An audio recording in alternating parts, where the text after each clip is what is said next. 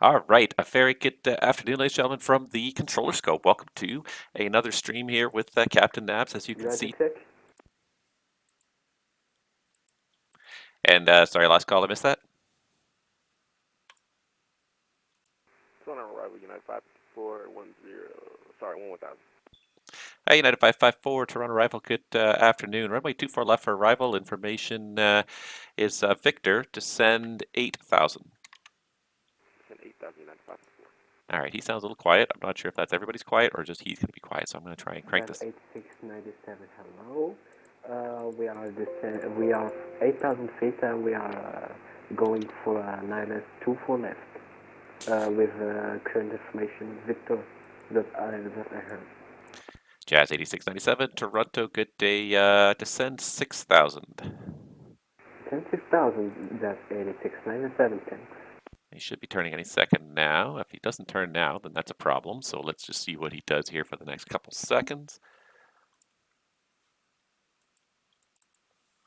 Okay, perfect. Appreciate the heads up.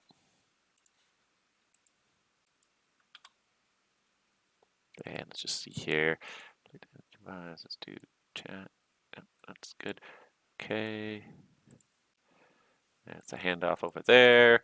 All right, so today we're doing Toronto arrival. Good, he made the turn there. Nicely done, nicely done. Today we're doing Toronto arrival here. We got Toronto Centre above us. They're already logged in. They're doing some training and stuff, so I don't want to interrupt and interfere with that too much.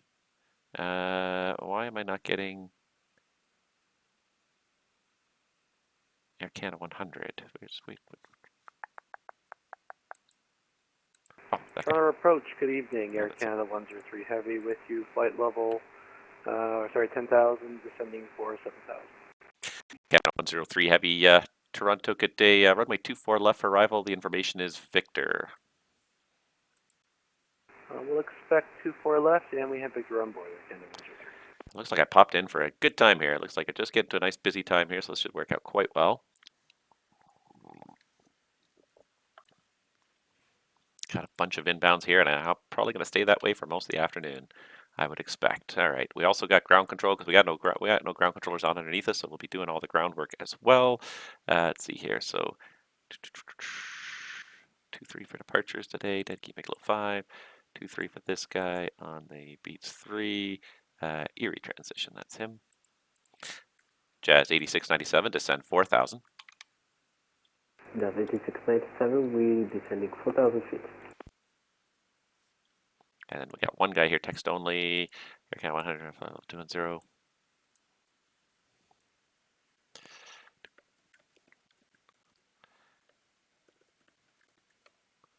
Input Victor. Whoops. Text only. Ugh. I hate to be biased against. Roger. I hate to be biased against anybody, but yeah, just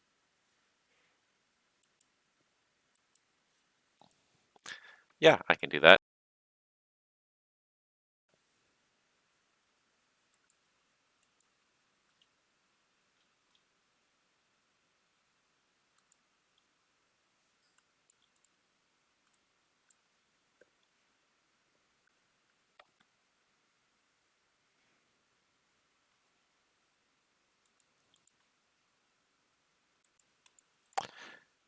Jazz 8697, turn left heading 330, descend 3,000.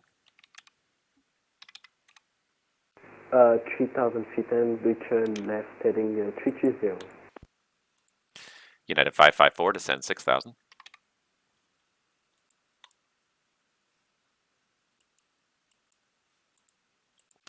United 554, Toronto, descend 6,000. 6,000, United 554. Yeah, let me know if that seems a little quiet. It does seem a little quiet to me, so I might even crank it up even a little bit more. Toronto arrival, Air Canada 359 is currently off of gate 180 at Charlie 19, ready for taxi to 23 for departure. Air Canada 359, runway 23. The information is Victor. Altimeter altimeter is 3013. Taxi around the corner, out Alpha Mike, Alpha, and hold short Alpha Kilo for now. Apron Alpha Mike, Alpha, then hold short of, sorry, I didn't catch the last part. Air Canada 359, hold short at Alpha Kilo. Okay, hold short of Alpha Kilo, Air Canada 359. Now the turn. Did I heard correct? It's 3,000 feet, does 8697? Jazz 8697, affirmative, descend 3000. Okay, thanks. Air Canada 103 Heavy, maintain speed 220 knots or faster for now, descend 4000. Hold above 220, descend down to 4,000. Canada 103. Jazz 8697, turn left heading 270 to intercept, cleared ILS 24 left. Turn left heading 270, Jazz 8697, we are clear to ILS 24 left. Air Canada 103 Heavy, proceed direct Lisdu. Direct Lisdu, Air Canada 103. United 554, descend 5000. 5,000, United 554. I realize that I do enjoy having my tablet here as a readout for the winds and weather. All right, let me know when you want to take the ATIS. I got it up and running.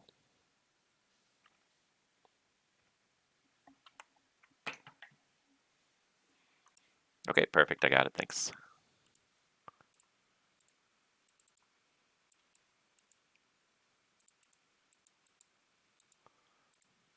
All right. Connecting my ATIS, bring it back to whiskey. There we go. Perfect. And I'll get the ATIS up at the city momentarily here. All right. United 554, one level, slow, 190 knots. Say again for United 554. United 554, one level, slow to 190 knots, 190. 190 knots for United 554. Descend 8,000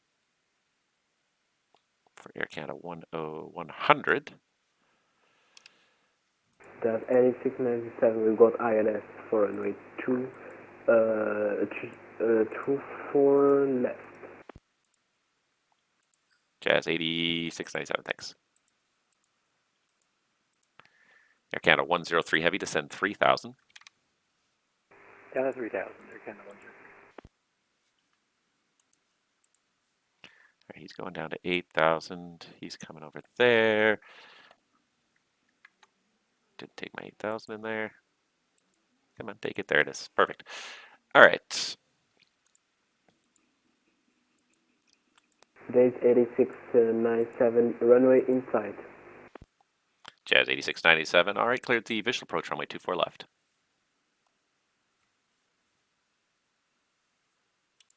Clear visual, Jazz 8697.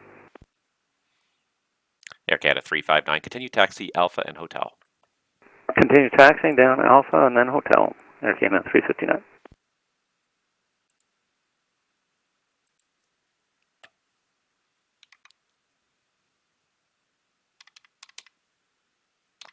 All right, just a little bit worried about the separation there. That shortcut kind of, I was a little bit worried about it. Just potential loss of separation there, but it worked out quite well. That Air Canada straight in got down quickly there. Air Canada 50. Wow, we got people logging quickly here.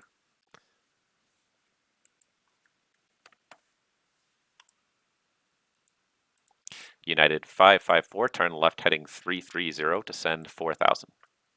Left turn 330, descend 4,000, United 554. Jazz 8697, Toronto winds 290 at 8, cleared to land, runway 24 left. Clear to land, runway 24 left, Jazz 8697. Trying to get logged in here. My Wi-Fi, or my cell phone coverage is not working here. My 5G coverage is not working here, so I need to, oh, for crying out loud.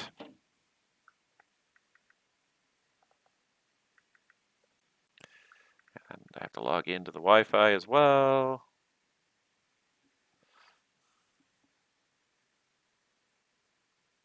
Come on, you can do it. Air Canada 103 at Lisdu, you're cleared the ILS runway 24 left. ILS cleared, ILS 24 left, Air Canada 103. United 554, turn left heading 270 to intercept, descend 3000, cleared the ILS runway 24 left.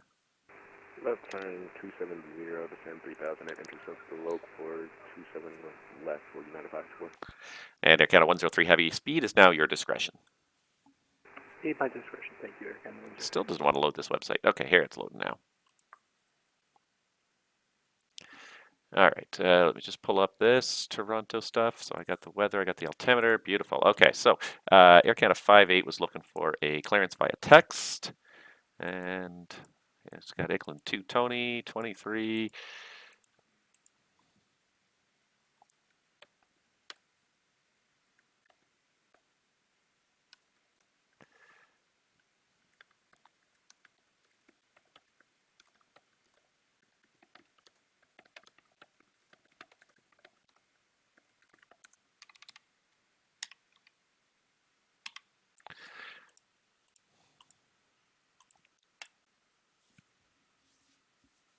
Hey, United 554. Let's see here. You're going to be about, well, you're about 8 miles in trail of a heavy 777. So caution possible wake turbulence. Speed 190 or less on the approach. We'll look out for the wake turbulence and 190 left for United 54. That's 8697, vacating runway 24 left. United 554. I did clear to 3000. You may want to start down now or you may miss the glide slope there. I'm catching the loc right now for United 54. All right. Jazz 8697. Continue taxi Delta 2, cross runway 24 right. And do you know where you're parking? Cross runway 24 left, right. That's 8697. At Jazz 8697. Do you know what gate you're parking at?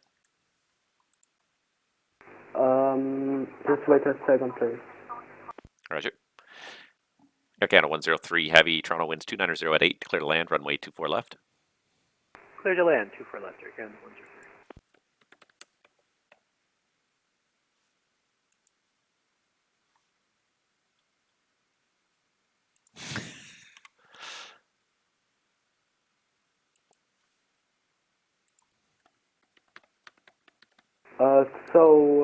That's 8697. For gate, I want 164. Jazz 8697, Roger 164. All right, Delta 2, cross runway 24 right, Delta and Delta Romeo entry. Delta and Delta Romeo, Jazz 8697. Jazz 8697, that's correct. And if I didn't say it, you're also clear to cross runway 33 right.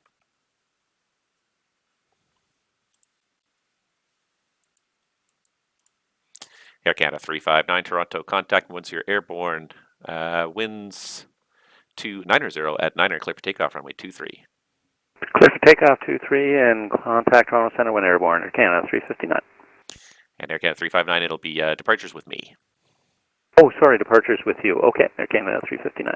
You got it.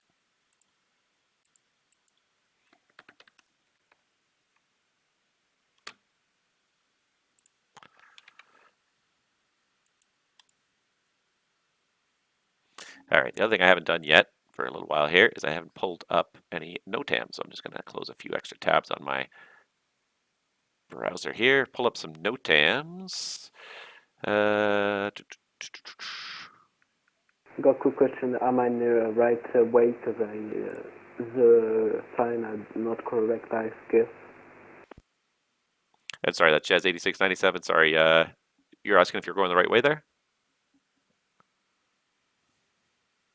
Just wanted to know, what should I turn to the right or to the left? Hey, from Jazz 8697, turn right. Right turn on Delta, cross runway 33 right, and it'll be a left turn on Delta Romeo when you get to it. Okay, turning right and crossing an H3 right and Delta Romeo. Air Canada 103, welcome to Toronto. You can clear on Delta 6 there, cross runway 24 right onto Delta, and when you are able, let me know the parking. We'll exit via Delta 6 and cross 24 right. Give you a call, Air Canada 103. All right, Air Canada 58, push on lane 5, tail east, call taxi. All right, so 58 is... Air Canada 359 is off of runway 23 and currently at 90 feet. Air Canada Air Canada 359, you're identified, climb 7,000. Climb 7000, Air Canada 359. United 554, traffic's vacating at the end. Toronto winds are 280 at 9 clear to land, runway 24 left. 4 left, clear to land, United 564. Air Canada 359 Toronto at 3600, turn left direct Oakville on course. At 3600, direct Oakville on course, Air Canada 359.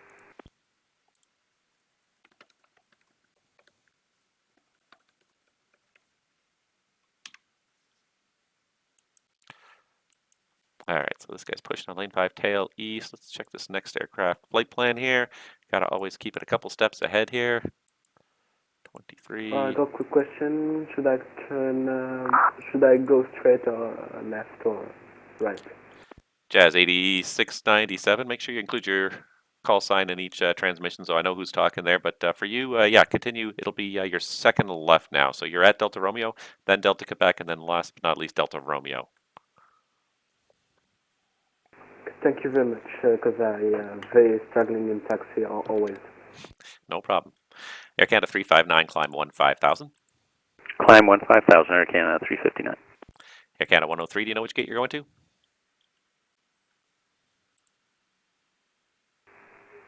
Approach this is Air Canada 13. I think what we're going to do is just stop here, go off the network, and disconnect. All right, very good. Thank you for flying in, and we'll catch you next time.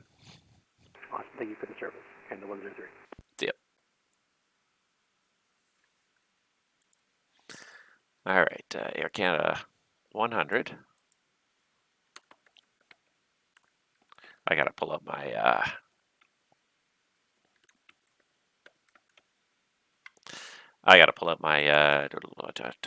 charts here.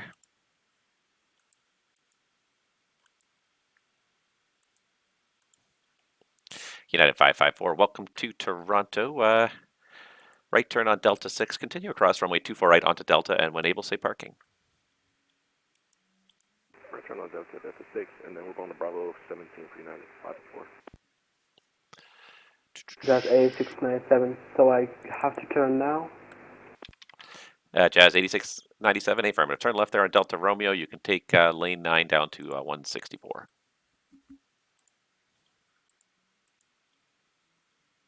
Again, thank you very much, James, A697, for taxi and control. No problem. All right, United 554. I copy Bravo 17. So taxi across runway 24 right, Delta, cross 33 right, Alpha to hold short Alpha Kilo. Hold 1 second for United 567. Let me break into one way real quick. Yeah, no problem. Sometimes I forget you guys don't have first officers. Oh, mercy. Love his procedures, taxiway central. By anyways, guys, are you flying with Air Canada Virtual? Virtually no. Okay. Let's do 4 left. Ready for Alright, United 564, we're ready to copy taxi instructions to Bravo 17. United 554, no problem. Continue across runway 24 right, taxi Delta Alpha, hold short Alpha Kilo, cleared to cross runway 33 right.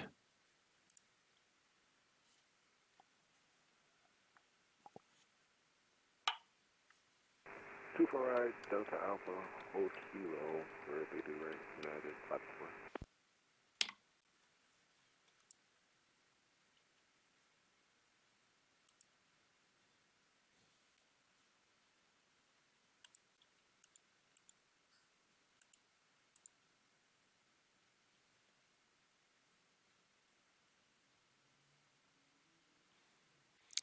Air Canada 359 for higher contact center now 125.77. Good day.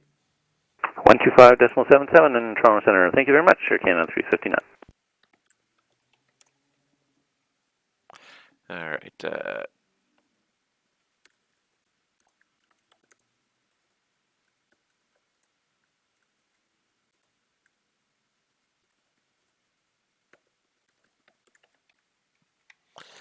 All right, so Air Canada 58 is out lane 5, Alpha Kilo Alpha, Hotel to hold short of Quebec.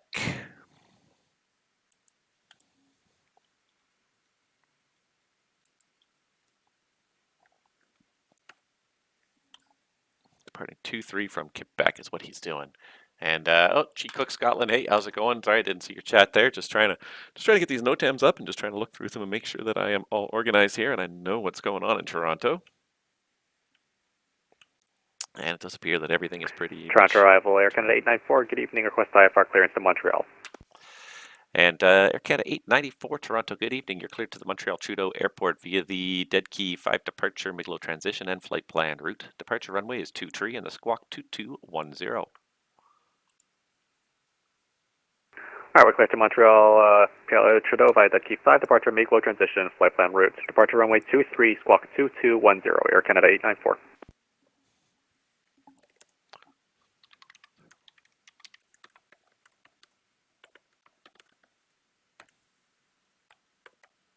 And sorry, Air Canada 894, I missed the squawk code. Can you just confirm it again for me?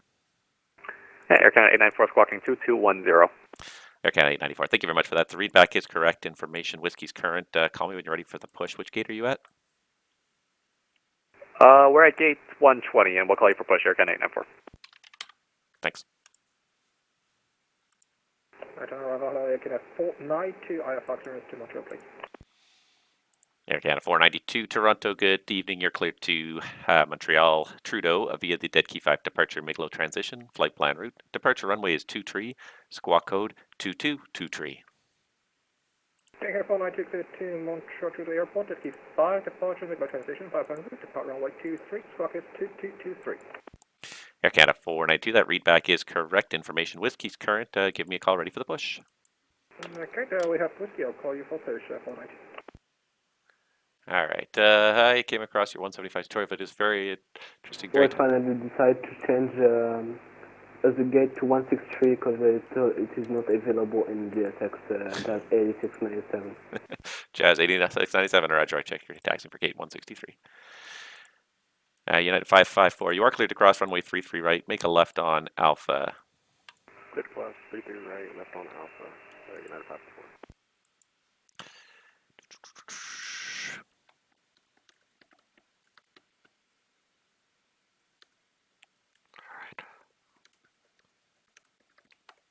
All right. Air Canada 100 is cleared to cross runway 24 right onto Echo and say the gate. And G Cook Scotland came across 175 tutorial videos. Very interesting. Tend to get the 175 now. It's a great airplane, but I will really warn you, it's really in a very rudimentary state right now. Sorry, I have to realize it's a little bit off. I think it'll be really good when it's done. I caution you against it. It's very much an early access, not a great airplane right now. Air Canada 100 is looking for gate 145.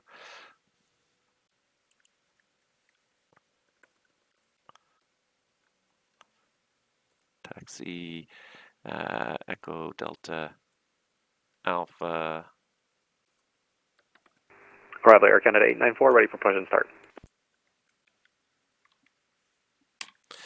Air Canada 894, say the gate. Gate 120, Air Canada 894. Air Canada 894, roger. Push back onto lane 6, tail to the east. Call ready for taxi and just make sure the transponder's on. Push lane 6 onto tail to the east, and we'll get the transponder, Air Canada 894. Where's Bravo 17? It's right. It's closer to the Alpha Juliet entry, so we'll go Alpha Juliet entry for this guy. Yeah, I hate to be that discouraging guy because I'm part of the beta test team too, and I want this team to succeed. And I think they got a fair amount of revenue actually at the end of the day. It really actually worked out quite nicely for them. So yeah, it's gonna be a great airplane when it's done, but it's a ways away from being done, unfortunately. I hate to be that guy, so because I want them to succeed. I think they're gonna do well.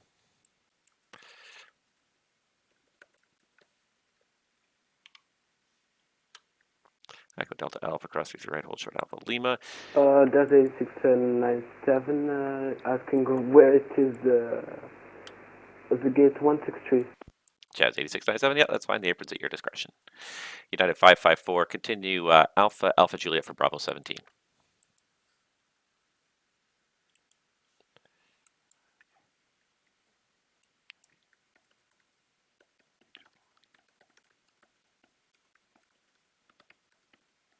Runway Canada 492, gate 122, we're also ready for the push. Air Canada, Air Canada 492, stand by. Traffic next to you is pushing. I'll get back to you. Right. I did say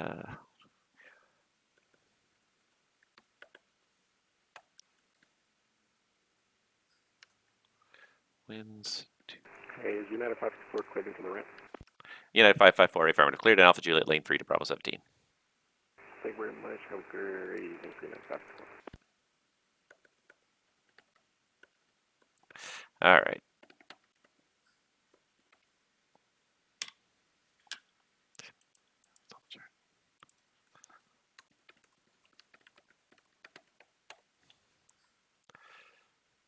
And Air Canada 100, taxi Alpha Lima, lane 17. It controlling the apron adds a lot of interest, I think, to me, to the whole operation. Yeah, sorry. Back to what I was saying. Yeah, it's an early access airplane. It's not great right now, and they're just actually in the midst of a big rewrite. So they're switching to use the WebAssembly language for all of their instrumentation. So they're about half done. So right now the plane is almost. It's really not usable at this point because they're just sort of they're very much they've got about half the screens rewritten to use WebAssembly because it was the previous versions. There were some major performance issues with the last update of MSFS, and this was their long-term plan anyway. So they're just sort of it accelerated their plan. But yeah, right now it's not even flyable. At the end of the day, I mean it's flyable, but like you're only going to have a PFD and not an MFD, so it's not great. It will be a good airplane when it's done, I think. So it's just going to take some time. If you're willing to do the early access state, then go for it. I mean, I think it's a fun airplane, and the visual model is stunning right off the bat. It's really well done, really well modeled visually.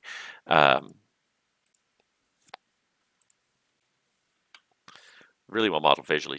But yeah, the systems are a little bit roughed in right now, and the FMS is it's not great right now. It's because it's based on right now. The FMS is based on the Microsoft Flight Simulator built-in FMS, so it's really not good. It doesn't do most of the stuff it's supposed to do because it's based on that built-in one. When it's done, they are planning to rewrite it and rewrite a custom FMS, and when it's done, I think it will be a great airplane. These guys seem really keen, so and it's a fun airplane to fly. It does lots of great stuff. Why do people keep saying airborne?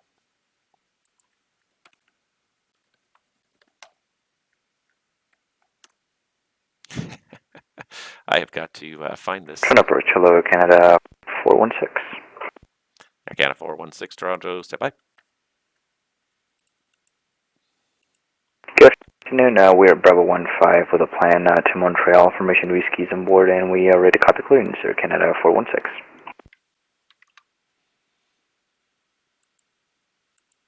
Air Canada 416, copy, Whiskey, stand by.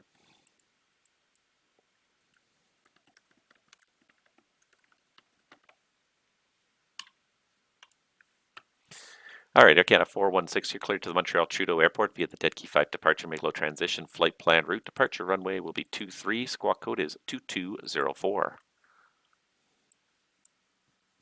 Clear to destination Montreal via Dead Key 5, make low transition, runways 23, and we'll flight 2204 for Canada 416. We are ready, hope we can start. Air Canada 416, the readback is correct. What's your gate? Gate is Bravo 15 for Canada 416. Air Canada 416, roger. Push onto lane 2, tail east, and call ready for taxi. We'll push tail east, and we'll call when ready, Canada 416. All right, so trying to get City Center ATIS up and running, and I haven't had a chance to even do that.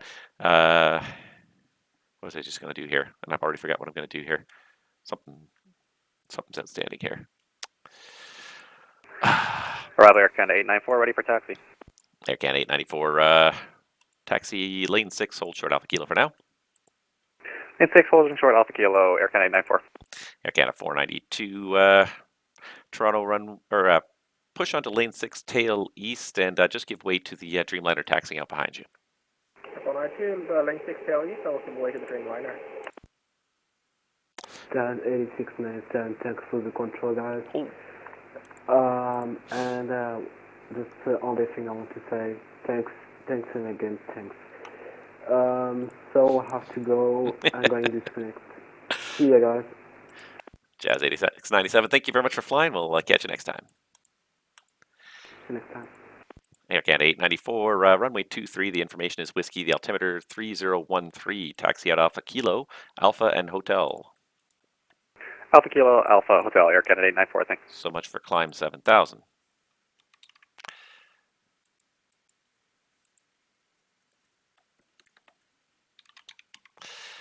It's nothing worse than text-only pilots. That's what I was going to do. I was going to pull up the, if I can do it, I'm going to pull up the alias file because it's driving me nuts. I've got 2 text-only pilots going on here, and I'm not ready for them. So I'm going to pull it up so I have a reference here that I can look at, because it's very annoying when you have text-only pilots, and I'm just not very adept at the aliases. All right, so the other thing I was going to do is finally throw up an ATIS for Toronto City because it's been that busy. And I see that Chewy Nuts is there rating with a whole bunch. Top altitude at Toronto again.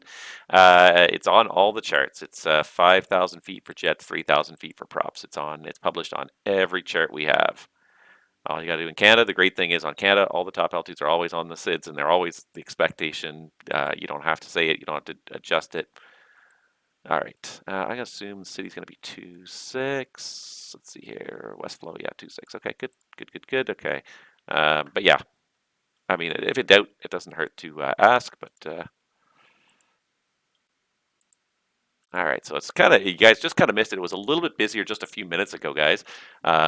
Just about half an hour ago, it got a little hectic. Right now, it's got a little quiet. But if anybody wants to fly, I'm going to be here for probably about three and a half more hours. So if you're thinking of a flight in or out of Toronto, I'm going to be here for a while. I'm not going anywhere. I'm on arrival right now. Center's going to be manned for at least the next couple hours. If Center gets logs off, I will probably jump up to Center. So you're going to have Center service at least for the next 3 hours. So come on down. And yeah, Chewy Nuts, it's good. It's nice to see you. Thank you so much for that raid. Appreciate it. Yeah, it's a little bit quiet right now, but it's one of those things. It's VATSIM. You just gotta wait. If it's quiet now, usually just wait half an hour. Once you're logged on as a controller, the people start showing up. And I mean, we got a couple things going on the ground here. It's just not terribly busy at this point in time. We're getting there. We got a couple people. We got one guy taxiing out. Air Canada 894 is actually on the taxi now, and Canada 492 went on the push there, and this guy did read back his clearance. I did hear him read back his clearance, just falling a little bit behind on the paperwork now. Just, yeah. This is what happens when I look away because I don't have the chat ever on my screen. Especially like when I'm streaming ATC, I'm often streaming it on my laptop, so it's not a big screen. I've got my secondary screen. If you see me looking up here, I'm plugged into the TV as well, so I got things on the TV as a secondary screen, but it's it's a little bit, what's the word I'm trying to say here? It's a little bit, certainly out of my eye line anyways. Air Canada 492 or report tech? Air Canada 492 Toronto, lane 6, short of Alpha Kilo. Lane 6 short Alpha Kilo, Air Canada 492. Yeah, I do tend to enjoy doing apron control as well, especially if I'm not working center. Damn it, the plane is bugged. PMDG disconnecting. Air Canada 58. Oh, well, that's always sucky. That is always sucky, and I've been there. I've been there 1,000 times with airplanes that don't want to work. Yeah, so I'm just trying to look this up here and just make sure I've got these PDC identifiers here ready to go, so that when these guys call, and of course that was one of the 2 text-only pilots. Now I think now my other text-only pilot got to the gate, so now it's not so bad. Air Canada 492, runway 23, the information is Whiskey, the altimeter is 3013, taxi Alpha Kilo, Alpha Hotel. Taxi runway 23 via Alpha Kilo, Alpha Hotel, cross 15 left and 15 right, Air Canada 492. Thank you. All right, and this guy told him tail 2 lanies. This is the other thing with especially with apron control in VATSIM is you cannot really trust these airplanes really to do stuff properly. And it's not that I don't trust the pilots to do stuff properly, but it's that oftentimes the software they're using is less than ideal, and so it often does not go where it's supposed to. Sorry, I'm just adjusting my screen here to make things a little bit more reasonable here. Yeah. So I always take it with a grain of salt. I try to control the apron, and I like to control the apron. I think apron's one of the more interesting positions because things are a bit more random, less organized at the apron point. By the time the guys get out on the taxiways, they're usually pretty organized, and the taxiing's pretty systematic in Toronto, even though it looks like a We are complicated Red airport. Taxi, Canada 416. Air Canada 416, make sure the transponder's on, and hold short Alpha Tango. If I don't see his call sign, it means the transponder's not on. We'll hold short Alpha Tango for Canada 416. Any second now. There it is. See, as soon as he pops the transponder on. Air Canada 416, thanks for the transponder. Runway 23, the information is Whiskey Altimeter 3013. You're going to wait for a company 320 coming up Alpha. He's about 1,000 feet behind you right now. He'll come up behind you on the left there, and then follow him. Alpha and Hotel, hold short 23. Information is Whiskey, runway 23, altimeters 3013. We have the traffic inside and we'll wait for him at Alpha Tango. After that, we'll taxi via Alpha Hotel to runway 23 for Canada 416. We got you. And these are good for center too, because all three of these are going to the same destination. Everybody's going to Montreal right now. So it's gonna make the center controller work a little bit here. But if I do my job properly, the center controller won't have to work. The key is, like, if I do my job properly, they'll be spaced as they depart. And if they're not quite, then it's the departure controller's job to get some spacing in there. And then all the center controller has to do is just maintain that spacing. And that's sometimes it's the battle too. And Air Canada 894 Toronto, contact me once you're airborne. The wind's 270 at 7, clear for takeoff, runway 23. Call you airborne, clear for takeoff, 23, Air Canada 894, thanks. Yeah, it's my job as the departure controller to make sure they're separated, especially if they're going to the same destination on the same route. My job to make sure they have 10 miles in trail before I hand them off to the next guy. Otherwise, I'm just foisting my problems on the next pilot, and I don't want to be that guy. I don't want to be the guy that that leaves the next guy with a problem. I want to solve the problems. That is a good controller. You don't leave the problems for the next guy. You solve the problems before the next guy has to deal with them as much as possible. Sometimes you can't. You don't have enough space, and then you kind of work with the guy and you ask them. But you definitely, we're all team players. We're all trying to get the job done, save separation, and get the airplanes quickly and efficiently to their destination. So. Yeah, especially with departure, where often, especially in this configuration where the airplanes are taken off the wrong way, it's easy to build 10-mile spacing if I just let the second or third guy just go a little farther upwind before I turn him on course. Easy to get 10-mile separation. And center controller is not terrible. The thing I usually have going for me when I'm in arrival, when I'm working at terminal units, I have vectors, and I have usually I need a couple turns to get these guys turned on course, so I can use those turns and time them and maybe plan them a little wider, a little sharper to build the spacing. Once they get in kind of the en route phase, everyone's kind of moving at more or less the same pace. So if you don't have the spacing to begin with, it takes a while to build it up. You have to slow somebody down. You don't want to slow them down too much. It takes a while to build that up. So yeah, if you can do it in the departure phase, it's much easier. So that's my goal, is 10 miles in trail at a minimum. And these guys are kind of coming up here. Air Canada 492 Toronto, line up runway 23, space permitting, behind the departing 87, and caution for possible jet blast. Okay, I'll behind the departing trim line up runway 23, Air Canada 492. Yeah, kind of quiet right now. I'm hoping there's going to be a little bit more excitement as the day goes on here. What's VATSIM saying here? Yeah, we got a bunch of inbounds. We kind of had a wave of them. I kind of defeated that wave, but there's somebody on the ground in Ottawa too. There's a controller in Ottawa, so maybe he'll lure in a couple of flights to fly to Toronto. But if any of you guys are listening, please do feel free to log on. Like I said, I got hours to kill here today. I'm looking at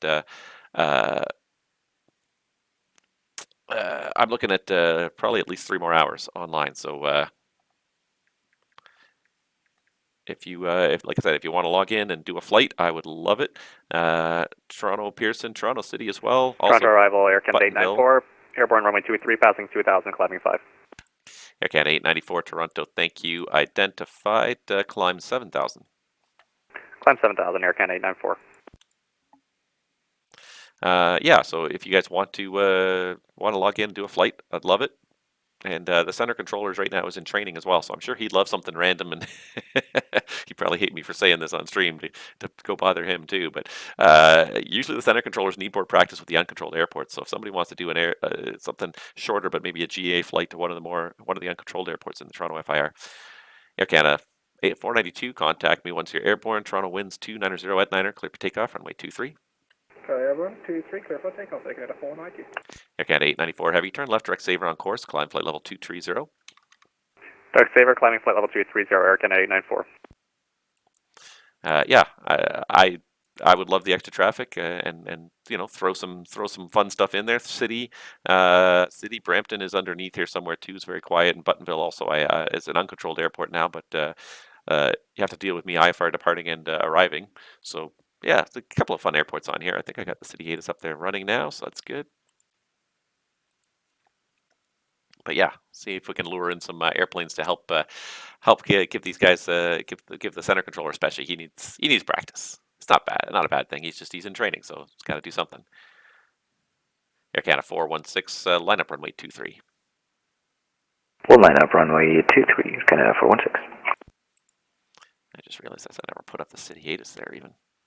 2813. Okay.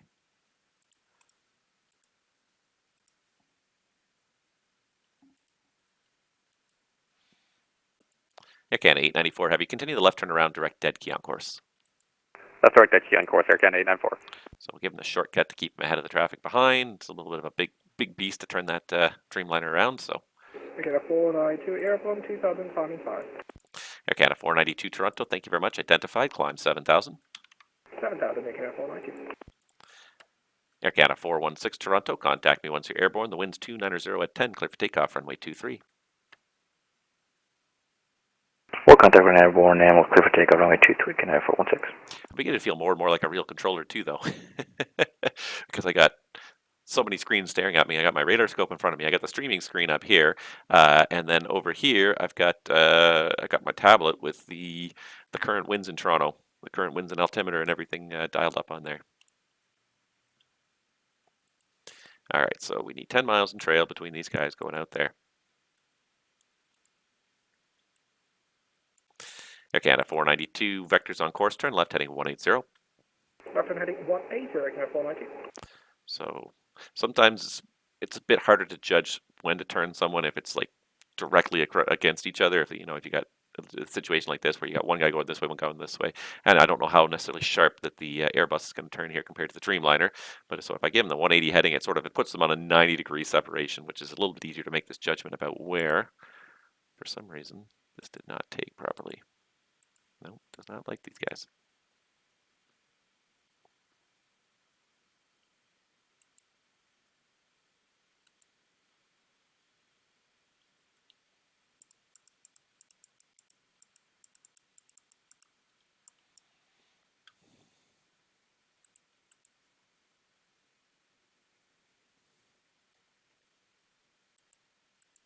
There we go, that's what I'm looking for. 6.3 miles. So need just a little bit more.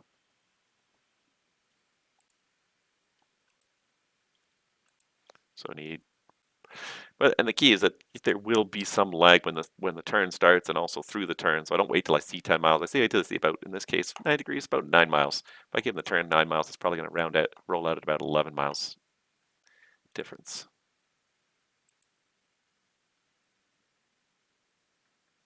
Passing 2000, climbing 5, Air Canada 416. Air Canada 416, thanks. Identified, climb 7000. Climb 7000, Air Canada 416. Air Canada 492, climb flight level 230. Climb flight level 230, Air Canada 490. Air Canada 894, heavy speed, 290 knots or faster in the climb, please. Say again for Air Canada 894, sorry. Air Canada 894, speed 290 or faster. Speed 290 or faster, Air Canada 894. Air Canada 492, turn left, direct dead key on course. Left turn direct dead key on course, Air Canada 490.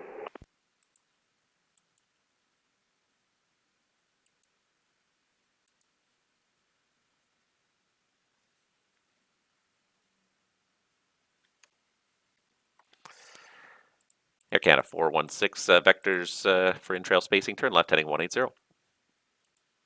Left heading 180, Air Canada 416. Air Canada 492, above 10,000, speed 290 knots or less. Above 10,000, speed 290 or less, Air Canada 490. And Air Canada 492, I tell you what, I'll give you 300 or less so you can close this gap a little bit. 300 or less. Okay, above 10,300 or less, Air Canada 490. All right, so you want to hop on tower, you said?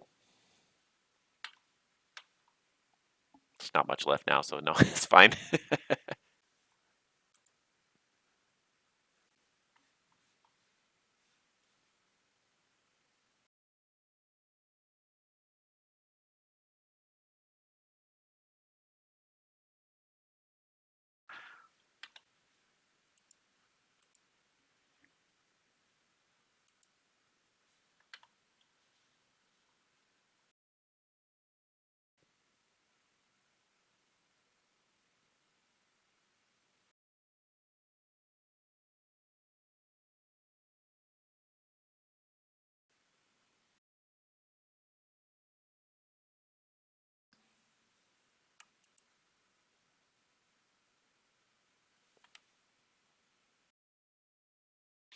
Air Canada 416, climb flight level 230. We'll climb for level 230, Canada 416.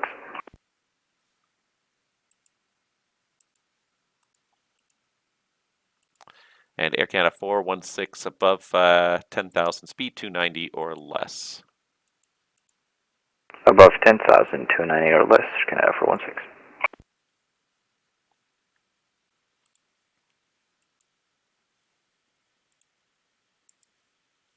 Yes.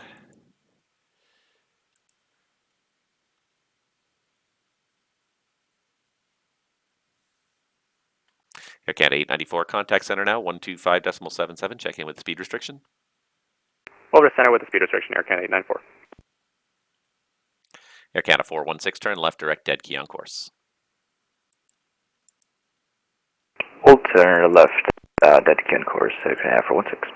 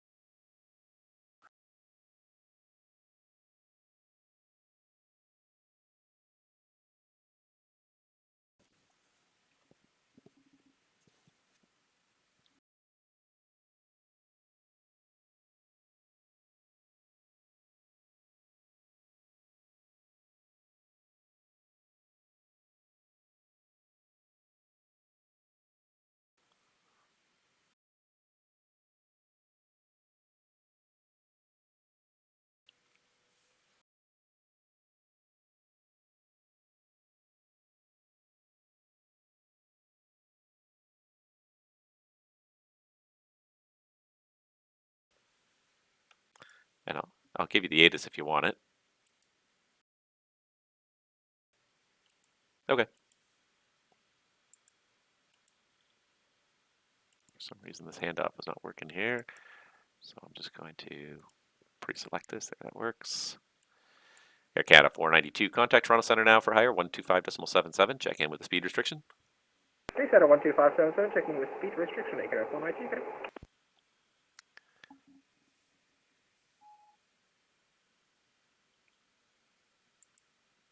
And then I'm going to have nothing to do because now I got a tower controller below me, a center controller above me. I have this little donut of airspace. Just controlling the donut. Air Canada 416, contact Toronto Centre now, 125.77, and check in with speed restriction, please. 125.77, we'll check in with speed restriction, Canada 416, thank you, bye. Take care. All right. Yep, you too, thanks.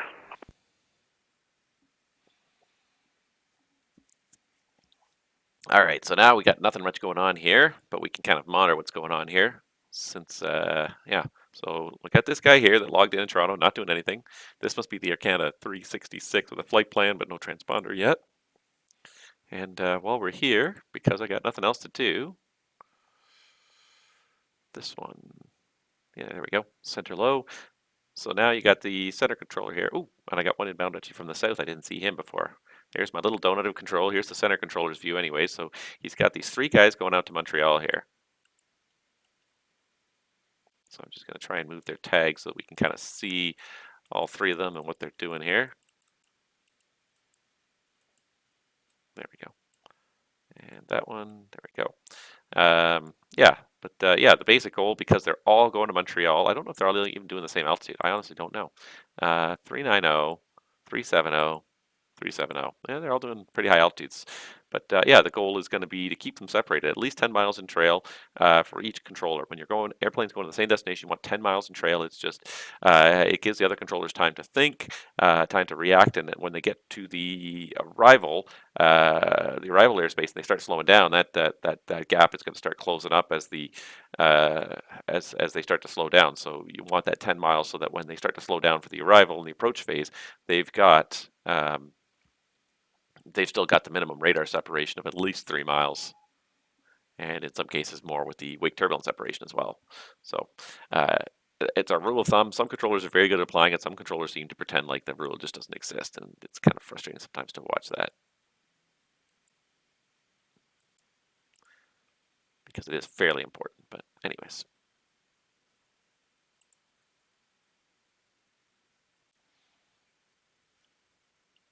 There comes my handoff of Transat 929.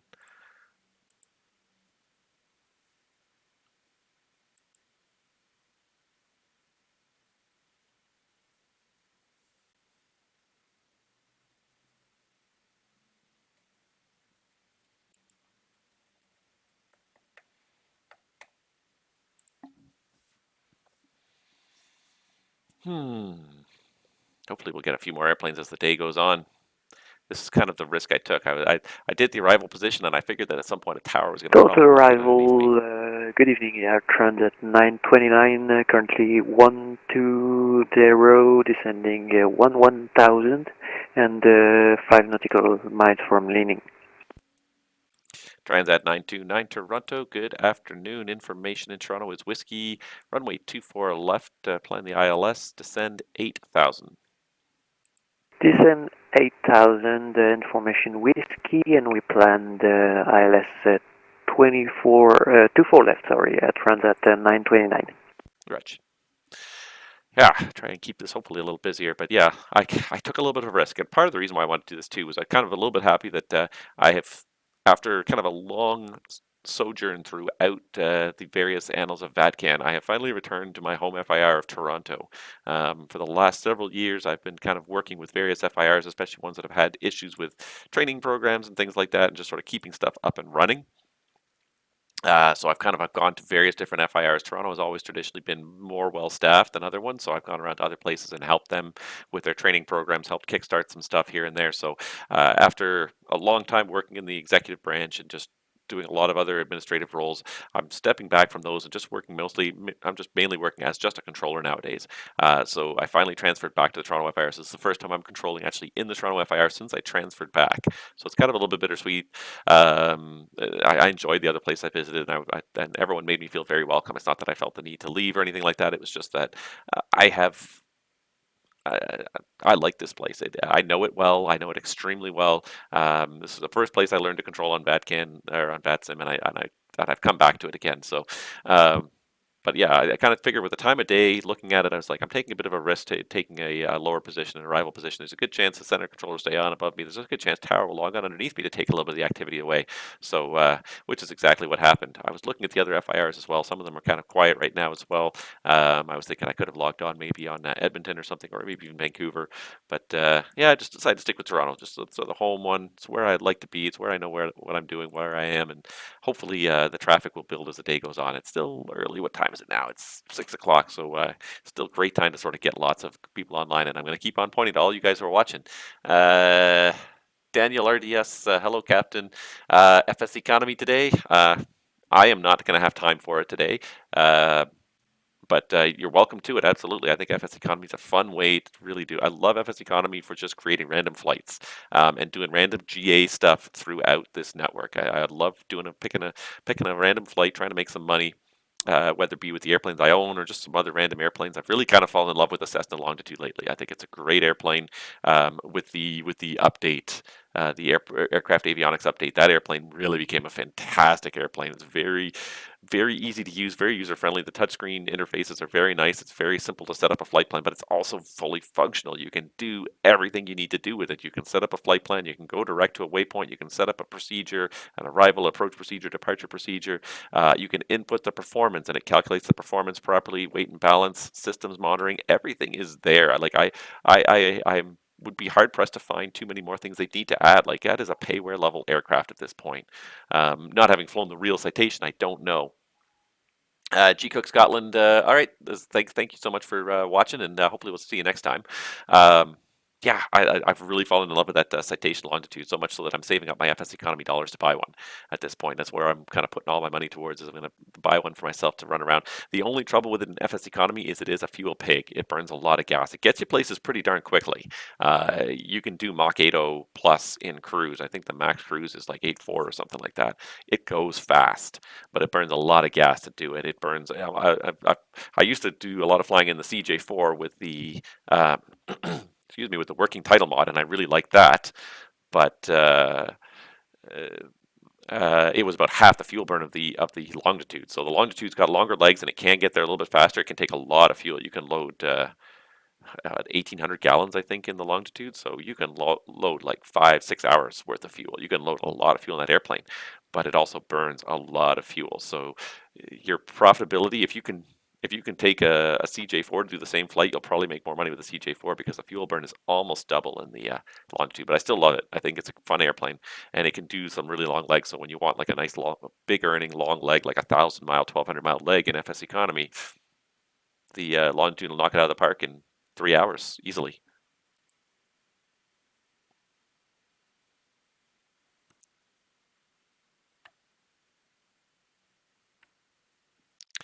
Nothing much going on, but well, hopefully that'll change. Transat 929, descend 6,000. Descend 6,000, Transat 929. Yeah, I've really gotten back into FS economy. It's kind of played with it a little bit here and there and hadn't done it for a lot for a while, and now I've really been kind of making money. I've probably in the last month or so I've easily raked in 200-300 grand in FS economy, just constantly flying just flights across this network and log in and just fly the random stuff. So you could do all sorts of stuff. Last night, the center controller, I was chatting with him last night because he was on last night as well, but last night I did FS economy. I went from Goose Bay down to Andover. So kind of fun. Like it was kind of a quiet departure. Montreal Center was online, but or sorry, Gander Center was online, but it was a pretty quiet departure out of Goose Bay. It's a couple of inbounds, so it actually even wasn't even all that much of a snooze. But then got down to Boston, where the Westover Air Force Base is, and holy moly, this guy apparently he was a student as well, so he was working hard. The Boston Center controllers sometimes end up working really hard. There's a ton of traffic going into New York, going into Boston, and then there's lots of controlled airports within the Boston artsy. There's dozens. And Wendover is one of them. So he was pretty good with the initial descent and kind of get me to level off to avoid some traffic a few times, and then I basically ended up flying overhead the field before at about 10 miles past the field before he finally had enough attention to come and vector me around and get me back on the ILS. And I was patient. I'm like, I mean, it's costing me FS economy dollars, but at the end of the day, too, he was learning, he was practicing, and he was not. It's not like he was slacking off. Transat 929 descend 4,000. Speaking of slacking off, Descend 4,000, Transat 929. Yeah, he was working hard. There was a ton of departures, ton of arrivals. He was trying to get all these people in there. There's lots of people going into Boston, doing exactly this, to like a whole bunch of planes in a row going into Boston. So it was really kind of he had to work really hard to establish and maintain space in between all these different airplanes on the arrival into Boston. So he was really kind of focused on that. So I'm not totally surprised I slipped through the cracks. A little disappointed. Would have liked a little bit better vector round, but he was doing such a good job. I didn't want to there was a point where part of me was saying, "Oh, I'll just log off." It just because I couldn't see the approach because it was I couldn't see the airport because it was IMC, but like I had the approach like up on the FMC or on the the moving map display. I could see exactly where I needed to be, and I was not getting anywhere close to it. And I felt a little bit bad for the guy, but he was working so hard trying to get it done. I didn't want to take that away from him. So, and I figured like as a controller, I enjoy the minor operations because they're always a little red herring, a little variety. Toronto, it's the same kind of it's the formula. You apply the formula pretty much. Sometimes you need to do a few crazy things to kind of get some spacing, but otherwise most of the time it's just apply the formula. So when you get those other airports, the periphery airports, for me, City Centre and Buttonville, that really kind of throws in. And then there's also Brampton and Burlington under there as well, but they're so far under there, I don't even barely deal with them. I mean, we don't see a whole lot of traffic. You see Brampton a fair bit. Burlington, very rarely you see anybody go in and out of Burlington. All right.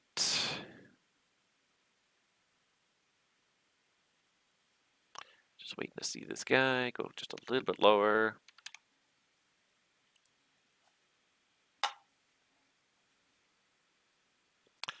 Transat 929, turn left heading 330, descend 3,000. We turning left, heading 330 and descending at 3,000.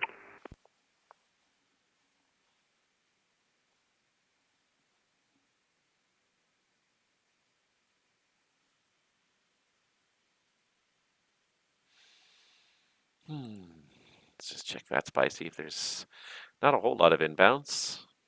Times it now, 22. In about an hour, there's a wave of arrivals. 1, 2, 3, 4 people arriving together in kind of about an hour.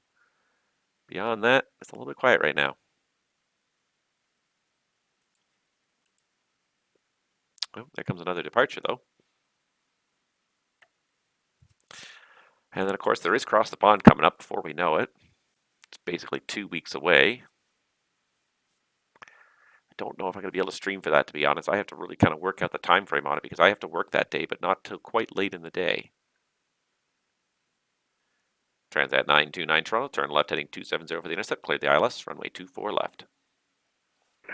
We are turning left, heading 270, cleared for ILS 24 left, Transat 929.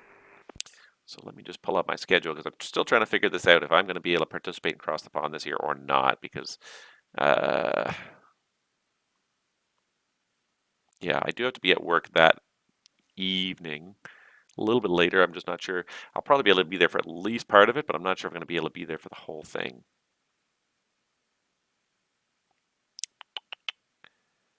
Let's see here. Where's it? April 1st. So I have to be at work at 5:30, which means I probably have to leave my house by, I don't know, later than 4 o'clock. Yeah, it's going to be a bit...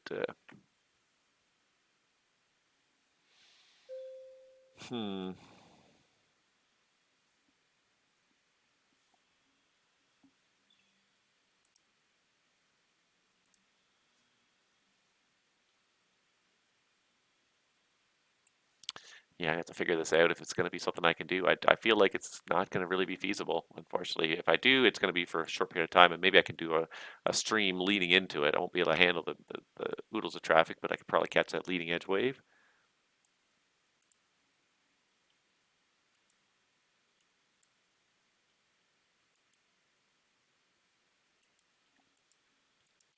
Transat 929 Toronto, contact Tower 118.7, passing QRX. Passing QRX, we contact Tower 118.7. Thank you for the control. Have a good evening, Transat 929. Good evening.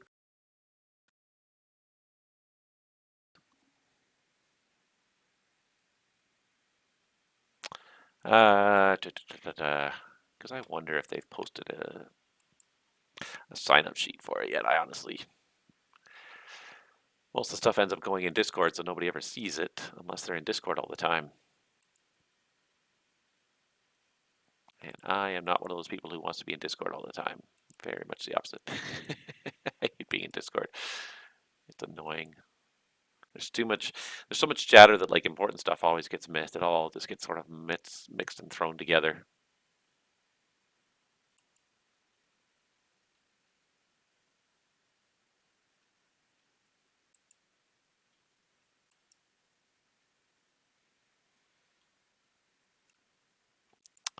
All right, while we're waiting for some stuff to happen, I'll just see if I can find some information.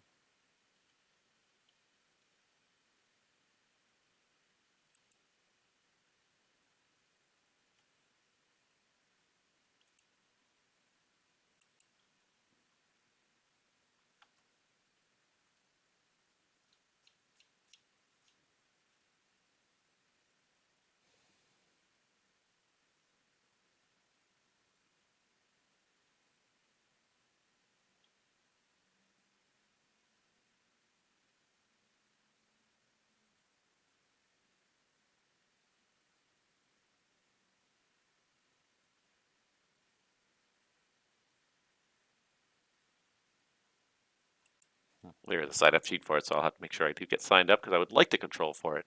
But again, it's just start time. Yeah. Start time 1 p.m. I can do 1 p.m.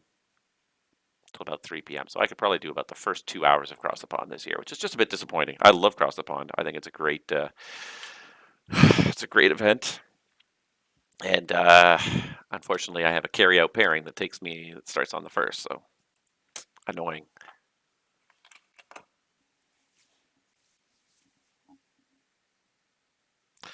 Participate for the first 2 hours and see what happens anyways.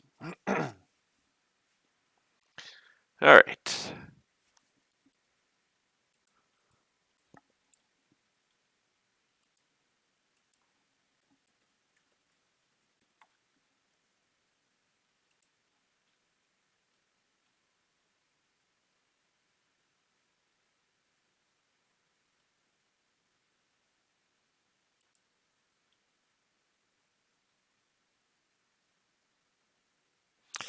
Throw the tower controller frequency up just because I got nothing else to listen to.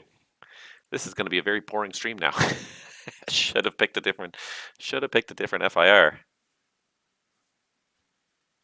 If I'd known it was going to be this quiet, I would have thought by now it would be kind of picking up here. We got a couple departures, but it's taking its time to kind of for the activity to pick up. Like I said, in about an hour, we're going to have a wave of at least a handful of arrivals. But right now, it's pretty quiet. And here I thought like I was getting on at like a pretty good time here for 4 o'clock. I came online. It's a pretty good time to. It's 5 o'clock. What time is it now? This is about 5 o'clock I got online. Yeah, I figure it's a pretty good time to try and catch the evening wave of traffic. But yeah, may just not be the luck today. Well, we'll stick with it for a little while. See if be lucky a departure controller hasn't come online. Yeah, you're going to be that guy, aren't you? You're going to log on right now just to piss me off. To make me rage quit midstream.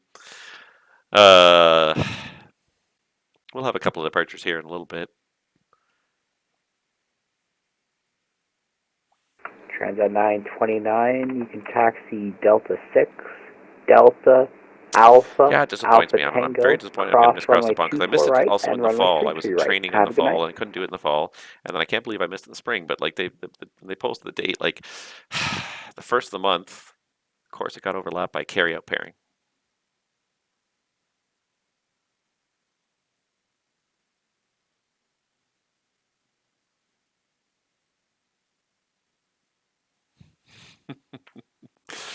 So, way to go, subscribers. Yeah, nobody wants to hook me up here. That's okay. I'm having a little bit of a debate over whether it'd be worth switching positions at this point. There's coverage here on arrival. The center controller's here, so it's not like I'd be abandoning any pilots at this point. Just with the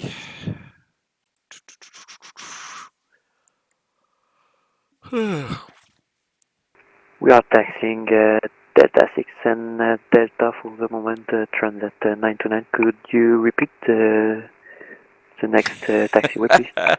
Spent 3 hours Transat last night on Oceanic 929, and it'll only be managed to get 3 Delta, aircraft to contact me. Yeah. Alpha Tango, cross runway Oceanic was 33 fun for the right. first little while, and I enjoyed it as a challenge of something completely different. Procedural separation, so completely different from land-based ATC. I enjoyed it for the first little bit. So, But Delta, Alpha Tango, and we're all it is crossing just runway position 33 right, reports, and reading Transat position 929. reports, Thank you. listening to position reports, reading back position reports, entering them into the spreadsheet. It's an important job, but certainly it's not terribly interesting. Very kind of mind-numbing. I mean, and given a choice here, if I had to pick between center and arrival, I'll probably take arrival most days because it generally it's a little bit more challenging, a little more interesting. Center, especially because Toronto only has one major airport, really, at the end of the day. Center often is quite the snooze. It'd be a different story in places like Kelowna, Montreal, and Edmonton, where there's sort of multiple major airports that people often fly to. But in Toronto, it's pretty much in and out of Toronto. That's about it. The minor airports in Toronto get almost zero love. There's almost zero scheduled service to any of the minor airports in Toronto. There's a little bit of flair and stuff in and out of Kitchener. There's jazz flights in and out of London and Windsor, and Hamilton gets a few little cargo flights, but it's a snooze. Yeah, it's a good way to test how fast you can type, and it's become even more boring with NatTrax. Exactly, with the NatTrax website coming in, it's a good website. It's beneficial for the heavy events. It absolutely is. You can run a lot of stuff going on there pretty quickly. But yeah, for the day to day, it takes you one more step out. You're just not even talking to people anymore. I enjoyed the Oceanic when I did it for a while, but it was one of those things. It was just one more thing that to keep current on too, and I had to sort of prioritize. I just said I'll just stick to all the land-based ATC. I'll let other people do the Oceanic. I like the Oceanic. It was fun in its own way, but too much effort to kind of keep current in it with the NatTrack system and with CPDLC being simulated constantly. It's like you're not talking to anybody barely at all. What a snooze. It's like working Winnipeg Center. It's just all overflights. hours and hours of talking to Winnipeg Center, and all they do is just pass you on to another frequency. Is all you're really doing. I try to make it more gratifying by trying to teach one person how to properly cross the ocean. I managed to teach two yesterday, so it's a success. Yeah, and that's a great way to keep you interested. Give them, and I was constantly doing that. I was constantly helping people out with oceanic procedures, with the clearance procedures, with trying to get the position reports in and out Tower Tower, properly. good evening, Air Canada 468. We have information Yeah, I X-ray find I looking was for constantly doing that. IFR So to Ottawa.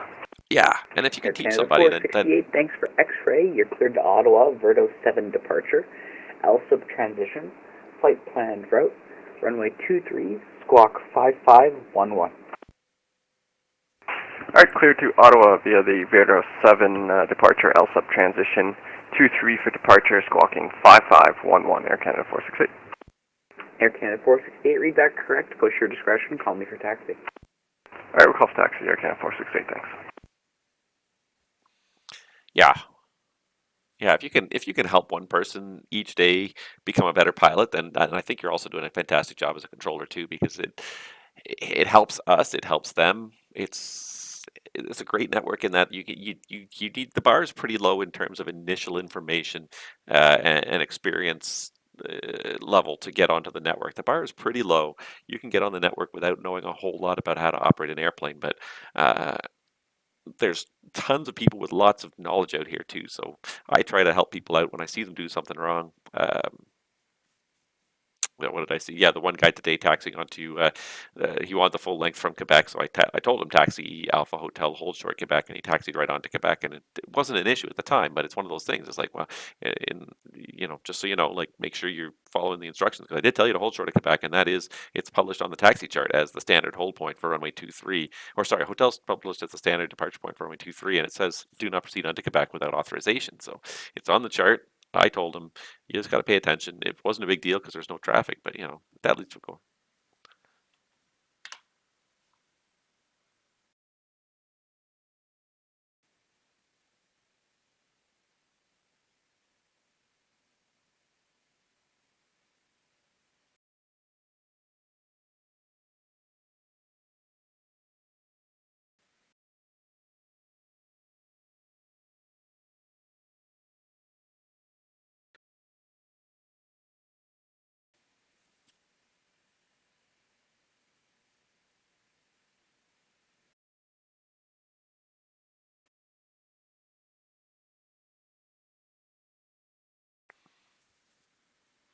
Okay, so back to the 555 runway condition reports. So is there somewhere online you can get that information? I would imagine so. So RSCs, runway surface conditions. What happens if I search runway surface condition? Uh, runway surface condition. Just right off the bat, googling it, because it's been standardized now around the world. So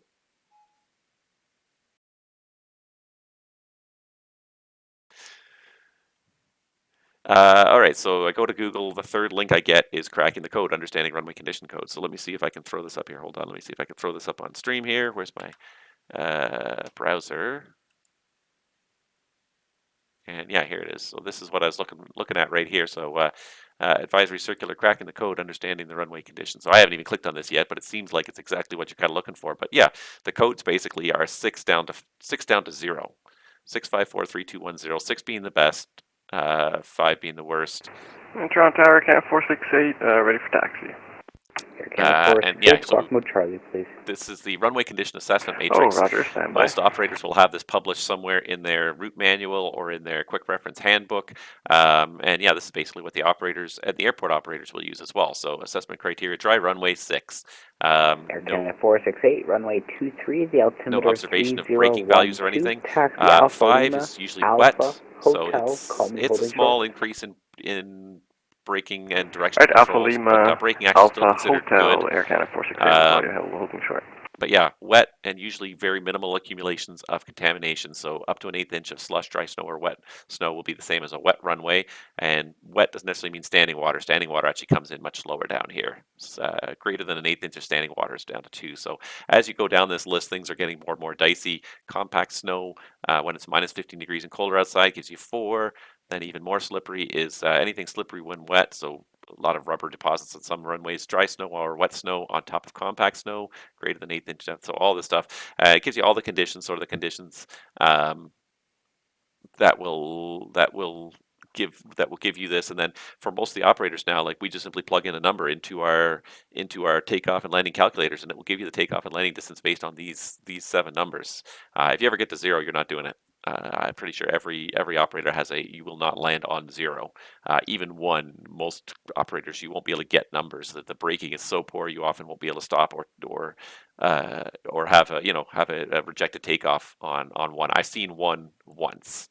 I saw this once, and I ended up having to sit for 3 hours while they tried to bring the runway, and they got it up to 3 by the time we left, which was not great. The taxiways were absolutely horrendously hazardous that day. Most of the time, you're usually hanging out in the 6 and 5, even like I said, up to 1/8 of an inch. Once you start to get into heavier accumulations of snow, then you're down into condition code 3, and that's about as low as you get, medium braking. But yeah, so the airport operators will go out, they'll measure this. What they'll usually do is they will go and they will look at the contamination, and they'll assess it percentage-wise for each third of the runway. So when it says 555, it means that the first, the middle, and the last third of the runway are all wet. So you can assign the same codes to the different thirds. You can do different thirds. Like you could have a runway that is 655, where the first third is dry and the middle third and the last third are wet, or you can have 635 or something. You can have any kind of combination you want, but the operator goes out, they look at the runway in thirds, the first third, the second third, the last third. They assess each one, what percentage is covered with everything. So let me see if I can find a NOTAM just to give an example here. Trying to think where is it snowing right now? Where you'll get a runway condition report. Anyone want to tell me where it's snowing right now? Is it snowing in Winnipeg? I know Winnipeg had some freezing rain warnings this morning. Oops, clicked the wrong button there.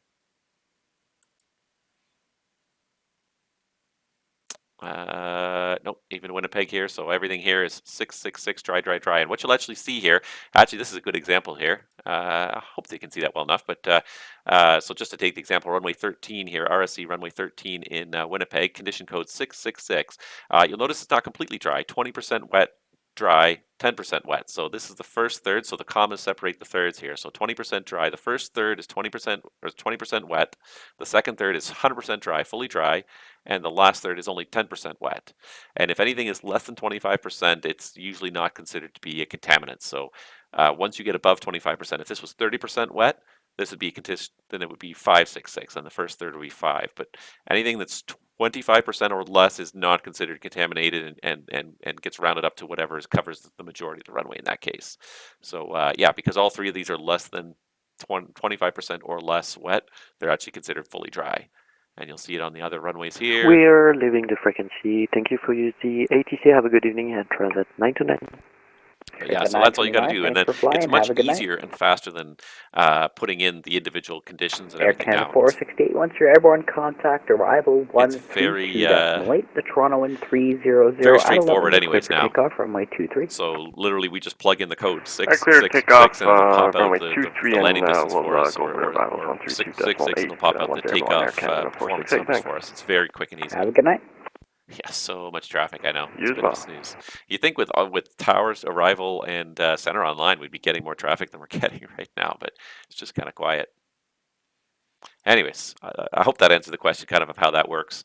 The operators still go out there, and the airport operators still go out there and assess the runways periodically, and then issue the NOTAMs, and we just read the NOTAMs either out of the ATIS or out of our flight package and work from there. Usually out of the ATIS. So this is something that I try to do when I'm online as a controller. Is I try to, if it's anything other than dry, I try to throw those into the ATIS, and I've been bugging some controllers lately, asking them for the runway conditions if I don't see it in the ATIS. Hey, I did it to Nomad Aviator yesterday. It was snowing in Toronto when I first logged on, so during his stream, and so I asked him. I said, "Hey, you got runway conditions?" He's like, he asked him. He had to go look him up because I'm that jerk. I'd imagine the folks landing at McMurdo Station are dealing with 2 or lower in the winter, probably. But even compact snow, if it's cold, compact snow actually is quite a good, if you get a compact snow runway, it's quite a good condition here. It's condition code 4 if it's compact snow. yeah, if you're dealing with warmer compact snow or any accumulation of snow on top of compact snow, dry or wet snow on top of compact snow, then you're into 3 here. 2 is pretty extreme, honestly. 2, most pilots will probably 3 will kind of deal with. Once you're getting into the 2, we're going to pretty seriously consider going somewhere else. This is pretty slippery. Braking, deceleration, or directional control is medium to poor. Yeah, doable, possibly. Good idea, probably not. I don't know that I've ever landed and taken off on anything that was 2 and 1. Toronto Air Officially. 468, airborne passing through 1,200. Air Canada 468, Toronto, hello, identified, climb 7,000. Right up to 7,000 now, Air Canada 468. Yeah,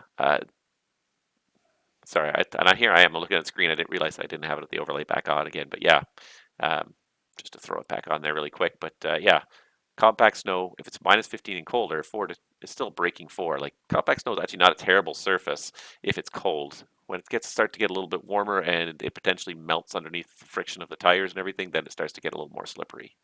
So yeah, most pilots, anything 3 and up is usually okay. 3, you start to get a little concerned. 2 and 1, like I said, I can never think of a time I've operated on 2 and 1. If I have, I don't think I was even aware of it. Air Canada 468, turn left direct Saver on course and climb flight level 230. Right up to 230 and turning direct Saver now, Air Canada 468, thanks. Oh, they're not putting in the departures here again.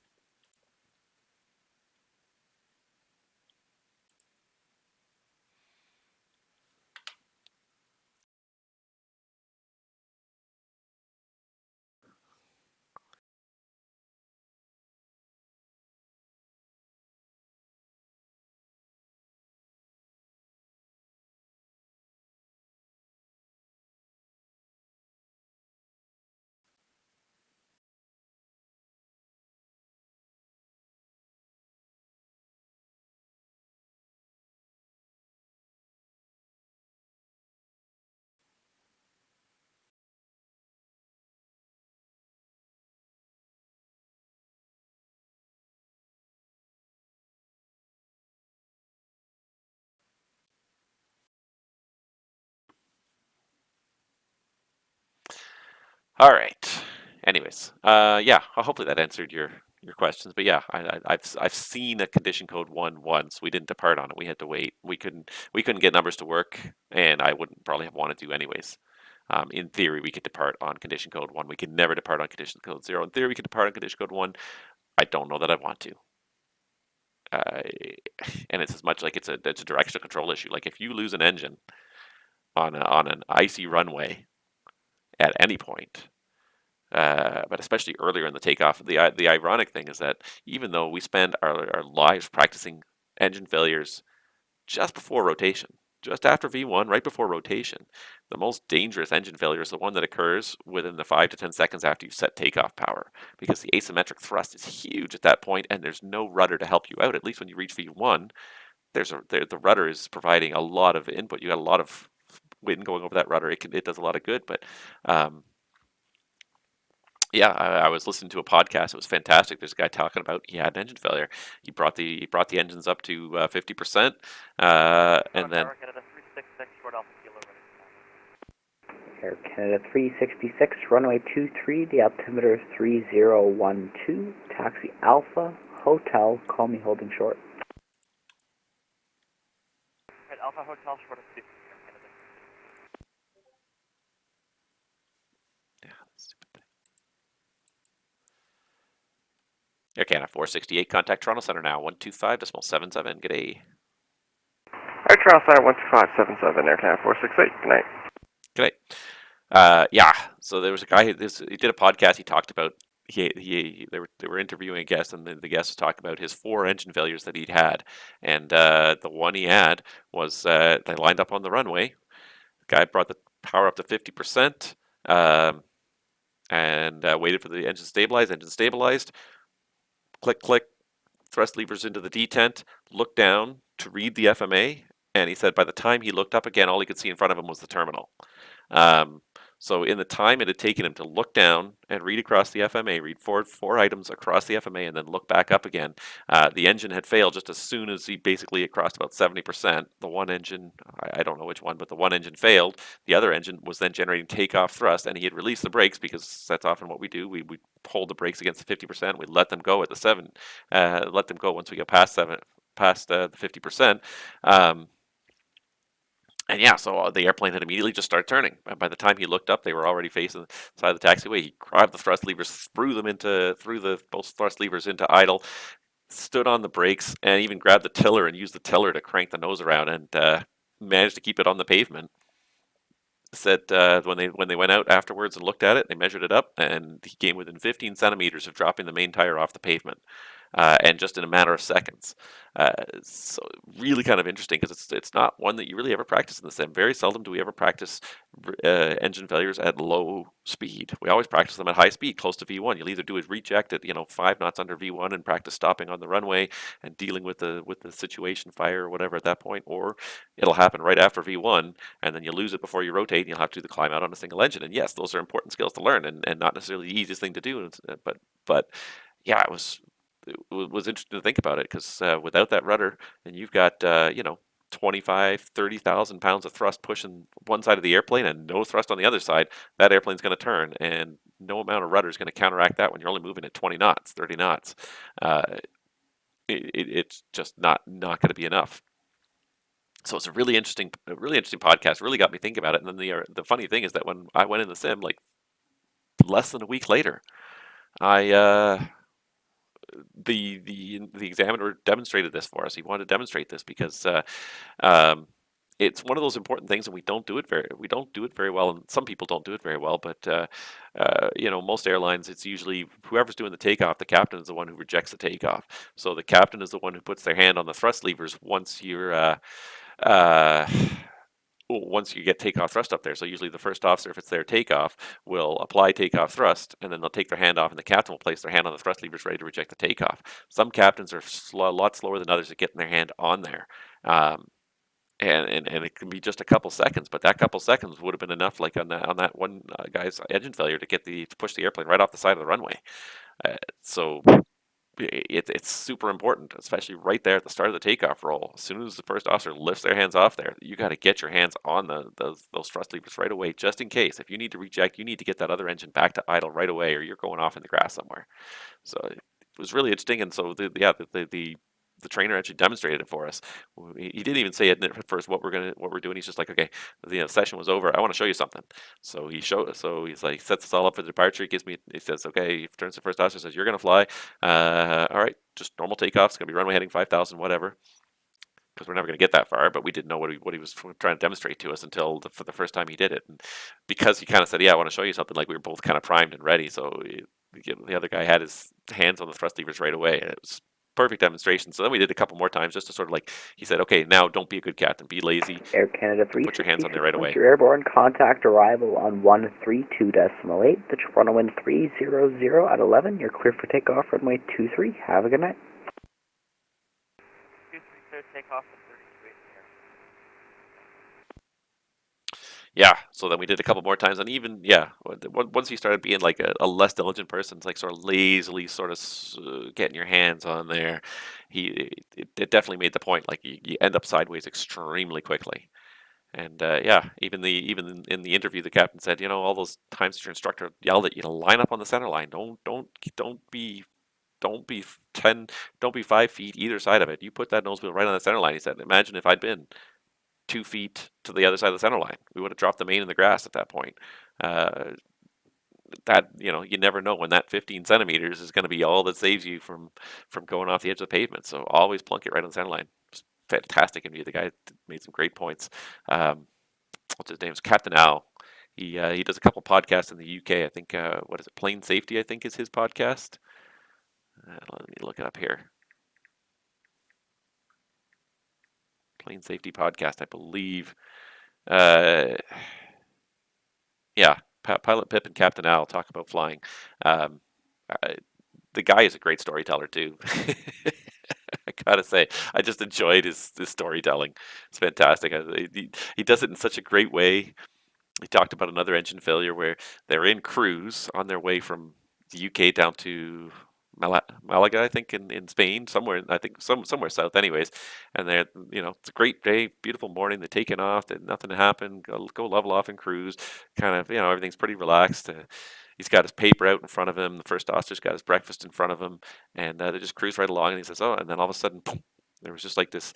It wasn't even a very loud sound, but it was just like he said, it was like the sound of somebody dropping something in the galley right behind the flight deck. So it wasn't a loud sound, but they heard a little bang, and and the captain, and the way he described it, he's just like, "Yeah, so we heard this bang, so." Kind of looked down and I didn't see anything at first, and then the ECAM triggered engine stall, and we're kind of looking at it and kind of watching it. It's kind of coming back, and so I just sort of took my newspaper and kind of folded up neatly and put it to one side. And the first officer just sort of like just grabbed his breakfast tray and kind of gently put it on the floor, and we kind of just didn't panic or rush it or anything. It's funny to hear him talking about it. We just folded the newspaper up neatly, set it aside, and had a look at it. It turns out apparently that an entire section of the compressor had disintegrated, but the engine carried on uh, for another little while, anyways. They kept on flying. The engine never failed, but then when they got to they diverted to a maintenance base, and when the guys took a look at the engine with the borescope, they're like, "Oh yeah, that engine's coming off. That it was like the 8th or 9th compressor stage or something. It just had thrown a blade and had half disintegrated."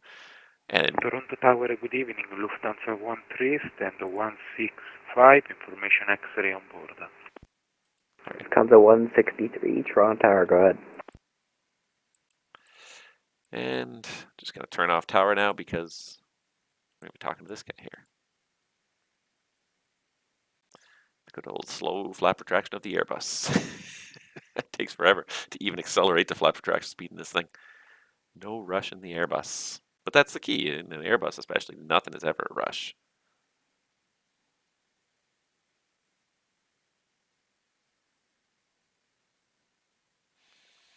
On arrival today, Air Canada 366 crossing. Air Canada 366 Toronto departure. Good afternoon. You're identified. Continue climb. Flight level 230.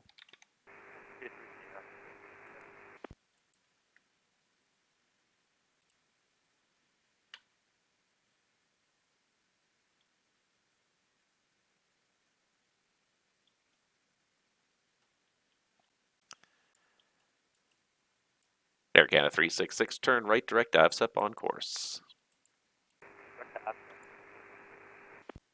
And that's it. That's my job as a departure controller. Not very exciting, but at the same time, you can see the advantage too of having such a nice narrow ring of focus here. It's 50 miles across, I think, 52 miles across the Toronto Terminal Airspace. 52 miles across. So as a controller, it's nice to have like a very small focused area. With the center controller, like I sometimes I lose track of what's going on because there's so much going on. You got to be in Toronto, and then you got to be zoomed out to the big picture. Easy to lose. Like I said with the guy yesterday who was working Boston and kind of wasn't focused too highly on me because he had a lot bigger fish to fry and more issues to deal with. I totally get it. And that's why I felt for him. It's easy to lose track of the little small stuff when there's a lot of big stuff going on. So I see the advantage of this, especially when it gets busy. Having this small area of focus, you can really, really finesse this really nicely, this airspace, if you just focus on a small portion of it. How common are emergencies in flight? As a commercial pilot, how often would one in a career? It's not very common. Anyways, minor stuff happens all the time. But certainly major stuff, mayday calls. I'm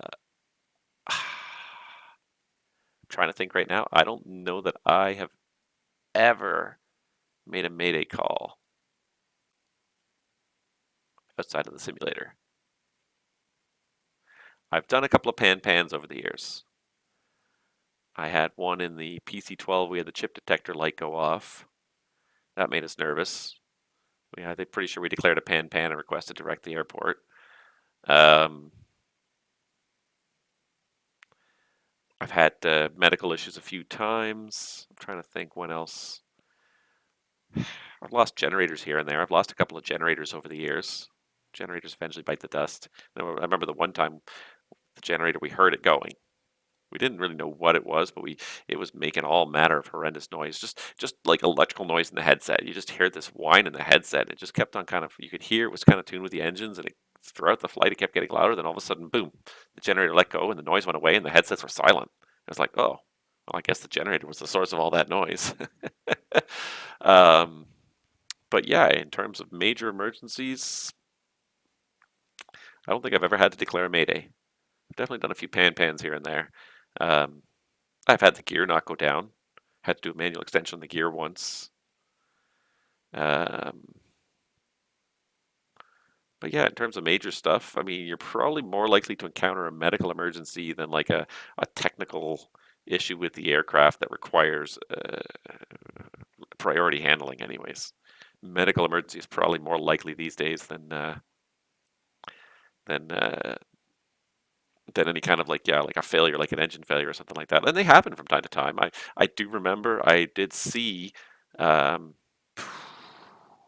somewhere around 2015, El Al blew up an engine over Toronto just after departing Toronto. I can't remember if it was a 67. Don't think it was a Dreamliner. It might have been a Dreamliner. I can't remember honestly what it was. But yeah, El Al blew up an engine over Toronto departing in the one day, just climbing out to like 10, 12,000 feet. We were flying right underneath them, and we just saw this spit of flame shoot out across the sky. I'm like, was that a shooting star? And I'm like, no, that was not a shooting star. That was way too short-lived there. Air Canada 366 for higher contact center now, 125.77. G'day. 2577, G'day. Yeah, that one, that was pretty. It was nighttime, so like this giant, couple 100-foot long jet of flame that shot out for a couple seconds from this airplane was very obvious. Really caught our eye. Oh, yeah. So yeah, I saw that one. I saw that engine disintegrate. Um, I haven't seen too many serious issues. I mean, airplanes are pretty reliable. Stuff still happens from time to time. Engine shutdowns happen occasionally. Most of the time, because of the redundancy in an airplane, it's not a big deal. I mean, we might have to divert somewhere. Um, yeah, I'm just trying to think. I mean, I can't even think of the last time I ever even really diverted for a mechanical issue. The one time I can think of in the last like 8 years I diverted for a mechanical issue was just engine vibration.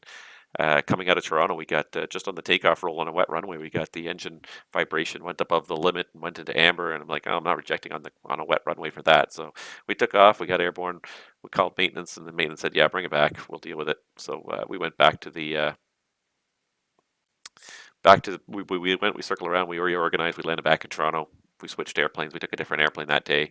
Um, but yeah, I guess probably the now that I'm thinking about it, probably the certainly the one that got my heart pumping the most was the one I talked about not too long ago, where I talked about the smoke. We started smelling smoke in the flight deck as we're boarding the one day, and got a handful of circuit breakers kind of all popped at the same time, and that really kind of got my back up. Like when multiple unrelated systems start all kind of failing at the same time, it's like, okay, something serious is going on. So we got everybody off the airplane and called the fire department, and turned into nothing. And, the circuit breakers did their job, but the fact that we smelled smoke, the FO and I both kind of looked at each other. It was very faint at first, but we smelled smoke for probably a good 5, 6, 7, 8 minutes before the circuit breakers actually popped. So it wasn't like they popped right away and it was nothing. It was there was a hint of smoke. It wasn't in the cabin. It was in the flight deck. I had the flight attendant come up and she smelled it. It's like, yeah, no, there's something up here. The fire department, when they came in, they're like, yeah, no, we smell that.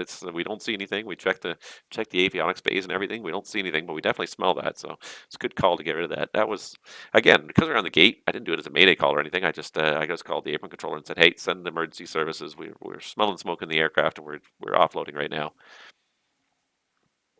And yeah, and they were good. And they were there in probably like 3 or 4 minutes at the most. But everybody was off the airplane in less than 2 minutes. It was pretty impressive. We were probably about half boarded. It wasn't even all that many people on board, but everyone was very good when we told them just leave the airplane, leave your personal belongings. Everyone listened pretty much to a fault, which was good. Good to know that is worth something, because that's not, you don't need to do an evacuation for everything. If there's time to get people off without doing an evacuation, the trouble with evacuations is people get hurt, people get injured. The airport ramp is not a safe place to be for anybody.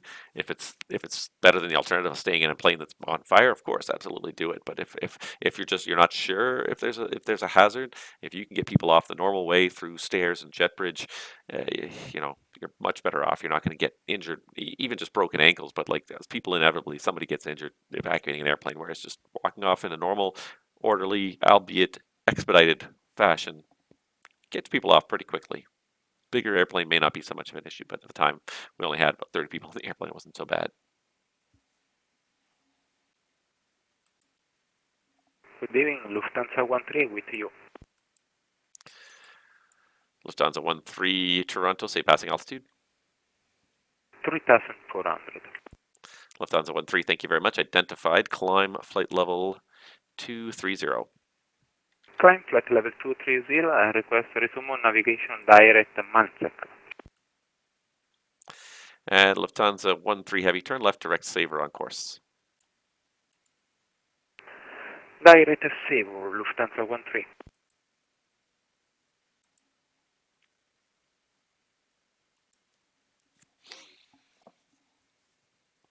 Yeah, it's amazing the operating hours that these planes put in, and you'd be amazed at how many hours some of these airplanes have. Some of these airplanes are old, some of them are ridiculous amounts of hours, well past tens. The life limits set vary by airliner, but I know the one airplane I flew, they supposedly had a life limit of 70,000 hours. Most of the planes I flew were about halfway there. More than halfway there. Some of them were well into the 40s, anyways. I don't even know what the hours are on the planes that I fly now, but all I know is that a lot of them are past their original life limits. That they've actually gone past what the original design life limit was, and everyone thought these planes were going to fall apart in a couple months, and here they are. Like some of these airplanes, like 30, 35 years later, they're still flying. Like it's pretty impressive as a machine that they can keep going as long as they do, and the stress you put them under. You think about every landing. Not every landing's a greaser. Some landings are, but not every landing's a greaser. So some of these guys are putting pretty heavy loads on these airplanes. Crosswind landings and whatnot. All sorts of crazy stuff, and the thrust that comes out of those engines on those pylons down the wings, like the amount of force and everything that goes in these airplanes, it's amazing. Sometimes they last as long as they do. There's a lot of crazy forces. And yeah, and they are generally reliable. I mean, stuff fails all the time, but most of the time it's the redundancy that saves it. You don't even know the stuff failed. Flying around with one pack MEL'd because of something or other, either a stuck valve or maybe just a bad smell in the packs or something. And sometimes that's the case, and they'll MEL a pack for a couple days. You won't know that it's MEL'd. Um, you know, there's always some stuff on the airplane that's MEL'd, and so it's in the flight plan, but most people don't know it. But even when stuff does fail in flight, like if you lose a pack in flight, boom, you got two packs. If we lose one pack, we'll just the second pack's got to work a little harder, but it'll work just fine. The one that's more obvious when you have to deal with it is when the APU's unserviceable. That one's always a little bit. That was a fairly obvious failure because then, okay, we got to push back. We got to start one engine at the gate with this super noisy air cart. Then you got to push back. Then you got to do a cross bleed. These things you really kind of notice you notice these failures, but a lot of failures you don't notice when there's pack faults, electrical issues. Maybe the one rattle stops working halfway through the flight. Tons of stuff can fail, and usually the redundancy kicks in and you don't even notice that stuff failed. That's the key.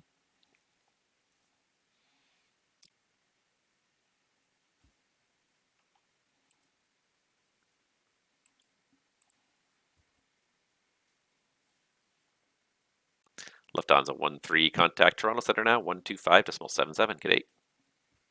125.775, Lufthansa 13, good day to you. It always, you can always tell the keeners on when your next controller is a keener because they take the hand off so quickly. It's a citation. It's a citation longitude. They'll make it. Oh yeah, he's already at 23 and he's just to be in the airport again. Thing climbs like a little rocket ship. Yeah, they're just saying that 410 for.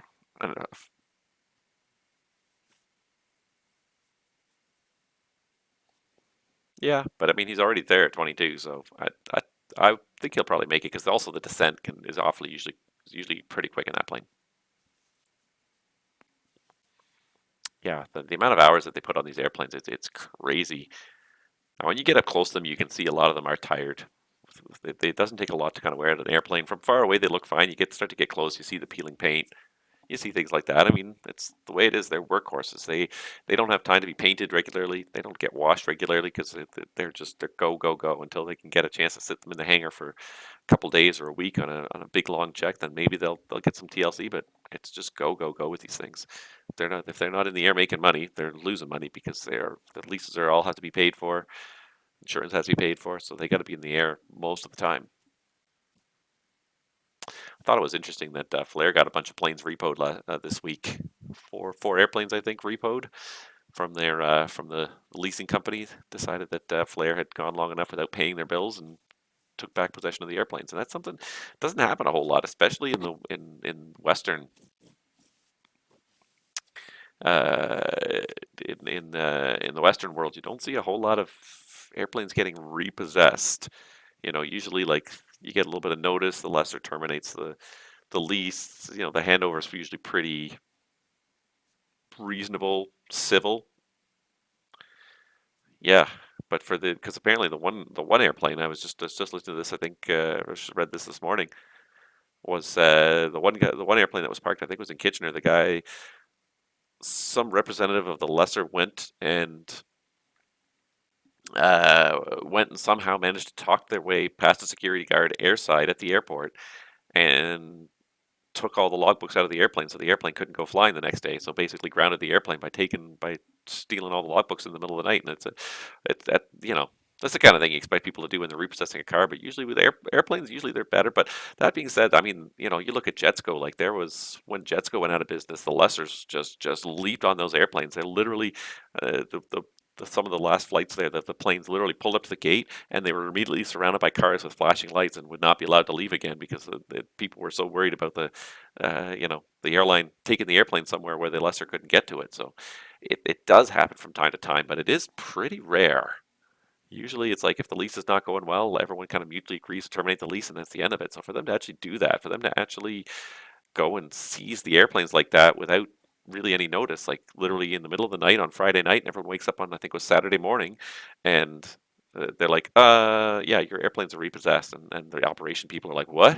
But we have flights for these airplanes, and they have to suddenly scramble to kind of tell people what's going on, and scramble some other airplanes in place to move the passengers. They weren't telling the truth at first, but I think it partly is just because like literally they didn't know what was going on. Like they just wake up on Saturday morning, and people are just like, yeah, we don't have to use these airplanes anymore. What do you mean we don't have to use these airplanes? They're scheduled to do a flight in an hour. Yeah, some probably frantic phone calls behind the scenes that morning. I can only imagine. Hi. And every once in a while, somebody asks me, hey, why don't you want to be management? You should go be a manager. I'm sure those managers make good money. It's like, oh my God, can you imagine the headache some of these people have to deal with? Things like that, like just oh, your plane's been repossessed, and like I said, the stuff you don't hear about in the news, but things that break, planes that divert, maybe sometimes not the best decisions. Yeah, some of the stuff the stuff you don't hear about, it's crazy. I would certainly want to be the person having to answer the phone and deal with this stuff all the time. My God. All right, we got a live one. We got an airplane. It'd been a while since I saw one of these things. It's good times. We got a couple inbounds here now, so got a couple inbounds. We got a bunch of departures on the ground there. Nobody's coming for city though, huh? Cannot lure anybody into city center with my ATIS. Trying, but not succeeding. Oh, Montreal Center's online. Oh, that's good. Probably going to get a few more inbounds from Montreal. How are we doing for flights inbound to Toronto here? Still only a handful. Yeah, the next 20 to 30 minutes we'll have a handful, and then that's it again. Yeah, I forgot I was controlling. So did I. I'm not really controlling anything here. I'm just staring at a donut on the screen, willing for something to happen. Oh, it's going to get interesting in the next few minutes anyways. We got another inbound coming in from the south as well. We got a bunch of departures. Nobody's on the taxi out yet. Nobody's even pushed off the gate. Arrival, good afternoon. American 15, passing 17,000 for 11,000. American 15 Toronto arrival. Good afternoon. Information in Toronto is X-ray. Altimeter 3012. Plan the ILS runway 24 left. Good 3012, we have X-ray, plane on the ILS 24 left, American 15. This guy sounds excited. Way more excited than I am.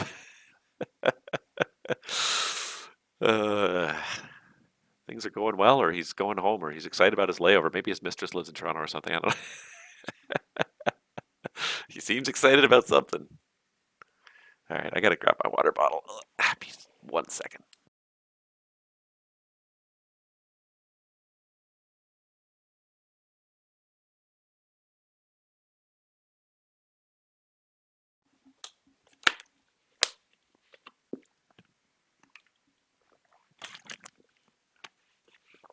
Talking this much makes you really thirsty. Hi. So what else?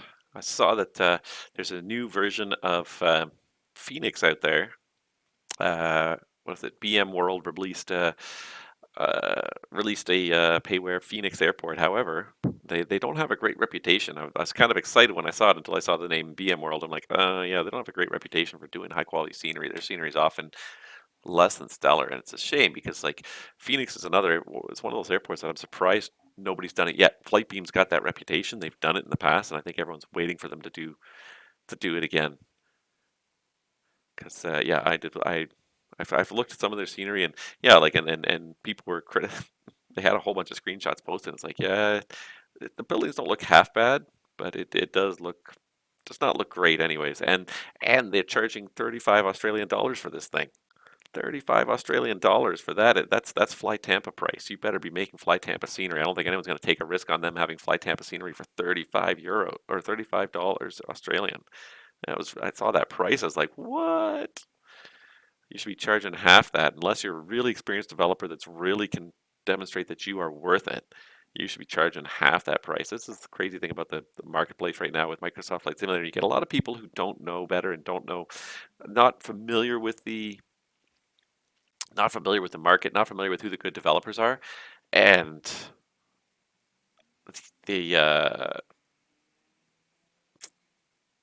not familiar with the market, not familiar with who the good developers are, and so these half-baked developers can make money off these people. Like, oh yeah, I want to fly into Phoenix. It sounds great, without necessarily being able to see these things. So you see the reviews. I'm sure it's not going to go well for these guys. American 15, descend 8,000. 8,000, American 15.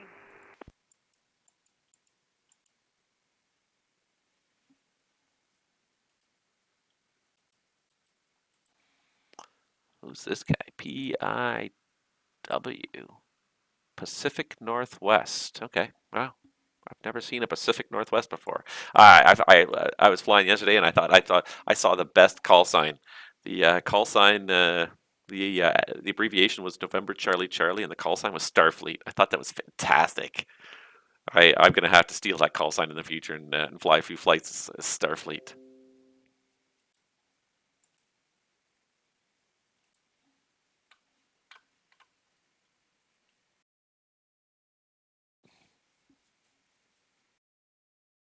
Just run in the stream.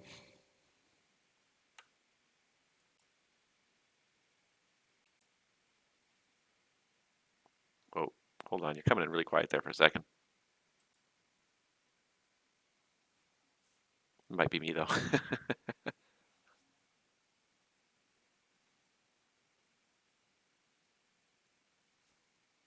Yep, I got my transfer. I got my guest back as well. Yep.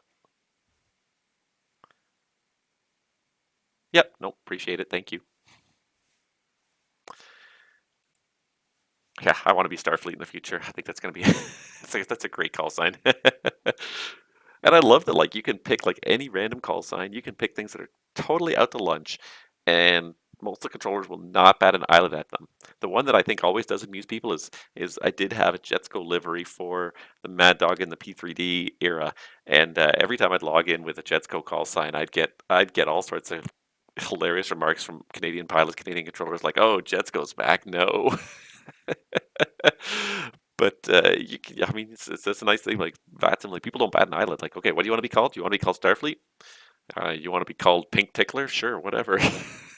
And they'll say it 100% straight face. They'll say it 100 times, and they won't even think, like I said, maybe behind the scenes they're chuckling to themselves, but they will, you tell them this is my call sign, they don't think twice about it. That's the call sign. All right, I think I got to pan Good this. day, Toronto arrival. This is Pacific Northwest 427.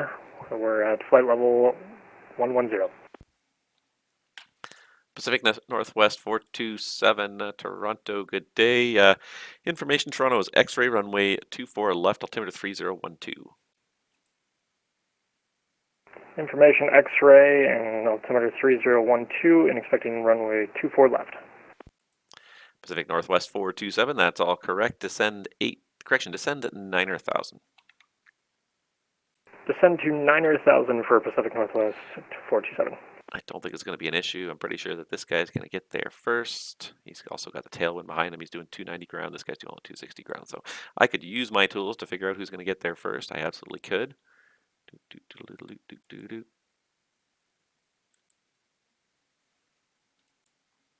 There. So as these two guys level out here, I think it's pretty obvious that this guy's in the lead here. So not a whole lot of sequencing doing here. Yeah, that's going to be my new call sign. I'll be Pink Tickler from now on to see if I can get them all say it. See if I can get controllers to say it with a straight face. I don't know what my 3-letter acronym will be. My AKO call sign be like PTK or something. I don't know. just to see who will say it with a straight face without laughing. Yes, I am controlling. I'm not flying. I flew yesterday. No, I flew Monday. Sorry, today's Wednesday. I flew Monday. I gotta post that Monday stream. You guys will want to watch it when you see it come out because it was not bad, but I ended with a go around. Did a horrible bounce. Stupid PMDG did not pull the thrust levers to idle, and of course I have no way of overriding it when I'm flying it because I keep just grabbing the thrust levers doesn't do anything unless the auto thrust is off. So I yeah, did a horrible bounce and then did a go around that was absolutely horrendous. So it's gonna be great when I post that to my video. Yeah, you're gonna get a message. I have a VATSIM supervisor. But it's just like I find it hilarious. Like no matter what you pick as a call sign, everyone just is dead serious. Nobody chuckles about a call sign on frequency, anyways. So I would be curious to do that just to see if I could make anybody chuckle at all. Because I don't think anyone will. Every controller on here is always like just completely deadpan, no matter what your call sign is.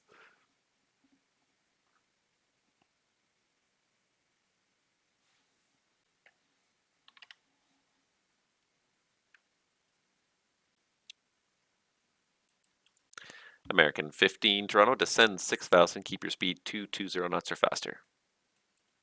Send 6,000, speed 220 faster, American 15.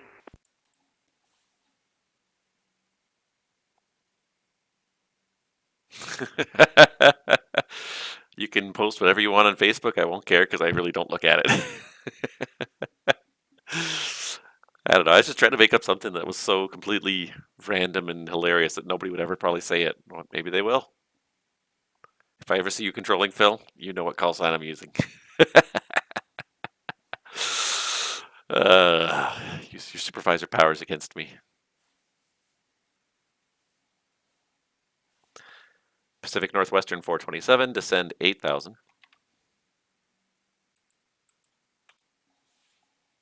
Send 8,000 for Pacific Northwest 427. YouTube special Fred Jackson. I really like Starfleet. I thought that was really clever. I didn't realize what his call sign was until I heard it. I kept on hearing Boston talking to Starfleet, and I got curious. So then I just sort of scrolled around with VATSPy to try and figure out who it was, and I found them. It's like it was NCC something. He was like Starfleet, like I don't know what he was. I don't think he was Starfleet 1701, but he was his call sign was NCC something. TNG. No, it was NCC. You could do TNG as well, I guess. I just thought that was a fun call sign. I always love a good unique call sign. You get so used to same old. It's nice when you have a good one. American 13, descend 4,000. And that's for American 15, send 4,000. American 15, A-frame, descend 4,000. I say bring back the Maple call sign. I missed Maple. That was a good call sign. TS9. But you don't want to be TOS, you don't want to be the original series? Or you could be PCD, you could be Picard. Go ahead. No. Wait a minute, I'm not center today.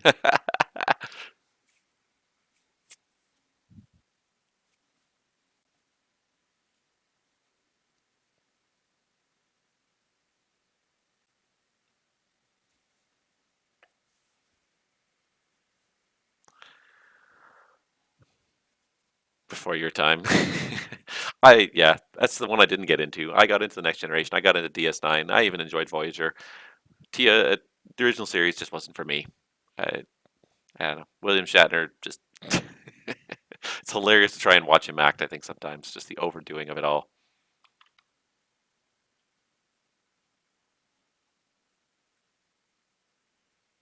Pacific Western 427, descend 6,000 and speed 220 knots or less. Descend to 6,000 and speed 220 or was it less? Yeah, 220 or less, Pacific Western 427. Okay, 220 or less, 6,000 for Pacific Northwest 427. He's a nice guy, but I just did not like him as a Starfleet captain. I guess that was the idea behind it, but it was not. I think Captain Picard was by far the more civilized captain, the kind of captain I would aspire to be. American 15, turn left heading 330 to send 3,000. Left 330 to send 3,000, America 15. American 15, thanks, and you can slow to 190 or faster for now. 1900 speed, America 15, thanks. Got a bunch of departures on the ground. Anybody taxiing yet? Oh, yeah, they are taxiing now. Okay, so it's going to get interesting here. We're actually going to have some stuff to do here. For those that forgot I was controlling, while we're talking about the chat, I am controlling.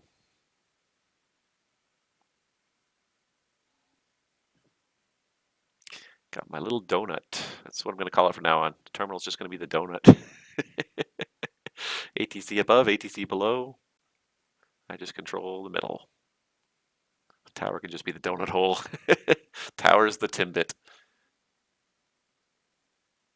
Yeah, Cisco was good too. Cisco was very. He was like, if you thought Picard like took captaining down a notch from Kirk, my God, Cisco was just. Toronto like, Rebels, hello, just Walker chill, man. 1899, passing 1500 for 5. Walker 15, Walker 1899, identified, climb 7,000. Climb 7,000, Walker 1899.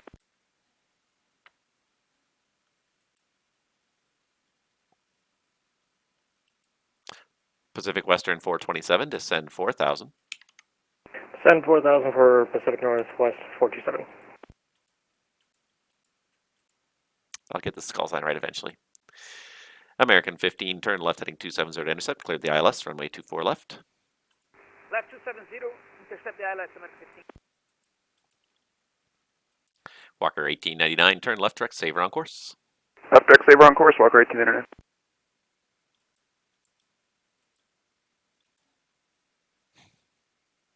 If you want overacting, yeah, Archer and his crew. I haven't watched that new one at all. I don't know, it just doesn't interest me at all. I kind of really like that Next Generation, that whole kind of era that they were all in. I thought it was fun, and yeah, watching it takes me back to it's a walk down memory lane when I watch the Next Generation and Deep Space Nine. So I kind of like it for that too.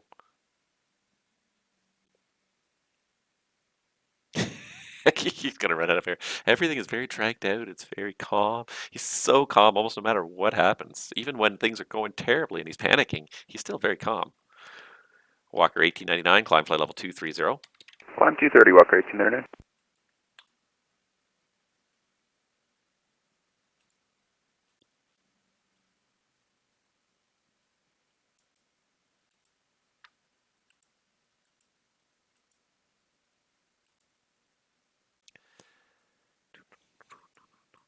Pacific Western 427, turn left heading 330 to send 3,000. Turn left heading 33. Say again for the heading, then descend to 3,000 for Pacific Northwest. Pacific Northwest 427, it's heading 330. Roger that. Turn left heading 330 and descend 3,000 for Pacific Northwest 427. American 15, cross QRX at 160 knots and contact tower there, 118.7. Have a good day.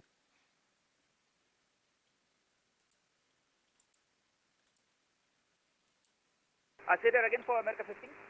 American 15, cross QRX at 160 knots, contact tower there, 118.7. Have a good day. QRX 160 knots, contact out. Thanks for your service. Bye-bye. Bye-bye. All right, I see this guy coming in here, 1116, so it's got to be this guy here. Boom, boom. Come on now, you have to watch Enterprise. It's got T. You know what I really what I really liked was Lower Decks. Star Trek Lower Decks. That was funny. I watched the first season of that. That was funny. Just animated, but it's just like, yeah, it was just so I don't know. Just a great kind of way of looking at it, because it's like the extras are always so superfluous and they come and they go and nothing much happens, but there's 1,000 people on the Enterprise, so it's like, yeah, like there's got to be tons of stories happening behind the scenes beyond just like the command post. I thought Arrivals that was getting in Canada hilarious. 465, 9,600 for 8 with Papa. First Pacific Northwest 427, turn left heading 270 to intercept, cleared the ILS 24 left.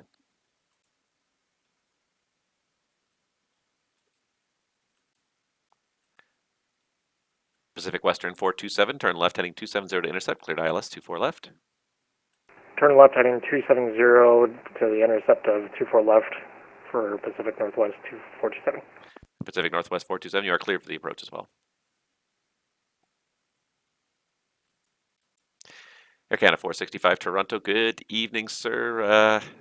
Information is Yankee, runway 24 left, altimeter 3011, descend 5,000. 3011, 5,000, Air Canada 465. Anthony.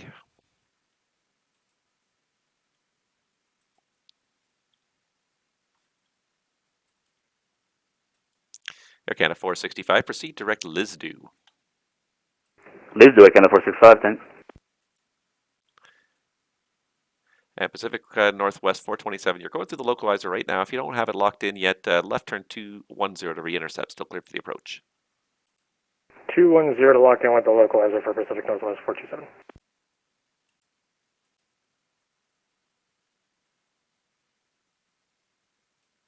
All right, here come the departures, slowly but surely. Walker, good enough. Goodbye.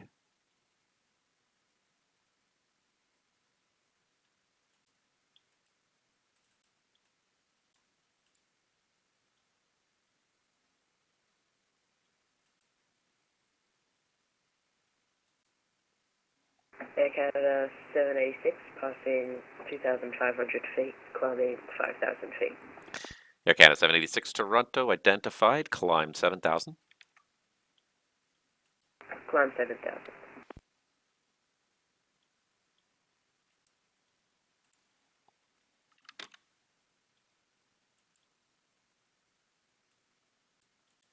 I don't know why this doesn't want to properly lock in the altitude here. There we go. Is he going through it again? Air Canada 465, descend 4,000. 4,000, Air Canada 465.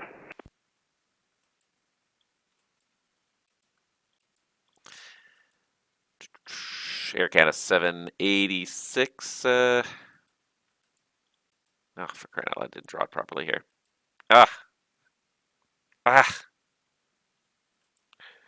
Oh, Regus departure. What is the stupid fix? Oh, son of a bugger. Did not draw it. It's not being, they're not being populated properly here. And I am not, times either Regus departure. Well, Yep, do something. Air Canada 786, I can hear you. Air Canada 786, turn left direct, do some on course, climb flight level 2, correction, climb 15,000. Climb 15,000, could you repeat the waypoint, please? Air Canada 786 direct, do some on course. Direct to of course, Air Canada 786.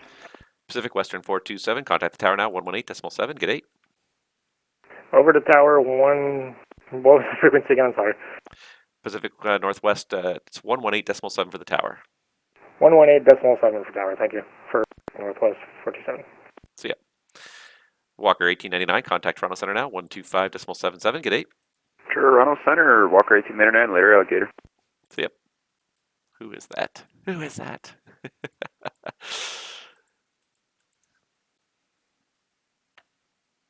Air Canada 465, descend 3000 at Lisdu, cleared the ILS, runway 24 left.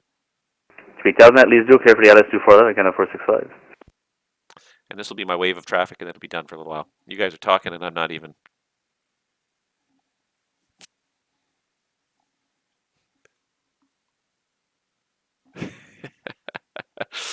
Oh, you guys are, it's French. Good evening, Pat Breeze, welcome. Yeah, we got it.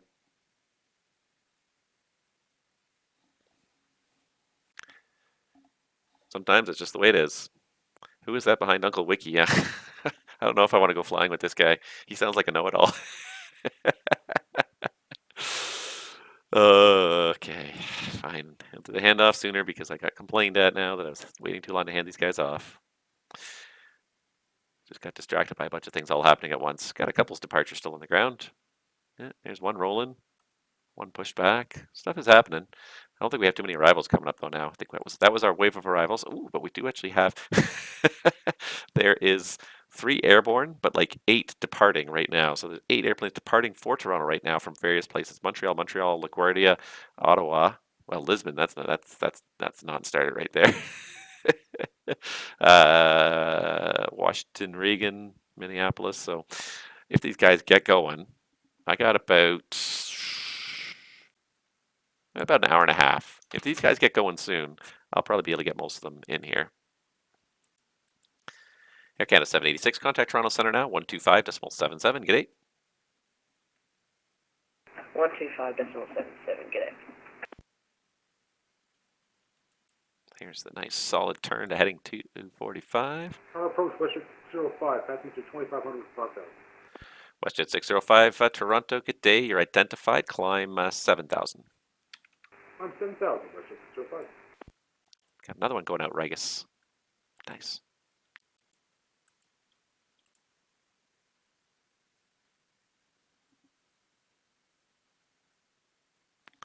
Good times. I can see there's some little overhead target that's just being filtered out here, well above my terminal airspace.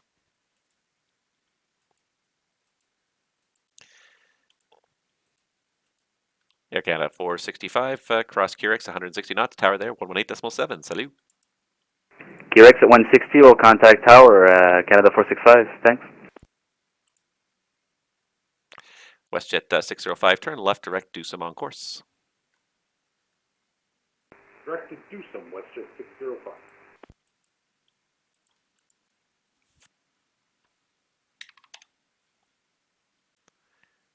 Now WestJet 605, climb 15,000.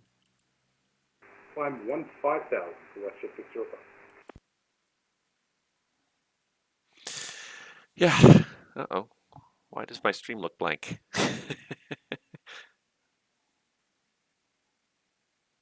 It's not actually blank. No, it's not actually blank. I just, for some reason on my monitoring device here, which is actually running out of batteries pretty quickly, I gotta plug that thing in. Oh, son of a gun. Get my gigantic power cord. Find my brick in here somewhere. I feel it. Why can't I grab it? Where is my other brick? Did I lose a brick? Did I leave it somewhere? Nope, there it is. Yeah. Unfortunately, monitoring a stream on a tablet usually means you're churning through the batteries pretty quickly. I hope this is on Wi-Fi and not on the network, not on 5G, because that would be bad. Of course, the only plug is behind my screen.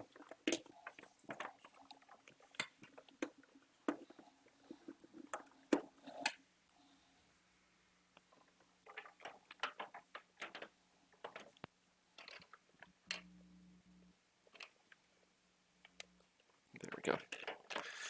All right, keep that from dying, because I like having it. I really do.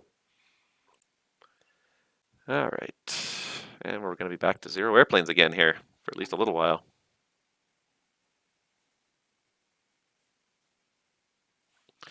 WestJet 605, contact Toronto Centre for hire 125.77. See ya. Over to 125.77, WestJet 605.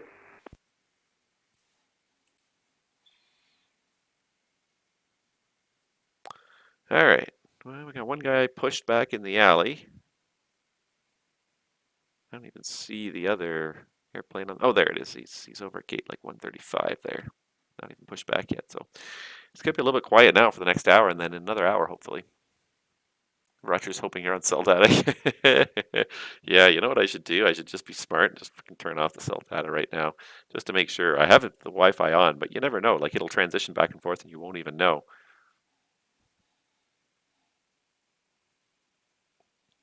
There, now for sure it's running only on cell data. I just hope I remember to turn the tablet's 5G back on tomorrow.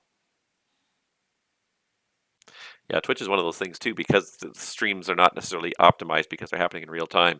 It can churn through a lot of bandwidth really quickly. I've watched a few streams on my phone from time to time, and it's amazing how much bandwidth they churn up. Also, probably because they're long too. People tend to watch, streams are usually multiple hours long, as opposed to like watching the average YouTube video of like 5 minutes or whatever.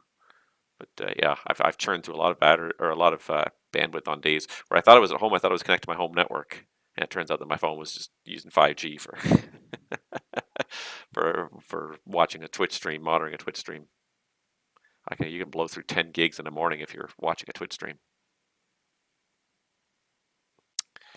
And the donut is quiet yet again. Who else we got here? We got a lot of people on the ground getting ready to go. But not too many people in the air yet. We got people all over the place on the ground waiting to come here.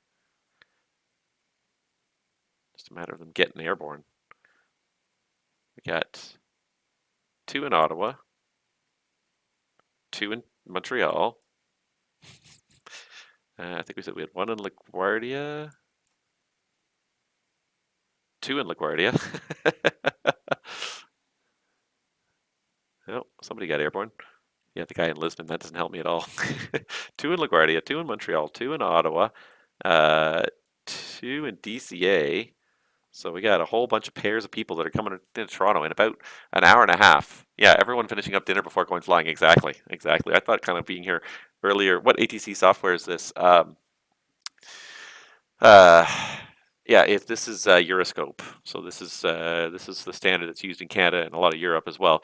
But yeah, it's called Euroscope. The good thing about Euroscope is it's very customizable. So it was written right from the ground up as being like almost fully customizable. You can make it look almost however you want it to look. So the basic functionality is there behind the program, but in terms of turning stuff on and off in the screen and arranging stuff around the screen, like all these various kind of lists I have around the screen, you can change the order, you can change how much is displayed, you can change all sorts of stuff, what's in there, what's out of there, you can take stuff in and out. So extremely customizable. It doesn't perfectly replicate Canadian ATC, but it's darn good. Before Euroscope existed, everyone was basically using VRC, which was a very simplistic client. It was one of the original clients, I think, for the VATSIM network, and it was fairly well represented like an American screen, but it was hard coded that way. You couldn't change it, whereas Euroscope's very popular because you can customize it so well. You can customize almost everything. You customize the sounds that go with it, obviously the data in there, but also the colors, the look of the targets. Pretty much everything in there can be customized if you know how to go dig down and deep and do it. So it makes it very useful. You can distribute it to all sorts of different places around the world. Like I said, Europe, most of the places in Europe use it, but Canadians, we use it as well. Even though it's not a perfect replication of our system, you can get very close with all the customization we can do. Yeah. And I mean, VRC is good for the American system. It's designed specifically for the American system, so it's very good at that. But then everyone else had to sort of compromise when they were using it because it couldn't be customized to look like anybody else's system. My iPad is solely Wi-Fi. I never had to worry about it, thankfully. Yeah. Well, this is my tablet that I use here is a company tablet, so I don't pay for the data. But it's one of those. It's unlimited at home, but then I forget what it is. It's a ridiculous amount. It's like 20 or 30 gigs, and then it throttles after that. So you don't want to reach that point and have it throttled, because the ironic thing is that we actually buy the plans from a foreign from a foreign operator, because the amount of money that you can save on these plans from foreign foreign operators is ridiculous. And it's sad, but the price of cell phone plans in Canada is so ridiculous.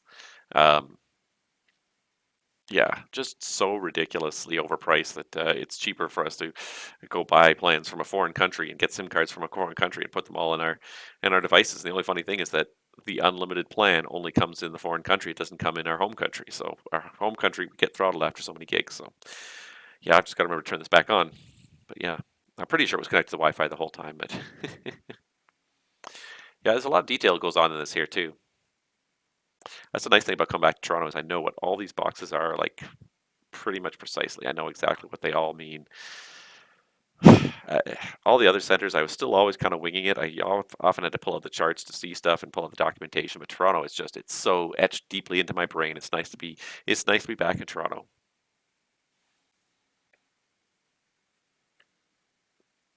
All right, there goes that guy south. That guy south. Come on, departures. Let's get airborne, because if you guys all get airborne now, a bunch of them are getting airborne. Ottawa, Montreal, Ottawa. Good, good, good. Those are the close ones. LaGuardia's, DCA's, Minneapolis is a little bit far. If we can get all those guys airborne at least, that'd be nice. That'll give us some business in about an hour. Where did I control before Toronto? Well, officially my home FIR for the last year, I guess, has been Vancouver. And I'm gonna miss being a part of Vancouver as much, but yeah, it's a great place. There's a fantastic team there. They're doing a really good job this year. They've got tons of people online. They're logging lots of time, lots of hours. I wonder if they're online right now. That just makes me think. I wonder if they're online right now, because they're always doing lots of hours. They have in the past couple of years. They've been fairly quiet. This year they're kind of back with a vengeance. There's nobody on right now, but in general, there's somebody on almost every day, at least for a couple hours in Vancouver. And in fact, in the local positions, they are the most online positions in Canada right now for the year anyway. So yeah, I was doing Vancouver, and Vancouver's fun. It's a great little FIR. It's like Toronto. It's very small. Doesn't have a whole lot of area. It's kind of got one major metropolitan area, and then so it's mostly in and out of one area, but it's got a great secondary airport in Kelowna, and tons of people, lots of great scenery, beautiful, challenging approaches with steep ILSs and high minimums and climb gradients and for the go around and everything. Makes it very, very interesting to control there. Terrain is always an issue in Vancouver. So you've always got to be thinking, what are my minimum altitudes where this airplane is right now? You've always got to know that. And if you're unsure, you've got to really err on the high side, like basically 14,000 feet everywhere if you're not sure what the lowest altitude is. Yeah, Toronto was kind of a little bit quiet for the last few months. And a couple months ago it was pretty quiet. It's gotten very popular again, gotten very busy most of the time, which is good. Departure, good day, Delta 19 with you, climbing for 5,000. Delta 19, Toronto, say you're passing altitude. Passing 3,000 for 5,000. Delta 19, thank you. You're identified. Climb 15,000. 15,000, Delta 19. Sorry, who's that stepping out? All right, perfect. You got anybody taxiing out right now?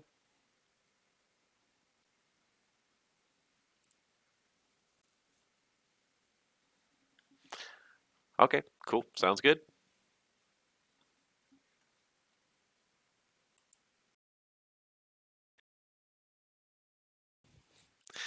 Delta 19, Toronto, turn left, direct Deucem on course.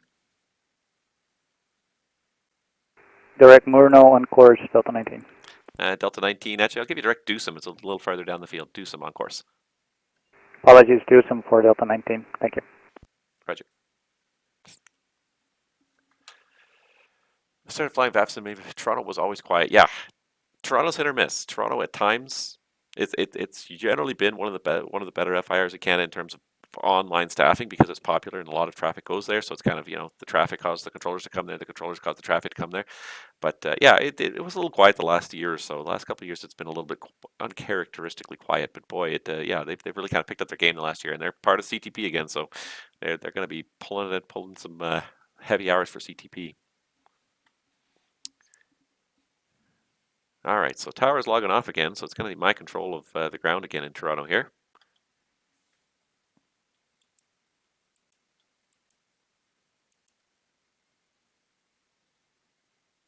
So that'll give us a little bit more stuff to look at here, hopefully. A little bit more activity here momentarily.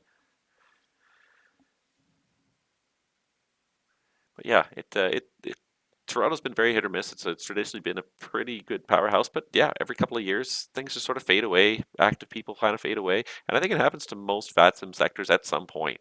Most places will have. What's that? Yeah, it's getting there. Yeah, there's a few airborne now. I saw that. It's just going to take some time. Yep.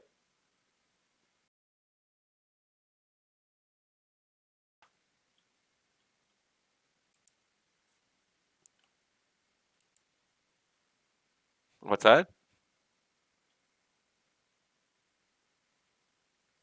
Yeah, if you want to do delivery for a bit, yeah, I'm going to be around for an hour and a half. I can't watch you, but no, I'm here for a while. All right, so we're losing our tower controller, but we're getting the delivery controller back.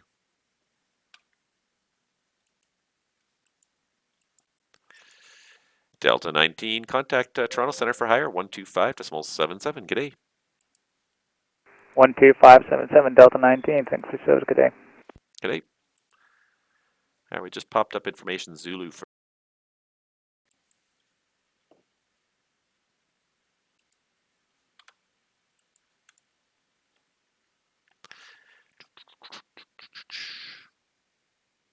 Yeah, it makes sense. You need a fair time for trailing life. Yeah, that's exactly it. You need a fair bit, put in a fair bit of time towards controlling, keeping current, and life does get in the way pretty regularly. And that's what happens to most people. They get into it. It's a great hobby. It's fun, and they love it for a year or so. And then yeah, just stuff happens. They start getting online a little bit less, especially kind of summer too. Summer is also usually the season where this wanes. Everyone in Canada tends to go outside in the summer, and then we all hibernate all winter long. So yeah, every summer it tends to get a little quieter, and then winter everyone kind of gets back into it. But yeah, I mean, life gets in the way, like you said. This is just a hobby; it's just for fun. You do it on the side when you have time, and yeah, so you can't get mad at anybody when they kind of peter away. But yeah, it comes and goes, and I think every division and subdivision in VATSIM face the same problem. You'll get times where you get a lot of input, a lot of controllers suddenly in training, lots of trained controllers, lots of people online, and then it'll kind of fade away after a while. Just a couple of people fade away, the hours are a little bit less, you stop hanging out as much, and it fades away. And then it starts to get hard to get them back again. That's the hard part, is getting it back and running again.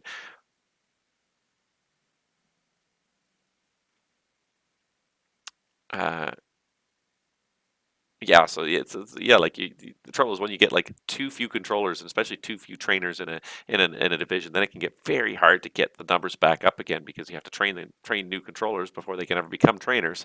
Um, it can be very tough when there's only like one or two trainers in a subdivision, and that has happened to Toronto in the past. There was a point in time where I was the only trainer. I was the only trainer for like a year and a half in Toronto. I was trying to kind of push it forward, and just every nobody was really kind of sticking with it. So frustrating sometimes when that happens. All right, I think I'm going to step away for just 2 minutes for a little nature break here, just while it's kind of quiet.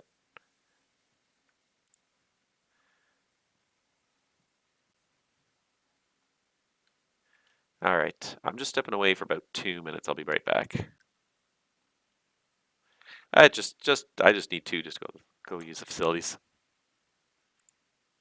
All right, I'll be right back, guys. Stick with me. We'll hopefully get some airplanes online here in just the next couple minutes, and hopefully make it a little more interesting.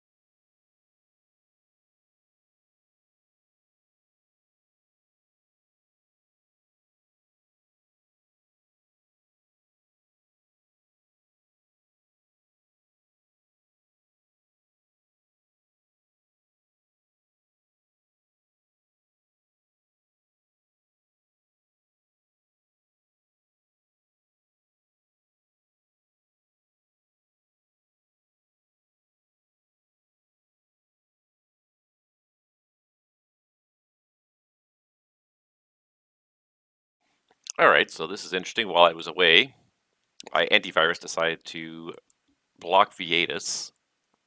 Hilarious.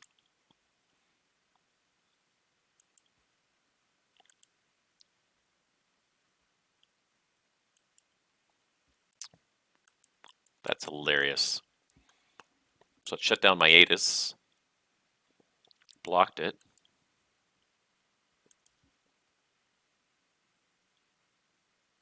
That's hilarious. Now I gotta go find it again here. That's only happens when you're on stream too, doesn't it? All right, I gotta find this here. I don't even know where it installed to here. Hold on.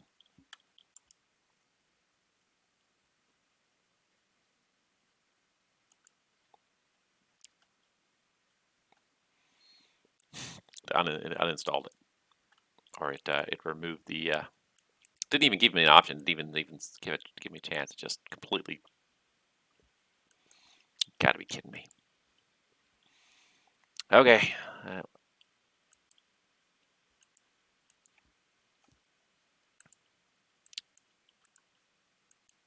That's hilarious. All right. Hopefully I have this still downloaded somewhere because I'm gonna have to reinstall it because I don't know where even the if it even has a vault or if it just simply removed it altogether.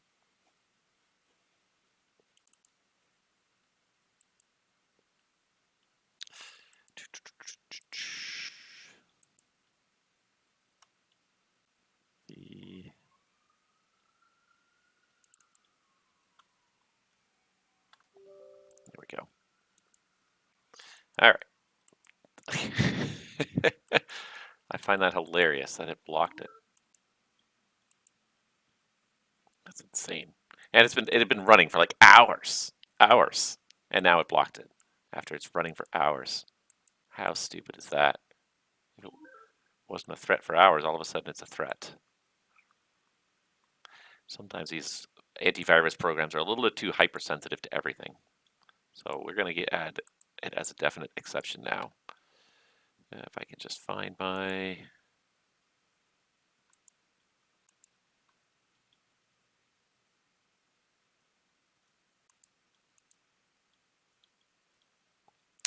There it is, VATIS 4.0, VATIS.exe.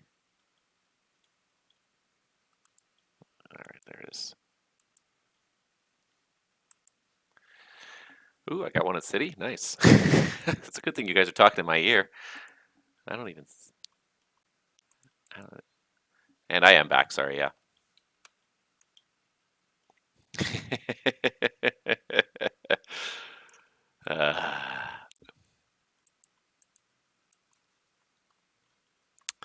Okay.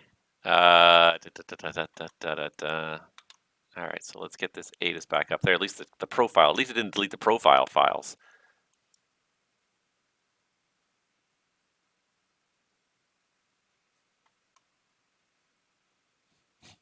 Hilarious. You're midstream. Always the way it happens. Midstream and Toronto arrival, bonsoir, Air Canada 779 with you. Ready to copy IFR to Boston Logan Airport. And Air Canada 779. Stand by here.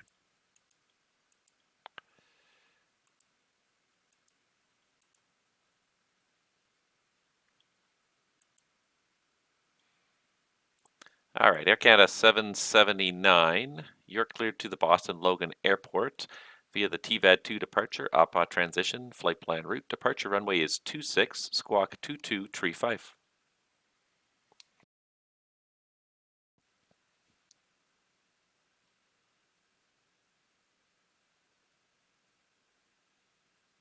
Clear to Boston Logan Airport via the TVAD2 for departure, APA transition.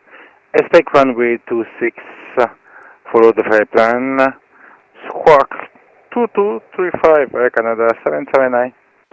Air Canada 779, thank you. That readback is correct, and we're going to get information Charlie back up here in a minute. Give me a call when you're ready for the push. We're going to continue with a pushback, Air Canada 779. All right.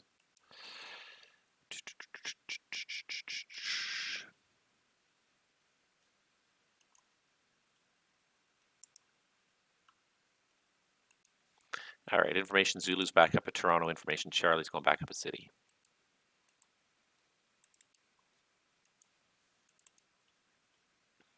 All right, there we go. Step away for like 5 seconds. Oh yeah. By the way, the antivirus deleted your app. Fantastic. It just never fails. All right. This guy, who's this guy? Delta 19, right? There it is. All right, copy that. You too. All right, so the donut is about to get a lot smaller. The middle of the donut's about to get a lot smaller. The tower is about to disappear here. And then we'll just have delivery. And I don't think delivery actually gets any airspace.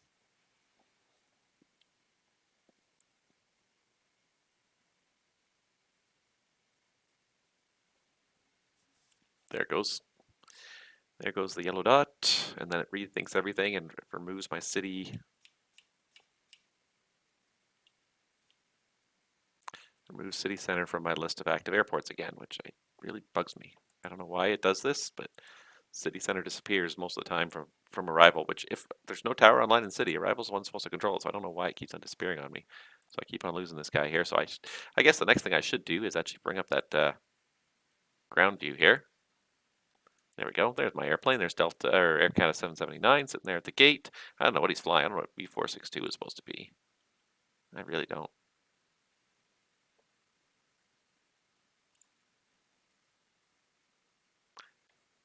I have no idea what a B462 is supposed to be. Oh well. All right, quiet now, but it's about to start getting busy. We got a couple inbounds from the east. We got a couple of airplanes airborne. Most of the airplanes that are headed this way are now airborne. Yeah. Over the course of the next hour, we're going to get 6, 7 arrivals by the looks of it. And we still got a couple more departing, so we may even get another 2 or 3 even beyond that. So we got our work cut out for us here. We got a bunch of departures here. We got 4 departures on the ground right now, so quiet, but stick with it. It'll get exciting hopefully in a few minutes. Or if I do my job well, it will not be exciting at all, and it will be very boring. Because a good controller does not keep things exciting. Keeps them boring and well planned out and easy. Got 3 inbounds from the east. They're all nicely sequenced, so that should not be too much of an issue. And because we're on the 2-4 flow, it's really quite easy. They come straight into that arrival box, straight onto the ILS. They don't interfere with the departures at all. The departures just go out around them. Like, you start to look at the way the airspace is designed here, and it really is quite cleverly thought out. There are inefficiencies to it, but given the required throughput of the system overall, it's pretty efficient overall.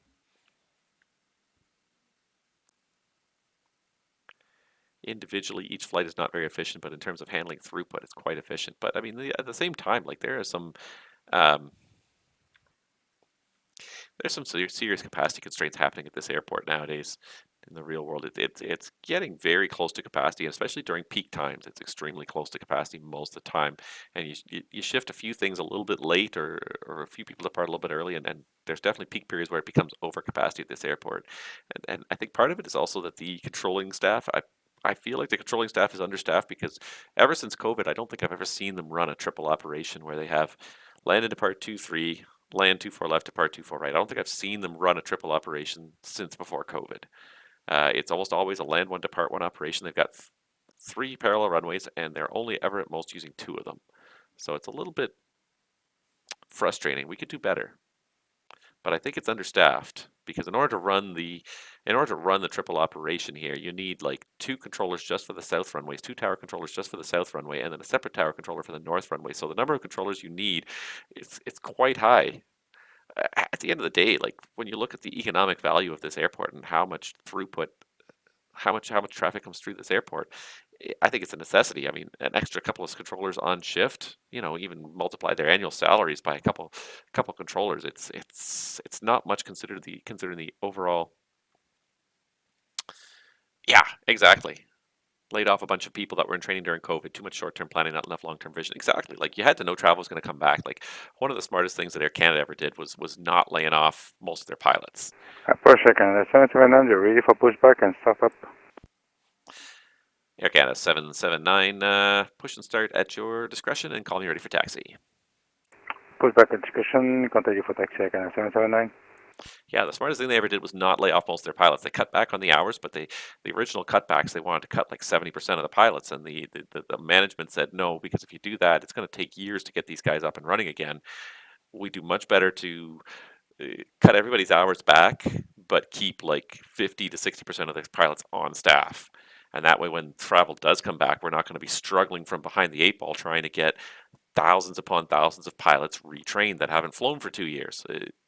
And that was smart. Like the Air Canada managed to ramp up the flying pretty quickly. Some of the other departments did not ramp up nearly as well as the flying, but that was one thing that they did very well. And most of the other agencies and companies and government did not. The government laid off tons of people. They kind of kept them on for a little while. And when they saw COVID was going to last more than 3 months, they started laying people off. A lot of the airlines did the same thing. They laid off half the people that worked at the airlines, maybe more. And I mean, you got to stem the bleeding, but you got to have the foresight too. And Air Canada had the foresight to say when stuff comes back, it's going to come back in a big way. We got to be ready for it. Because if we're sitting there and travel starts recovering and that's when we start calling people back and start training them, it's going to take 6 months or a year to get even half the staff back in the door. And I mean, it took a good solid 2 years to really get all the pilots back on board. Anyways, the rest of the staff, a lot of them. Toronto arrivals. Good evening, WestJet 677 with you, 4 miles east of Denka, level 7000. Oh, WestJet 677, Toronto, good evening. Information Zulu, runway 24 left, altimeter 3012. Proceed direct Lisdu, descend 4000. Proceed direct Lisdu and descend 4000. We have Zulu on board WestJet 677.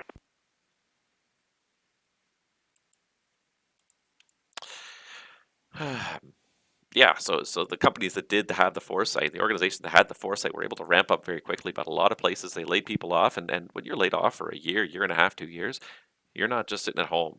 You're out there looking for other active work. You're saying to yourself, like, am I even going to have a job in 2 years? Am I ever going to get called back? You'll look for other work. And so a lot of people, especially at the lower end, the frontline staff, they found other jobs, whether it be work from home, whether it be find something else that was still hiring, that was warehouse work or whatever. But a lot of these people found work elsewhere that paid the same, maybe even better.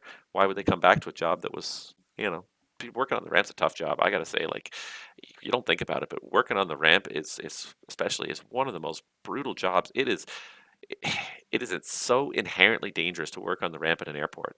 Everything out there can kill you if you just let your guard down for long enough. You can get hit by an airplane. You can get sucked into an airplane. You can get hit by a baggage truck. You can get blasted by jet blast. You can get heat stroke. You can get frostbite. Any number. There's hundreds upon hundreds of moving vehicles at an airport. Any one of them could hit you and kill you. Never mind trying to hook up tow bars and try not to get crushed by the tug while you're hooking up a tow bar, or you're trying to manhandle some of these giant cans around and you get crushed by a can. Like everything at an airport can kill you, and they don't even pay these guys all that well. And yeah, split shifts, ramp work, entry level wages. I mean, they had to ramp the wages up quite a bit, if you pardon the pun. But they had to pull the wages up quite a bit to get people in the door. They recalled everybody, and they found that 20, 30, I don't know what the percentage was, but like a good chunk of people that were laid off just didn't come back. Just like, nope, I got a better job elsewhere. I'm not going to come back to this lousy job. So then all of a sudden they had to really start hiring like crazy.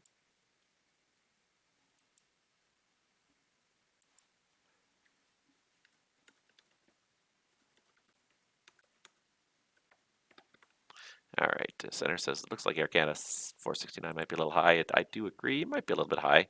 It's got to be 8,000 in the next 20 miles. I mean, he might make it. If he doesn't make it, it'll be close anyways. Good enough. I can get him down there. WestJet 677, descend 3,000 at Lisdu. You're cleared the ILS runway 24 left. Descend 3,000 and at Lisdu, we're clear for the ILS approach runway 24 left, WestJet 677. There we go. Got a bunch of inbounds anyways.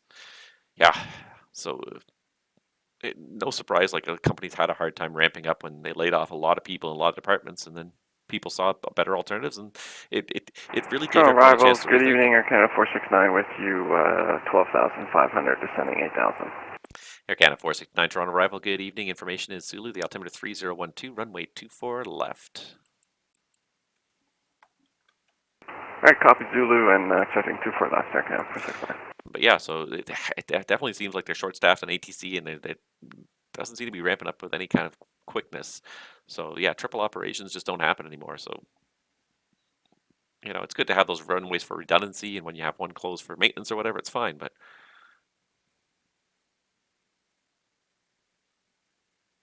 yeah, exactly. Working at the airport is a pain in the butt to get to, especially Pearson, because you got to park all the way. You got to park a kilometer away from the terminal, take the stupid train. You got to be there. You got to be in that parking lot like 30 minutes before your shift starts.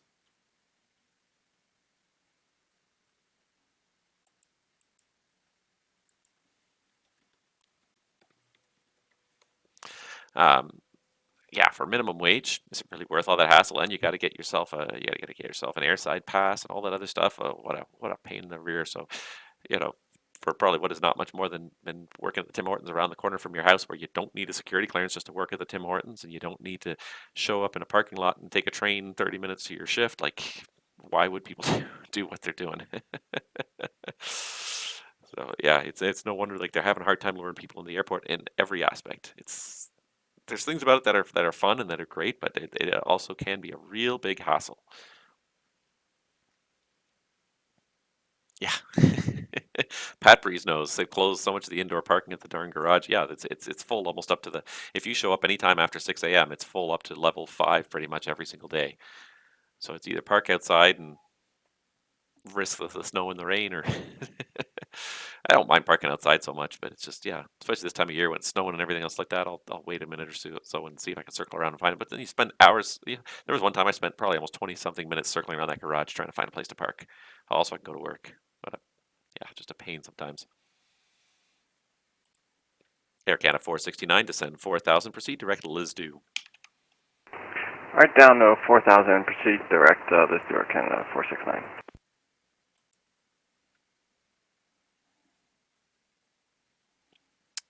Yeah.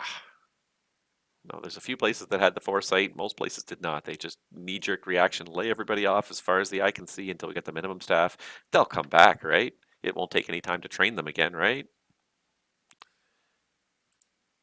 Training was going crazy before COVID hit. Training departments were overworked and overwhelmed before COVID hit. Afterwards was just even worse.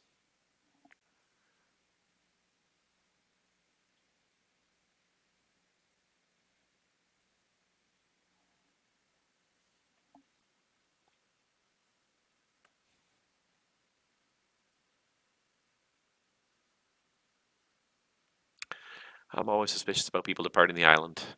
So many people don't bother to follow the SID. I always worry. Hopefully this guy follows the SID. Fingers crossed. WestJet 677 Toronto. Winds are showing 280 at 10. You're clear to land. Runway 24 left. Clear land, runway 24 left, WestJet 677. I might get rid of this view again now because it seems like things are picking up a little bit. Keep my focus on the free screens I need without extra screens taking up the space. Head shoot man 15. Hey, welcome back to the stream.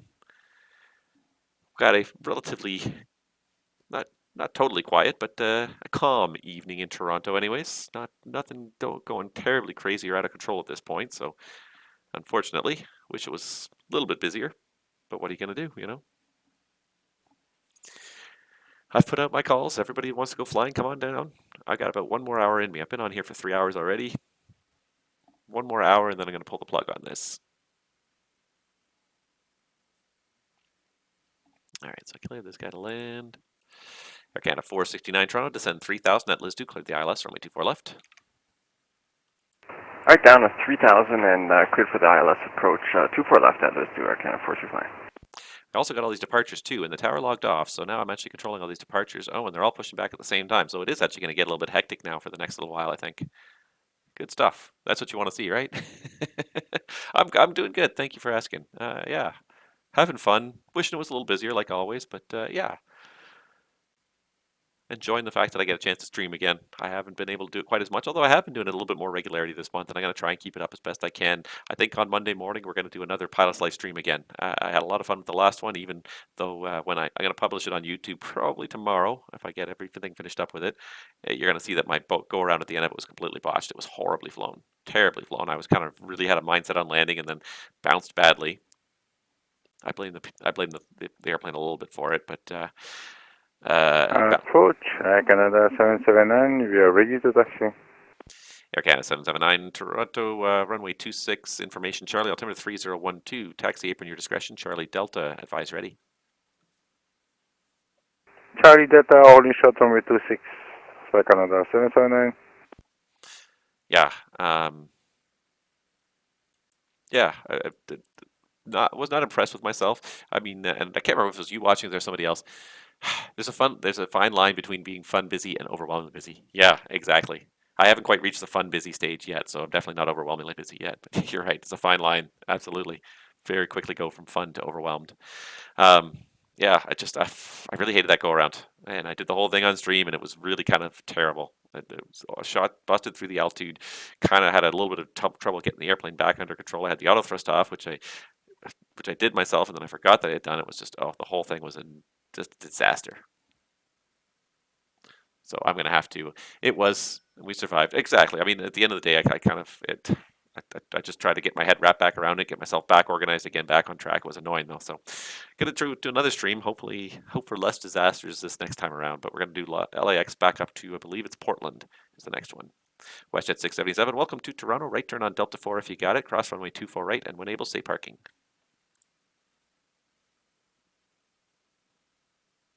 Right on Delta 4, cross 24 right, and we are looking for Charlie 24 Terminal 3, WestJet 677.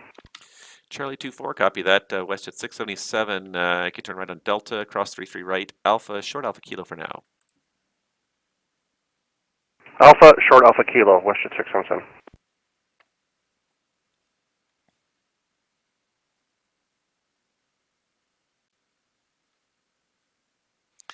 Air Canada 779 Toronto, contact me once you're airborne. The city winds.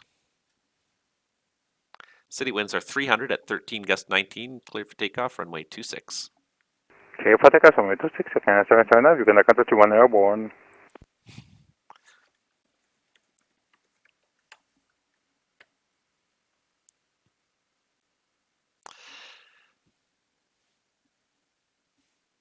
Air Canada 469 Toronto, winds 280 at 7, clear to land, runway 24 left. Clear to land, 24 left, Air Canada 469. Sun Country 8714 at Toronto Pearson. Ready to taxi. Sun Country 8714 Toronto, runway 23. Information is Zulu, altimeter 3012. Taxi out Alpha Juliet, Alpha and Hotel. Advise ready.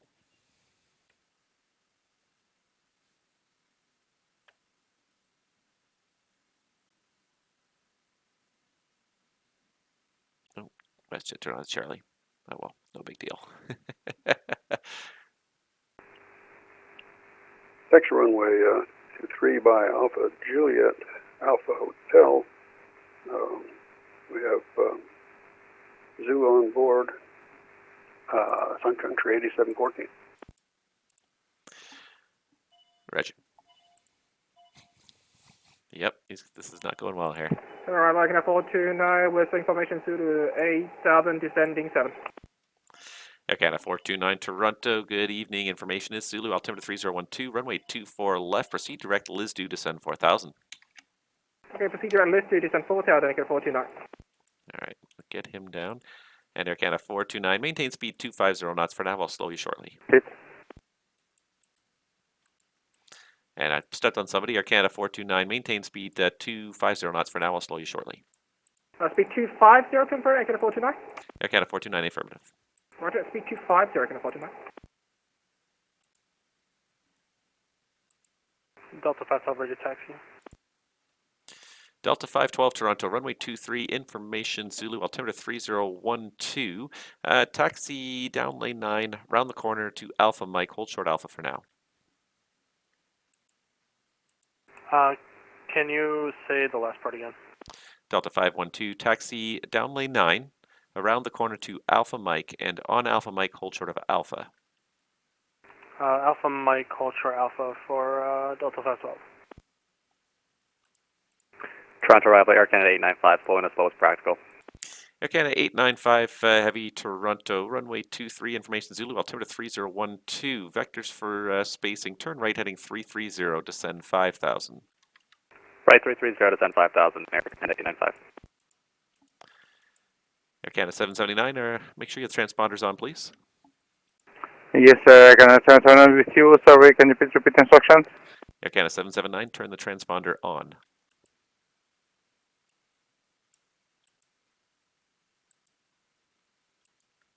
Air Canada 429, speed 210 knots or faster. 210 or faster, Air Canada 429. Air Canada 799, say passing altitude. Okay, so we're just passing 7,000 feet. Air Canada 779, thank you. You're identified. If you read the SID, it did state that you were supposed to level off at 2,000 feet. Climb 1,000. 1,000, Air Canada 779. Sorry again.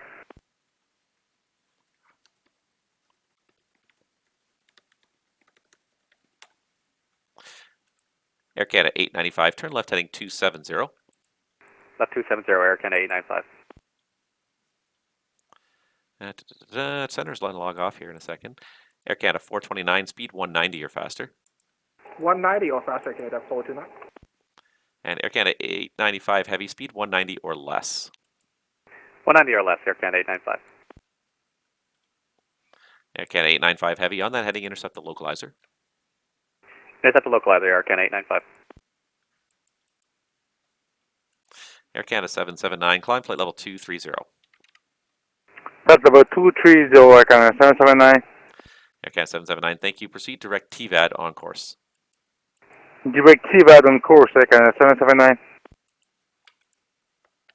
All right, WestJet 677, sorry about that. Continue taxi Alpha and in at Alpha Juliet. Not a problem at all. Alpha Juliet, WestJet 677.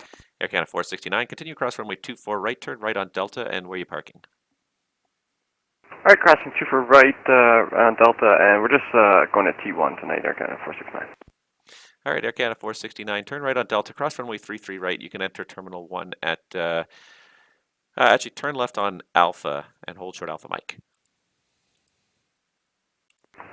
Alright, Delta, cross 33 right, Alpha, and we'll hold short Alpha Mike, Air Canada 469. All right, so center's going off, so I'm going to have to switch up here to a center view in a second, but I just need to make sure I've got everything under control here.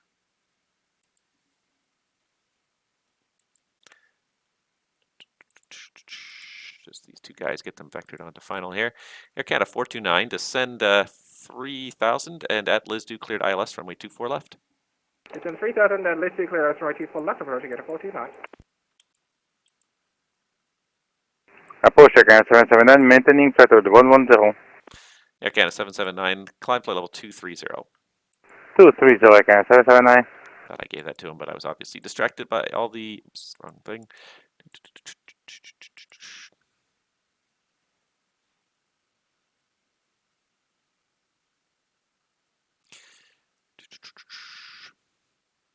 Delta 512, taxi out Alpha Mike, Alpha, and Hotel, hold short 23. Taxi out Alpha, Mike, Alpha, Hotel, hold short, runway 23, Delta 512. Air Canada 469, the traffic is the CRJ just turning onto Alpha up ahead at your 11 o'clock right now, so you can continue Alpha in at Alpha Lima. Alright, Roger, we got the traffic. We'll continue Alpha Lima, Air Canada 469, thanks.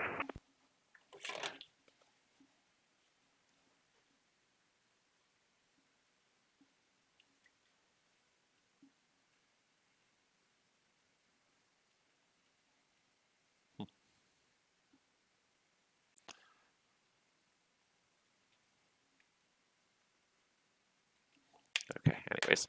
All right. Let's just get this going here. Okay, I think we know what's going on here. Air Canada 779, contact Toronto Centre 125.77, good day. Center 125, Dispatch 775, good day, Air Canada 779. Air Canada 429, cross Kirex at 160 knots.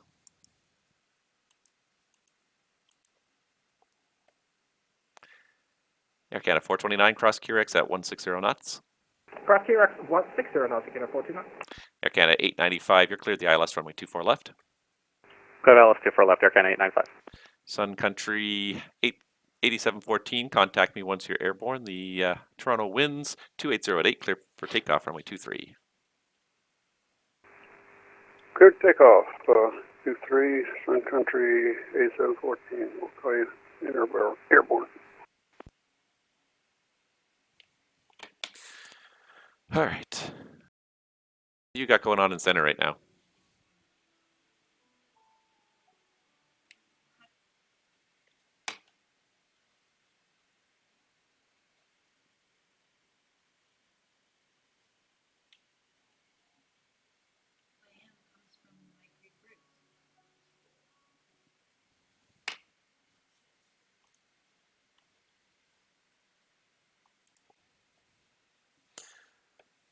Okay, you're on the.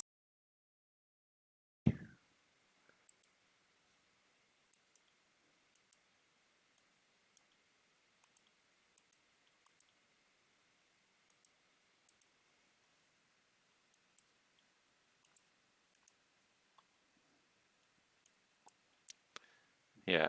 Okay, so you haven't talked to him yet?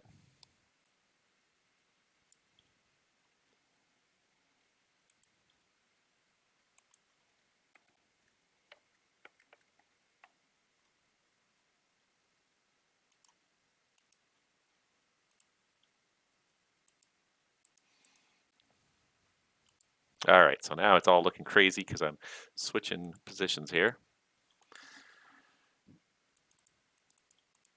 Air Canada 429, Toronto winds 290 at 9, clear to land, runway 24 left. Clear to land 24 left, exit 429. Air Canada 899er, heavy cross Curex at 160 knots. Confirm for Air Canada 895. And I'm sorry, it is Air Canada 895, sorry, cross Curex at 160 knots. Cross Curex 160 knots, Air Canada 895.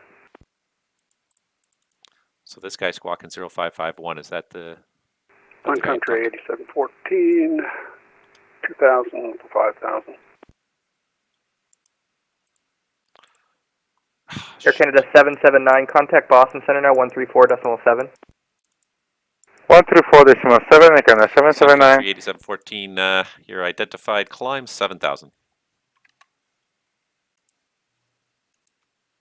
Climb 7000, Sun Country 8714.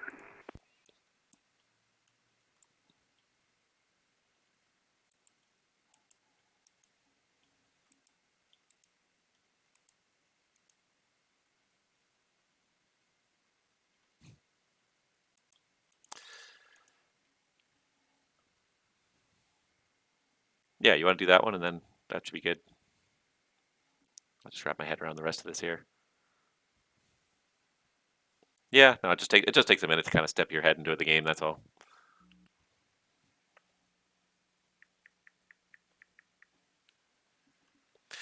Sun Country 8714, proceed direct, mix it on course, climb 5000.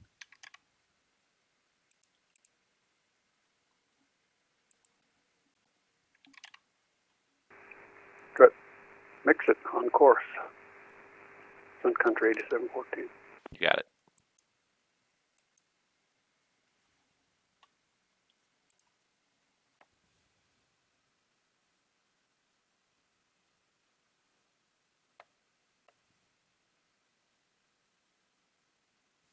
Oh, sorry, I wasn't listening. Toronto Centre, hello, squawk ident. Squawk ident, 718.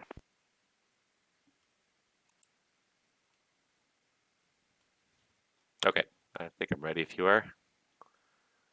And who was that squawking ident there? Air Canada 718, Toronto Centre, hello, identified flight level 267. Toronto Information Alpha is current, descend 17,000, cross Iston level. Got him. I'll repeat the second part, but we got ADIS and we're descending 117,000. Cross 17,000 and cross Iston, waypoint Iston, cross at level. Land, runway 24 left. Right, cross Iston at 7 left, Air Canada American 718. Air Canada 429, cross runway 24 right, turn right on Delta, where are you parking? Cross 24 right, right on Delta, I'll go back to 112. KLM 655, Toronto, contact Minneapolis Center now 133.4. And Air Canada 429, sorry, did you say gate 112?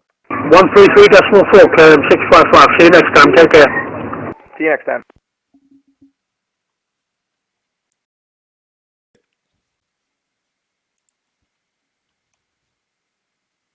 Kitchener.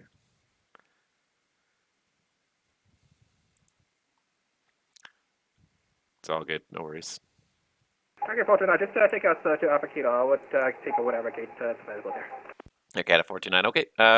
Delta cross runway 33 right, Alpha for Alpha Kilo. Okay, right Delta, Alpha, and Alpha Kilo, cross 33 right again at 49. Cool.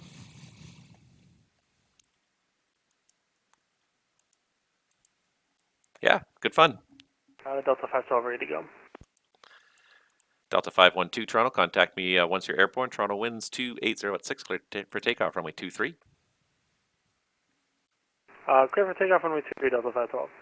Sun Country 8714. Are you direct mix it? You look like you're heading off in the wrong direction there.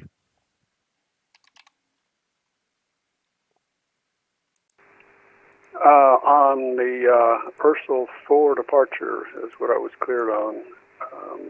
Can you give me that waypoint?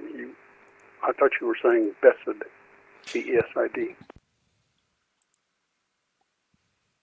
Okay, Delta 5, or sorry, Sun Country 8714. Yeah, okay. Let's see here. How about, do you still have Goose in the flight plan there? Golf uniforms, Charlie Echo?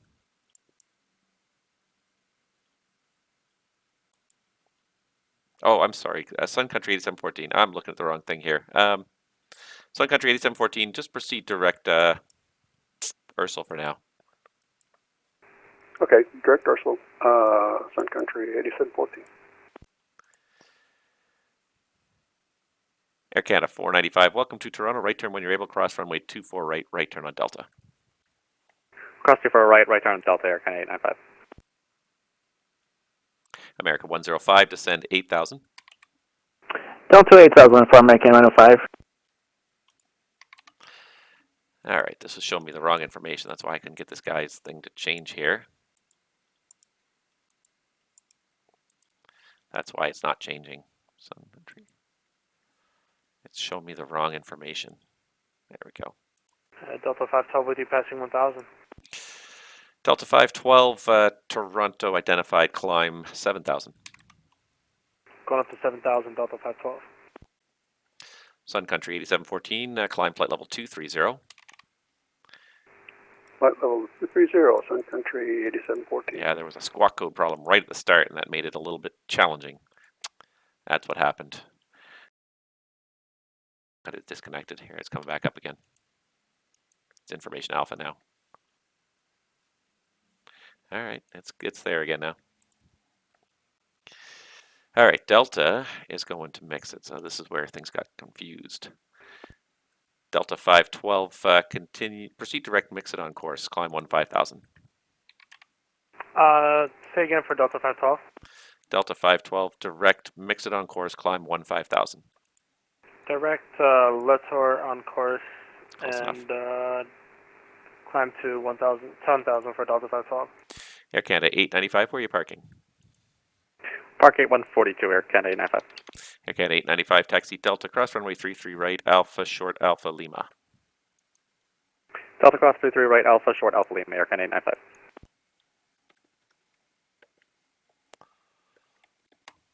All right, somebody from Kitchener is texting me, which is good. Sun Country 8714, switch to my other frequency, 125.77. 125.77, Sun Country 8714. American 105, descend 6,000. Down to 6000 for American 105.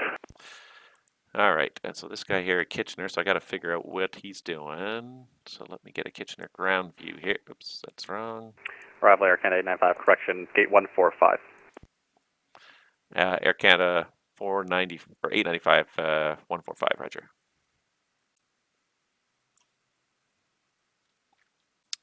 Okay. I don't have a Kitchener view, do I? I should have a Kitchener view, you would think. By now I'd have made one. Yeah, there it is. Just got to get it up here. There it is. Okay, good. So there's two guys on the ground there in Kitchener. Yeah, I see this guy. This guy here. Perfect.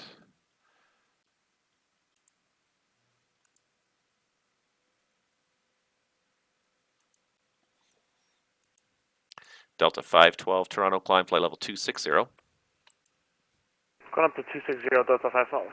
American 105, descend 4000. Down to 4000, American 105. American 718 Toronto, descend 1000 Toronto, altimeter is 3012, runway 24 left. 3012 will send down to 11,000 and I believe it's 24 left. That's correct, American 718. Roger. Sun Country 8714, climbing through 12,000. Sun Country 8714, thank you. Continue climb, flight level 380.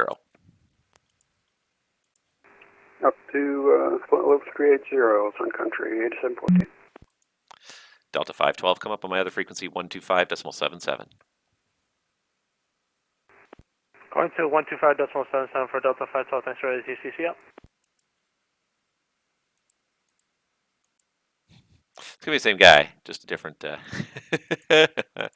right, I got to throw up an 8. Toronto Center, Delta 512 with you, direct mix-up, and passing 10,500 for 260. Delta 512, roger. That's funny, this guy sounds a lot like the old guy. Toronto, hello, Air Canada 8696, ready to taxi. Air Canada 8696, Toronto runway, lane 7, hold short Alpha Lima for now. Lane 7, hold short of Alpha Lima, Air Canada 8696. Actually, Air Canada 8696, actually transition over to lane 8 and hold spot 8 Alpha for now. Lane 8 and 8 Alpha, Air Canada 8696. Air Canada 895, traffic on the apron is going to give way to you in Alpha Lima over to lane 7 for 145. Alpha Lima, lane 7 for 145, Air Canada 895, thanks. And Air Canada 8696, do you see a Dreamliner coming up Alpha there? Affirm, I got the traffic inside. Air Canada 8696, perfect. He's going to come in at Alpha Lima first. Once he's out of the way, runway 23, information is Alpha, altimeter 3011, taxi Alpha Lima Alpha Hotel.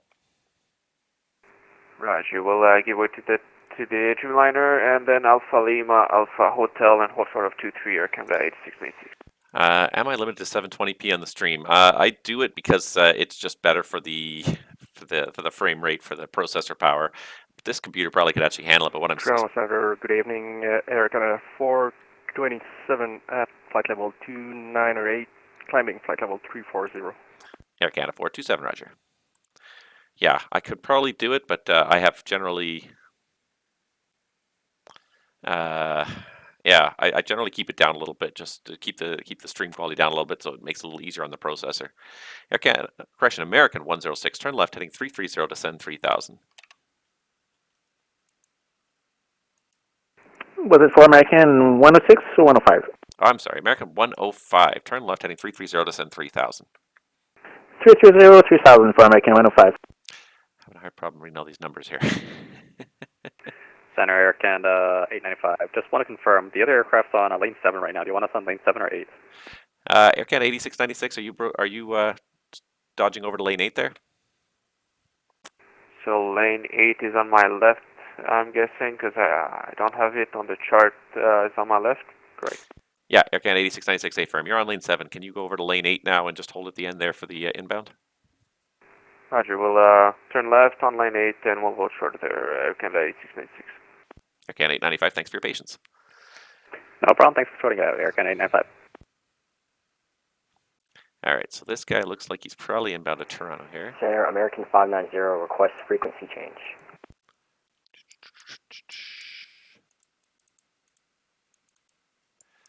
American 590. Hold on, I gotta figure out where you are here.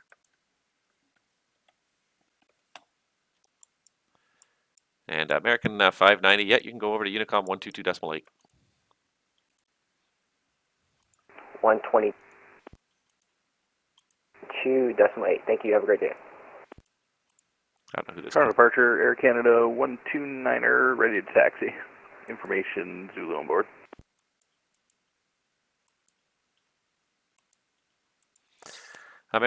Correction, Air Canada 129er. All right, I see you there, lane 6. So flip around lane 5, short Alpha Kilo, I'll be right back with you. Over to lane 5, 129er. Center King Air Golf, Romeo Hotel Delta. Romeo Hotel Delta, Toronto. Toronto Golf, Romeo Hotel Delta. We're on the ground here at Kitchener. We'll take the IFR to Toronto. All right, Romeo Hotel Delta, stand by. I'll be back with you in a moment. Air Canada 129, as you make that flip around there, you're going to see a 320 northbound on Alpha. Give way to him. For runway 23, information Alpha, altimeter 3011. Taxi Alpha Hotel behind the traffic. We'll give way, and then Alpha Hotel down to 23, updated on the altimeter, Air Canada 129er. American 105, turn left heading 210 to intercept, cleared the ILS 24 left. Now I'm across that line into crazy busy. 210 intersecting the ILS 24 left for American 105. And King Air Golf Romeo Hotel Delta, you're cleared to the Toronto. Actually, your altitude's incorrect for the direction of flight. I'm going to give you 1000 for the final. Romeo Hotel Delta, no problem. We'll take 1000. Okay, Romeo Hotel Delta, cleared to Toronto via the Kitchener 3 departure and vectors to Newber flight plan route. Depart runway 26, squawk code 0563. 0563, Romeo Hotel Delta. And Romeo Hotel Delta, just confirm Kitchener 3, runway 26. Okay, we'll take Kitchener 3 off at 26 for Romeo Hotel Delta. Romeo Hotel Delta, thank you. That readback is correct. Call me ready for taxi. American 718, descend 8000. 21,000, descending via the Linden 3 arrival. American 718, descend 8000. Down to 8,000, American 718. And I missed the call sign. Who's on the Ling arrival? WestJet 3220. WestJet 3220, squawk code 0571. 0571 for WestJet 3220. And American 105 might be just a little tight on the glide slope there. Go left 10 degrees. You're still clear for the approach. American 105, we'll make correction on that. Now it's getting chaotic. All right, WestJet 3220, you're identified at flight level 200, descend 1000. Toronto information is Alpha, altimeter 3011, runway 24 left. See, I start doing things that fast. So 11,000, 3011, and runway 24 left for WestJet 3220. Okay, that's looking pretty good. Air Canada 427, Toronto information is Alpha, runway 24 left for arrivals. Information Alpha and runway 24 left, Air Canada 427. Delta 512, Toronto, you're about to leave my airspace to the south. Cleveland's not online. Switch to the en route frequency. Surveillance service terminates. Have a good day. Going over to 122.8, thank you for the ATC. Have a good day. See ya. American 718, proceed direct Mayrod, descend 6000. Mayrod down to 6,000. And confirm that was American 718. It was American 718 going direct on Mayrod, right? Thank you. And American 105, unfortunately I turned you in there a little tight. Do you have the field in sight just right at your 12 o'clock for about 7 miles? That is that from American 105. American 105, thank you for your help. You cleared the visual approach runway 24 left. Clear visual approach runway 24 left, American 105. My apologies for the bad vector there. No worries. When things come apart, they come apart quickly. Now I'm really working. Now I've only got a handful of people watching. It's the busiest I've been yet. Yeah, well, whatever. I will record the stream, post it eventually on my YouTube as well, and everyone can enjoy it after the fact.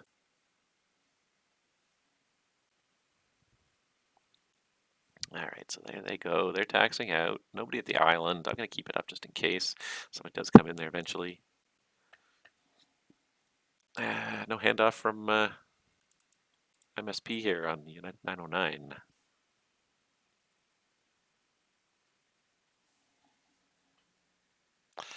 American 105, Toronto winds 290 at 8. You're clear to land, runway 24 left. Clear to land 24 left, American 105.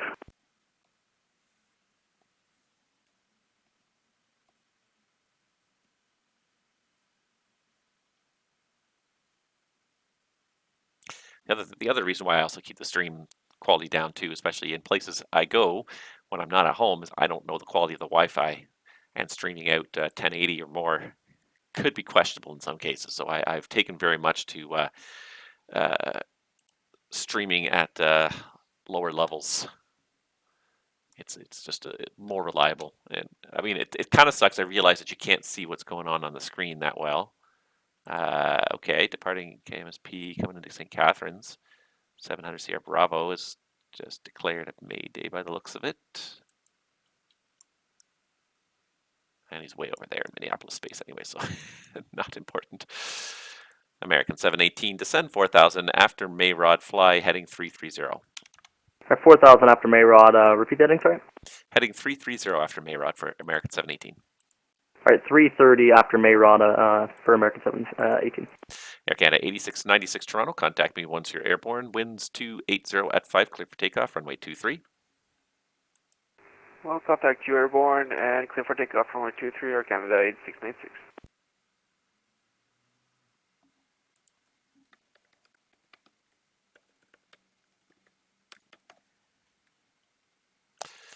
All right, here comes the manual handoff from Minnie. Toronto Centre, Canada, sorry, Rouge 10, ready for taxi. Rouge 108 Toronto, runway 23, information is Alpha, altimeter 3011, taxi lane 8, out Alpha Lima, Alpha, short Alpha Kilo for now. Canada was right, 23, information Alpha on board 3011, lane 8, Alpha Lima, Alpha, hold short Alpha Kilo. Air Canada 129, contact, Air Canada 129, line up only runway 23. Line up 23, Air Canada 129.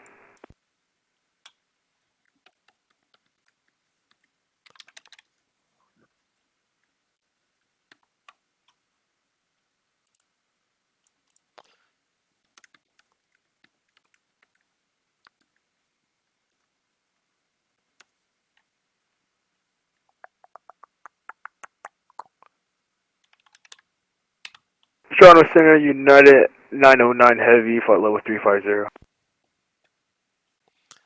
United 909 Heavy, Toronto Centre, hello. Air Canada 427 Toronto, when ready, descend, flight level 230. When ready, descend, flight level 230, Air Canada 427. WestJet 3220, descend 8,000. Descend 8,000, WestJet 3220.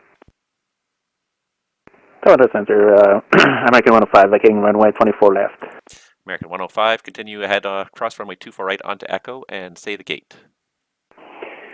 Cross 24 left on 24 right on Echo and Charlie 35. Copy Charlie 35. Sun Country 8714, contact Minneapolis Center now, 133.4. 123.4, Sun Country 8714. Have a good evening. Thanks, you too. Air Canada 129 Toronto, contact me once you're airborne. The wind's 280 at 6, clear for takeoff, runway 23. Sorry about that, you got stepped on. What was that for 129? Air Canada 129, contact me airborne. The wind's 280 at 6, clear for takeoff 23. Clear for takeoff 23, we'll contact you in the air, Air Canada 129er. Rouge 108, continue taxi, Alpha Hotel. Continue taxi, Alpha Hotel, Rouge 10. American 105, continue taxi up, Echo Sierra, hold short of cross runway 33 right, short of Bravo. Echo Sierra in cross 50 right for American 105. Center, Air Canada 8696 with you, 3,600 for 5,000. Air Canada 8696, thanks, identified, climb 7,000, turn left, direct saver on course. 7,000 and turn left, saver on course, Air Canada 8696. Good evening, Delta 1380, 16,000 on the link 3 arrival. American 718, descend 3,000. Down to 3,000, 718, sorry. And sorry, who was on the Ling arrival? That's Delta 1380, checking on the Ling arrival, 16,000. All right, Delta 1380, I don't got you here. Got to find you a squawk code. Stand by. For some reason, not on my inbound list. Got a second Romeo Hotel Delta's ready, taxi 26. All right, Romeo Delta, stand by. Break Delta 1380, squawk 0500. Squawk 0500, Delta 1380. And Romeo Hotel Delta, runway 26, the information in Kitchener's Alpha, runway, and altimeter 3011, taxi Alpha, cross runway 14. Okay, Alpha cross 14 short of 26 on 3011, Romeo Hotel Delta. And this is Delta 1380. Delta 1380 Toronto, thank you. Identified 16,000. Information in Toronto is Alpha, runway 24 left, descend 11,000 on 3011.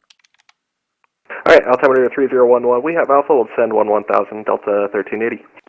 American 718, turn left, heading 270 for the intersect, cleared the ILS 24 left. Heading 270 and we are cleared the ILS 24 left, American 718.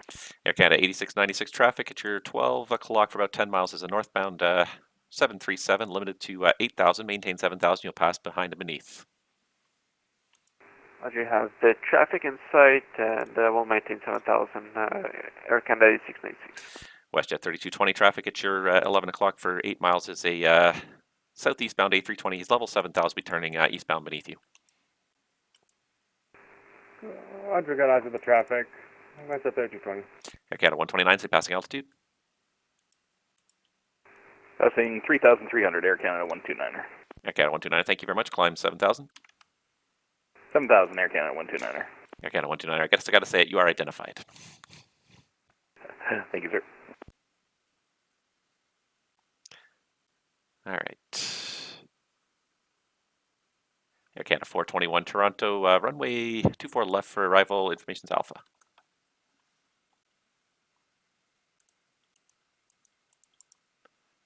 Left. I don't think he's with me. Air Canada 421, are you with Toronto yet? Oh, copy that. Air Canada 421. Sorry, I was just going to reach out to you. Air Canada 421, no problem. Runway 24 left in Toronto, information's Alpha. Expecting runway 24 left, Air Canada 421, thanks. WestJet 3220, descend 6,000. It's at 6,000 and that's at 3220. Air Canada 129, turn right direct AVSEP on course, climb flight level 230. Right turn, direct AVSEP on course and up to 230, Air Canada 129er. Air Canada 8696, climb flight level, actually standby. American 718 Toronto, winds 290 at 8, clear to land 24 left.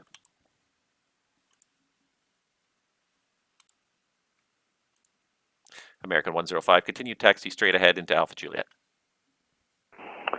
Straight to the ramp, American 105. Rouge 108, contact me once you're airborne. Toronto winds 270 at 7, clear for takeoff, runway 23. Clear for takeoff 23, Rouge 108. American 718, winds are 290 at 8, clear to land 24 left. Runway 24 left, we are clear to land, American 718. WestJet 3220, descend 4,000.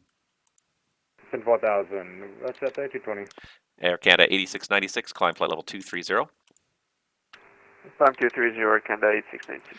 Delta 1380, descend 8,000. If I didn't give it to you, it's runway 24 left for arrival. Alright, send 8,000, we'll expect 24 left, Delta 1380.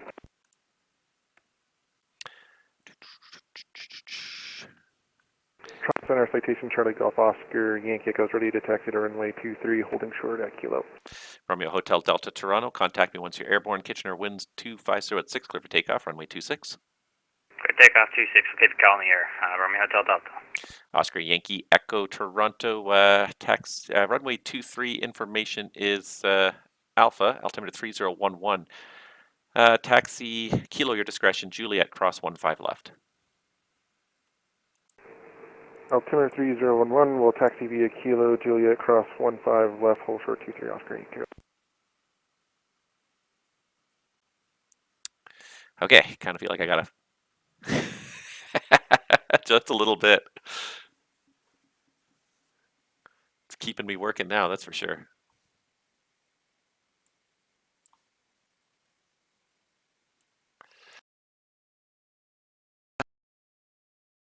Air Canada 1's ready, we're passing 1,500.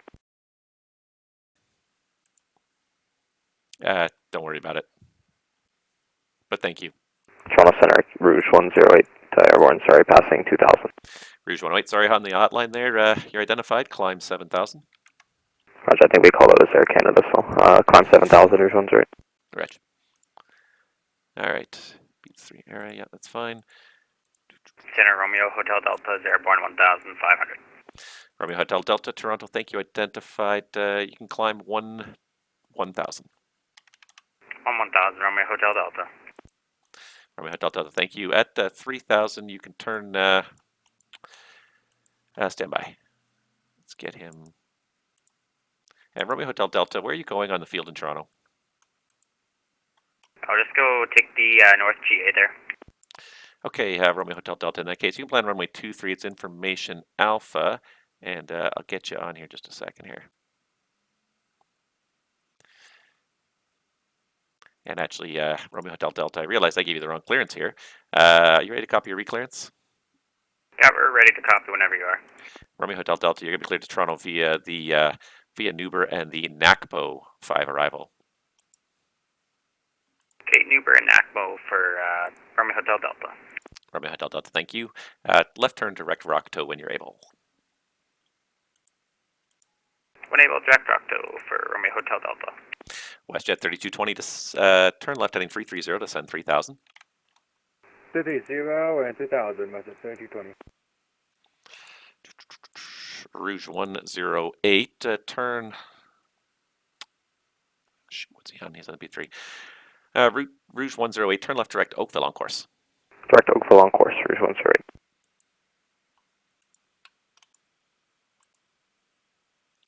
All right. Center American 718 clear of 24 left. American 718 Toronto, continue across runway 24 right, right turn on Delta, and where are you parking today? All right, we'll take Delta cross 24 right, and then the right Delta, and then we're parking just anywhere Terminal 1. All right, American 718 on Delta, taxi Delta all the way to Delta Romeo entry, cross runway 33 right.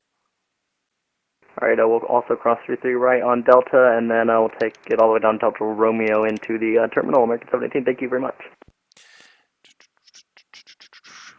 Correction, Air Canada 427, descend 7000, Toronto altimeter 3011.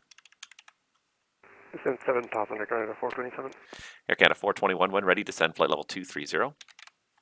When ready, descend flight level 230, Air Canada 421.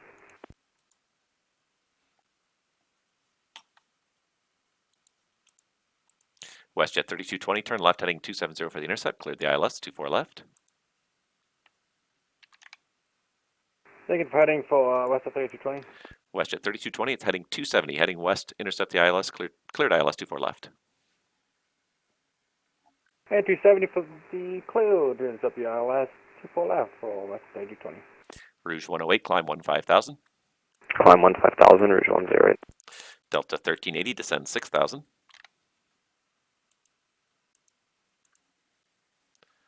Delta 1380, descend 6,000. Sorry about that, descend 6,000, Delta 1380. Air Canada 129, climb flight level 340. Up to 340, Air Canada 129er. Air Canada 8986, climb flight level 370. Flight level 370, Canada 8696. Oscar Yankee Echo, Toronto, contact me once you're airborne. Toronto winds are 280 at 6, clear for takeoff, runway 23. Clear to take off runway 23, we'll contact you in the air, Oscar. Go. Toronto American 105 at the gate. Thank you so much for the great service tonight. American 105, no problem. Thank you for flying in. We'll see you next time. See ya. Romeo Hotel Delta, proceed direct Airbus. Direct Airbus, Romeo Hotel Delta. Delta 1380, descend 4,000. Descend 4,000, Delta 1380.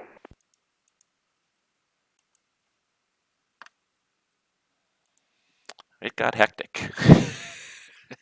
When I added center on, it got hectic. Pretty much for a few minutes there, I think I crossed from fun busy to crazy busy. But it's okay now. Kind of got it all under control here. And we're going to get a whole bunch of arrivals in here. And in about 15, 20 minutes here, once we get pretty much all these arrivals in here, we're going to pull the plug. So it's been tons of fun. And I really enjoyed it, but I do have to make sure that I get to bed at a good hour. Got to get up early again in the morning for work. But yeah, we definitely got some fun going on for the next 15, 20 minutes here. We're gonna end with a bang, that's for sure. Hopefully not the bang of two airplanes hitting each other, but just just a general excitement. Rouge 108, continue climb, flight level 230.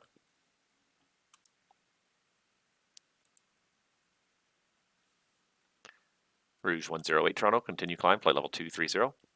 Climb 230, Rouge 108. Toronto Centre citation Charlie Golf Oscar Yankee goes passing through 1,800. Oscar Yankee Echo Toronto, thank you. Identified, climb 7,000. Up to 7,000 Oscar Yankee go.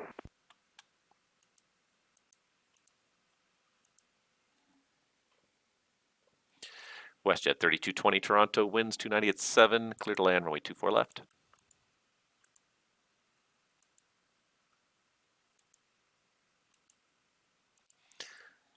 Oscar Yankee Echo, turn right, direct 2 lek on course. Direct 2 lek for Oscar Yankee go. WestJet 3220 Toronto, winds 290 at 7, clear to land 24 left. Land, 24 loud. What's that 3220?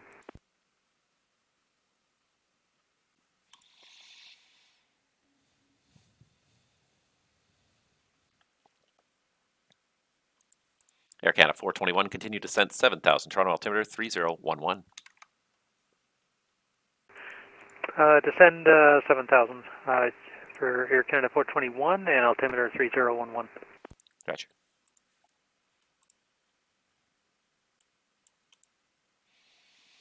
Now I am focused, like laser focused on what's going on here.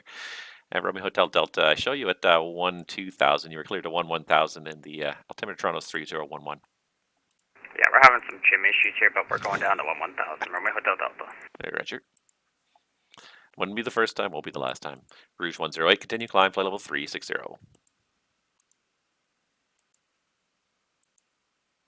Rouge 108, continue climb, flight level 360. Delta 1380, turn left heading 330, descend 3000. Left turn 330, descend 3000, Delta 1380. Oscar Yankee Echo, climb 1010,000. 1010,000 for Oscar Yankee go. Rouge 108 Toronto. Rouge 108, go ahead. Rouge 108, climb, flight level 360. 360, Rouge 108. Got a few more inbounds here by the looks of it that are kind of sneaking in. I'm not sure I'm going to stick around long enough for all of the other ground. These guys I'm talking to right now, I'm going to get them in. The rest, this guy's going to Toronto, yeah. This guy is coming back to Toronto. Isn't that funny? There's two sun countries. One guy went Toronto to Minneapolis, the other guy's coming the other way. That's hilarious. I haven't seen a sun country in forever, and here are two of them back to back. Sun country is probably just close enough to do it here.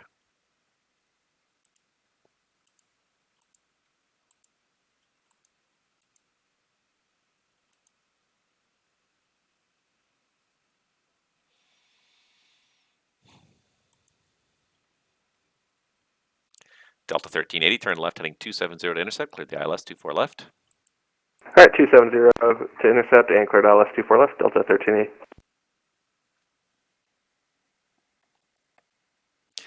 Rouge 108, you're leaving my airspace to the south. Cleveland's not online, switch to the honorary frequency. Surveillance service terminates, and have a great day.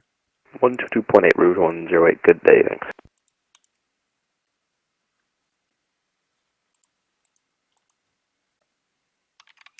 Golf Oscar Yankee Echo, climb flight level 230. 230 Oscar Yankee go. Air Canada 8696, contact Boston Center now, 134.7, good day. 1347 for Air Canada 8696, thank you, bye-bye. Bye-bye. WestJet 3220, welcome to Toronto. Right turn when you're able, cross runway 24 right. Air Canada able and cross runway 24 right for us at 3220. Air Canada 427, proceed direct Lisdu, descend 4000. Direct Lizu and descend 4,000, Air Canada 427. Romeo Hotel Delta, descend 8000, confirm you are direct Airbus. Yeah, we're direct Airbus and down to 8000 for Romeo Hotel Delta.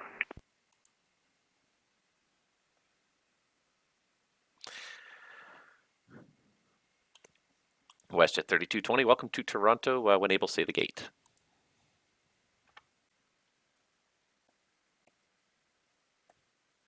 And Toronto, look for gate Echo 137 for us at 3220. Sorry, you said 137, WestJet 3220? Correct for us at 3220. WestJet 3220, roger. Taxi Delta, Alpha, hold short of Tango, cleared across runway 33 right. 137, actually should be short off kilo. Alright, Delta Alpha will hold off a Tango and cross runway 33 right for what's the 3020. Air Canada 427, descend 3000 and at Lisdu cleared ILS runway 24 left. We just have 3000 and at Lisdu we cleared to the ILS runway 24 left, Air Canada 427. And Romeo Hotel Delta, did you want the ILS for runway 23? We'll just keep the right-hand visual for Romeo Hotel Delta. Okay, Romeo Hotel Delta. For now, fly heading 060. I just got to keep you upwind until we get you down down a little lower here. 060, Romeo Hotel Delta. Romeo Hotel Delta, thanks. And descend 6000. Descend 6000, Romeo Hotel Delta. Delta 1380, Toronto winds 300 at 7, clear to land, runway 24 left. 24 left, clear to land, Delta 1380. Air Canada 427, speed 190 knots or less. Can you say again for Air Canada 427? Air Canada 427, speed 190 or less. 190 or less, Air Canada 427.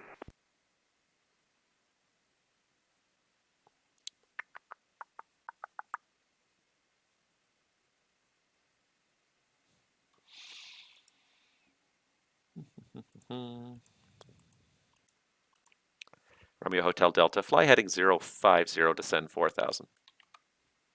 050, descend at 4000, Romeo Hotel Delta. And Romeo Hotel Delta, do you have the field in sight yet, just off your right side there? Yeah, we got the field, Romeo Hotel Delta. All right, Romeo Hotel Delta, traffic is 320 on about a 2-mile final for runway 24 left, so remain at or north of the center line for 23. Your cleared visual approach runway 23. Okay, cleared visual approach runway 23, remain north or at the extended center line for runway 23, Romeo Hotel Delta. Romeo Hotel Delta, you got it. The second traffic inbound is about a 15-mile final right now. Is another 320. And sorry, they're on final for 24 left or 23 for Romeo Hotel Delta. Yeah, as soon as I released the button, I realized I didn't specify. They are on for 24 left as well, so just keep an eye out for them on 24 left. Okay, to check marks, thanks. Air Canada 427, you're going to see traffic. Right now he's about your 11 o'clock for 13 miles, is a King Air. He's up at 6,000. He's on a tight right-hand visual for runway 23. We have the traffic inside Air Canada 427. Golf Oscar Yankee Echo, continue climb, flight level 400. Up to 400, Oscar Yankee Go. Whew, hectic. Very, very hectic. Well, if this guy does not make the effort to call me, Sun Country, I'm not going to bother controlling him. I think that's going to be my MO here. Normally, I'm all over trying to control people and you know, keep control of my airspace, but yeah, head shoot man 15. Thanks for watching. Have a good night. We'll see you next time. Hope you enjoyed the show. It definitely got a little more interesting in this last hour here. Definitely.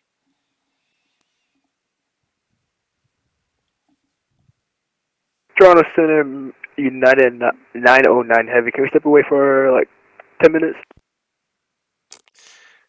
Standby 1. Delta 1380, welcome to Toronto. Continue Delta 2, cross runway 24 right, and do you know where you're parking? Alright, Delta 2, cross 24 right, parking at gate Alpha 6 for Delta 1380. All right, Delta 1380 for Alpha 6. Let's go do this. Echo and Echo Romeo, Alpha Tango into Terminal 3. Alright, Echo Romeo Alpha Tango to the gate, Delta 1380. Delta 1380, you got it. And I forgot to say it, but you're also cleared to cross runway 33 right. Hey, cleared cross 33 right, Delta 1380. All right, United 909, you're about to leave my airspace in just the next little while. I was just trying to see exactly how far you were. So you can just switch to the honored frequency now. Surveillance service terminates. Have yourself a good night. Hey, where do you come? United 909 Heavy.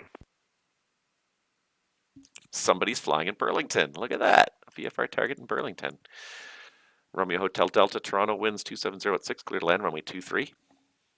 Clear land runway 23, Romeo Hotel Delta. Air Canada 427, Toronto winds 310 at 6, clear to land runway 24 left. Clear to land runway 24 left, Air Canada 427. Air Canada 421, proceed direct Lisdu. Proceed direct Lisdu, Air Canada 421.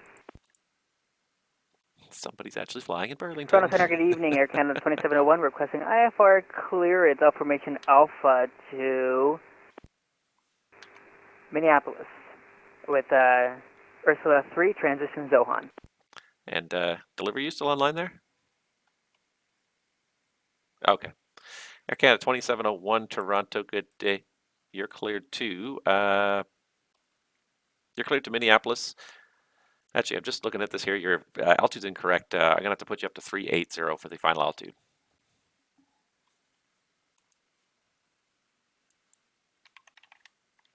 And Air Canada 2701, did you copy that? Flight level 380 will be the final? Toronto Centre, Air Canada 2701, yes we did. 380 will be final. All right, perfect. Air Canada 2701 cleared to Minneapolis via the Ursula 3 departure, Zohan transition flight plan route, the departure runway 23, squawk code 0533. Toronto Tower, Air Canada 2701, Ursula 3, transition Zohan, squawk 0533, 23 departure. Thank you. Air Canada 2701, the readback is correct. Information Alpha, push and start at your discretion, call for taxi. Toronto Tower, thank you so much. Air Canada 2701. Sorry, I was talking. Yeah, Toronto Delta 13. I just want to confirm taxi route was Echo Tango Alpha, that's correct? Delta 13 was Echo all the way up to Romeo, and then Alpha Tango. Okay, thanks. Echo, Romeo, Alpha Tango, got it now. Delta 1380. Sorry. Toronto Central, Oh, West 3220, someone show Tango. And WestJet 3220, sorry, say that again? We're holding show Tango, 220. Sorry, WestJet 3220. Looking at way too many things here. Continue Alpha Alpha Kilo lane 6 for 137.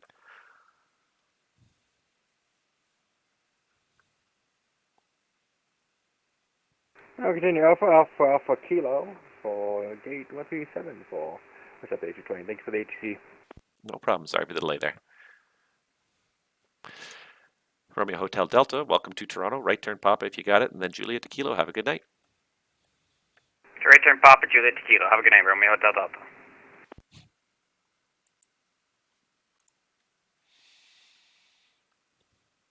Air Canada 421, descend 4,000.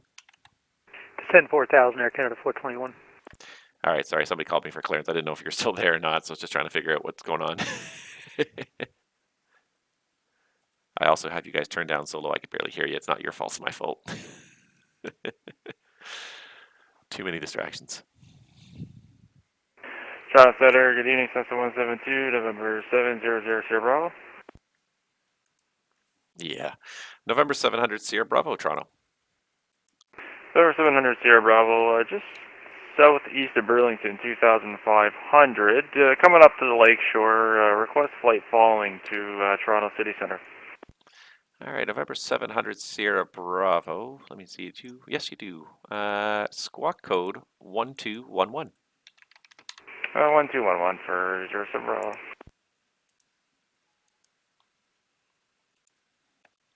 Air Canada 427, welcome to Toronto. Right turn when you're able, cross runway 24 right, and when able, say the gate. Right, when able, when we cross 24 right, and our gate is 145, Air Canada 427. Air Canada 427, Roger, 145, taxi, after you cross 24 right, taxi Delta, Alpha Lima, cross runway 33 right.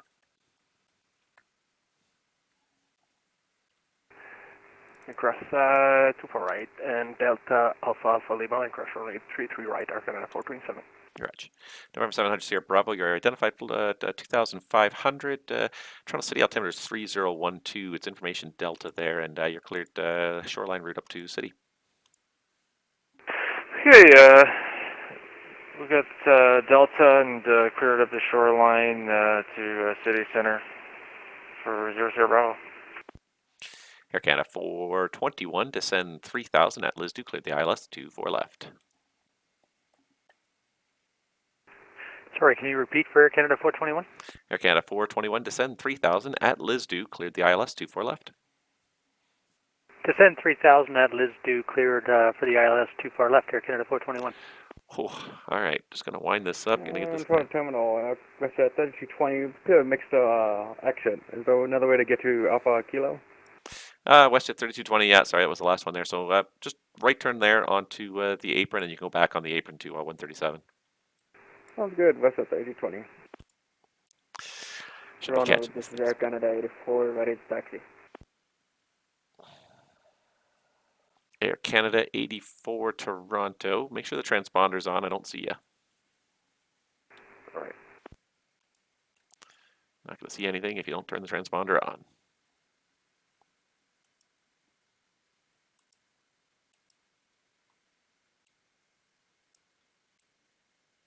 There's a lot of movement going on that apron. I'm not talking to most of these people, so.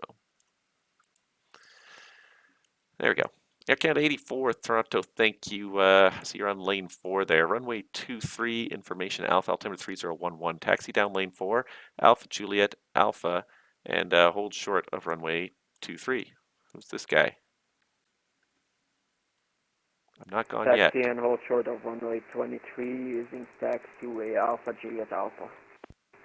Air Canada 84. Who's this guy and why is he taxiing around? See, and that's the kind of thing that makes me just want to log off instantly. When people start just taxiing around randomly without talking to people. It just makes me want to, it just bugs me. It makes me say, why am I here? And Toronto Center, swoop 746, ready to taxi with information Alpha. Swoop 746, stand by. I'll be back with you. Roger. Okay, he's still turning final. Swoop 476. You see the Air Canada 320 off your left side there? Affirm.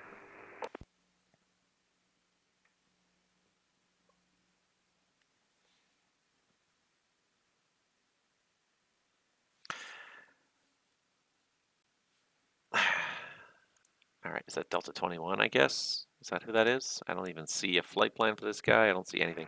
All right, sorry. Swoop 746. That Air Canada off your left side is going to start moving momentarily. So behind him, runway 23, altimeter 3011. You can just follow him, Alpha Hotel, to hold short 23.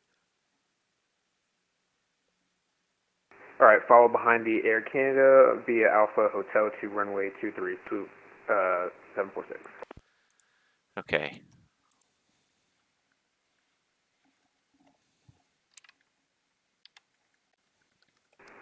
Toronto Centre, good evening. Charlie Golf, Uniform Bravo Kilo. Uniform Bravo Kilo, Toronto. Toronto Uniform Bravo Kilo says the 182 on the ground, London, IFR flight plan filed, Hamilton, looking for the clearance. All right, Uniform Bravo Kilo, runway 15 at London. So you're clear to Hamilton via the London 2 departure. Vectors Sox flight plan route departure runways 15, squawk 0576. Okay, cleared Hamilton, London 2 departure. AVSOX will be off 15, 0576 is the code. Uniform Bravo Kilo. Uniform Bravo Kilo, that's all correct. You ready to taxi now? We'll be ready in about 2 minutes. Give you a quick call back. Okay. Toronto Center, Air Canada 129, just looking to see if we missed a handoff over to Minneapolis. Air Canada 129, nope, you're actually going to stay in Toronto airspace.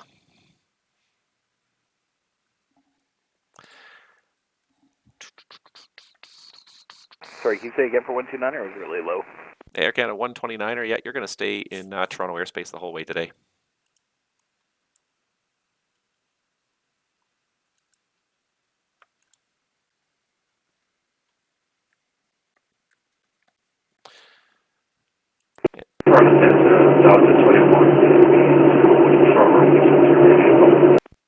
Air Canada 129, are you on 2577? Nope, he left me on your departure frequency. You want me over on 125.775? Yeah, that's why. My apologies. 2577, Air Canada 129. Air Canada 421, the wind's 290 at 5, clear to land 24 left. Clear to land, runway 24 left, Air Canada 421. Is that Delta 21 calling? Affirm, Delta 21. Delta 21, I got nothing on you. You just taxi out at an international airport without even a flight plan. You got to give me a call before you start taxiing, and please file a flight plan so I can get you some information here. Oh, my bad. I thought I filed it. I'm sending it in now. Toronto Center, Air Canada 129er. And Air Canada 129, there you are. Yeah, you're going to stay in my airspace. If you go over to Sioux, you always stay in Toronto airspace.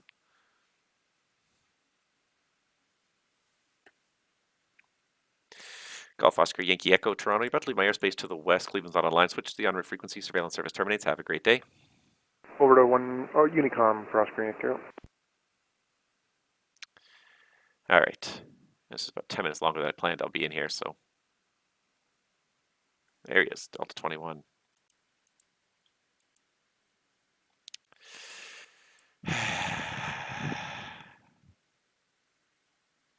All right, Delta 21, I got your flight plan. You ready to copy the clearance?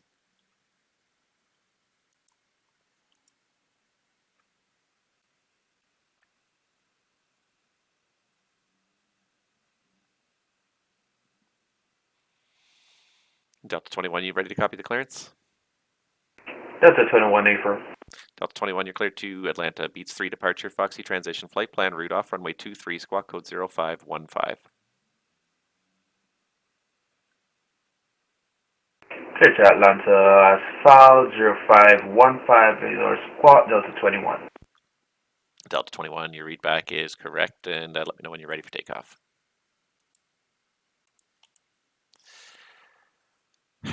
November 700 Sierra Bravo, you're, let's see here, it's runway 26, so you can join a left downwind for runway 26, descend now to 1,500. Alright, turn left down, runway 26, descend 1,500 for 0 Sierra Bravo. And Delta 21, ready to Delta 21 Toronto, contact me once you're airborne. Toronto winds 270 at 7, clear for takeoff, runway 23. stay headed again for Delta. Toronto Center, radio check. Calling Toronto, I reach you 5.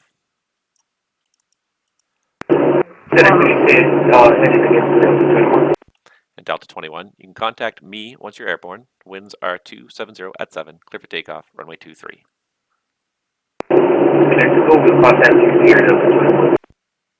Okay, obviously I'm going to be on here for a little bit longer because I got about 6 other guys on here, but I'm not contacting. Toronto Center, Pilot Club 1496, looking to pick up IFR from Sudbury all the way to Indy. And what was the call sign? Is Pilot Club 1496. Pilot Club 1496, is that it? Sorry? Affirmative. All right, Pilot Club 1496, you're cleared to your destination Indy via the Sudbury 2 departure and flight planned route. Departs the runway of your choice. Squawk code is 0546. Pilot Club 1496, cleared to Indianapolis via Sudbury 2, then is filed. Departure runway of our choosing and squawk 0546. Pilot Club 1496, that readback is correct. Sudbury winds showing 22014, altimeter 29906. Your clearance is valid now. Cancelled if not airborne by 011. Let's make it 0120 Zulu. Copy. Toronto, this Air Canada 84, holding short of runway 23. All right, Air Canada 84, stand by. And Air Canada 84, are you going to be able an intersection departure from intersection Bravo there? I think so. I should be able to. I'm not happy. Air Canada 84, if you want, I can give you taxi instructions back around to the threshold if you'd like. It's your choice. No, I can do it from here. Thank you, though. Air Canada 84, line up runway 23 at Bravo. Line up runway 23 at Bravo, Air Canada 84. Air Canada 421, cross runway 24 right, turn right on Delta. Where are you parking? Sorry, you got stepped on there. Can you repeat for Air Canada 421? Air Canada 421, cross runway 24 right, turn right on Delta. Where are you parking? I'm going to cross 24 right, and I'd like to park at gate 138 if I could. Air Canada 421, roger. Delta, cross runway 33 right, Alpha and Alpha Lima for 138. Cross, sorry, can you repeat that one more time? Sorry for Air Canada 421. Air Canada 421, cross runway 24 right, Delta, cross 33 right, Alpha, Alpha Lima. Cross 24 right, Delta, cross 33 right, and then Alpha, Alpha Lima, Air Canada 421. Air Canada 84, Toronto, contact me once you're airborne. The wind's 240 at 5, clear for takeoff, runway 24 right. Correction, clear takeoff, runway 23 from Bravo. clear for takeoff runway 23, Air Canada 4. Delta 21, say passing altitude. 126, City Center. Delta 21, thank you. Delta 21, you're identified. Climb 7,000. 7,000 Delta 21. November 700 Sierra Bravo. Winds at city are 290, 13 gusting 19, clear land runway 26. Clear land 26 here for Bravo. Swoop 746, line up runway 23. Line up and wait, runway 23, swoop 746. Air Canada 2701 Heavy, requesting taxi clearance to 23. Air Canada 2701 Heavy, Toronto runway 23, information Bravo, altimeter 3011. Taxi out Alpha Mike, Alpha Hotel, hold short 23. Air Canada 2701 Heavy, sorry, repeat that, I had a stutter in my mic. Air Canada 2701, runway 23, information Bravo, altimeter 3011. Taxi Alpha Mike, Alpha Hotel. Air Canada 2701 Heavy, altimeter Bravo 2011 Alpha Mike, Alpha Hotel 23. Thank you so much. Swoop 746 Toronto, contact me once you're airborne. The wind's 250 at 7, clear for takeoff, runway 23. Swoop 746, did you say contact who again? Or, sorry. Swoop 746, call me airborne. Winds 250 at 7, clear for takeoff, 23. Copy. Call you when airborne, runway 23, clear for takeoff, swoop 746. Delta 21, turn left, direct Oakville on course, climb 15,000.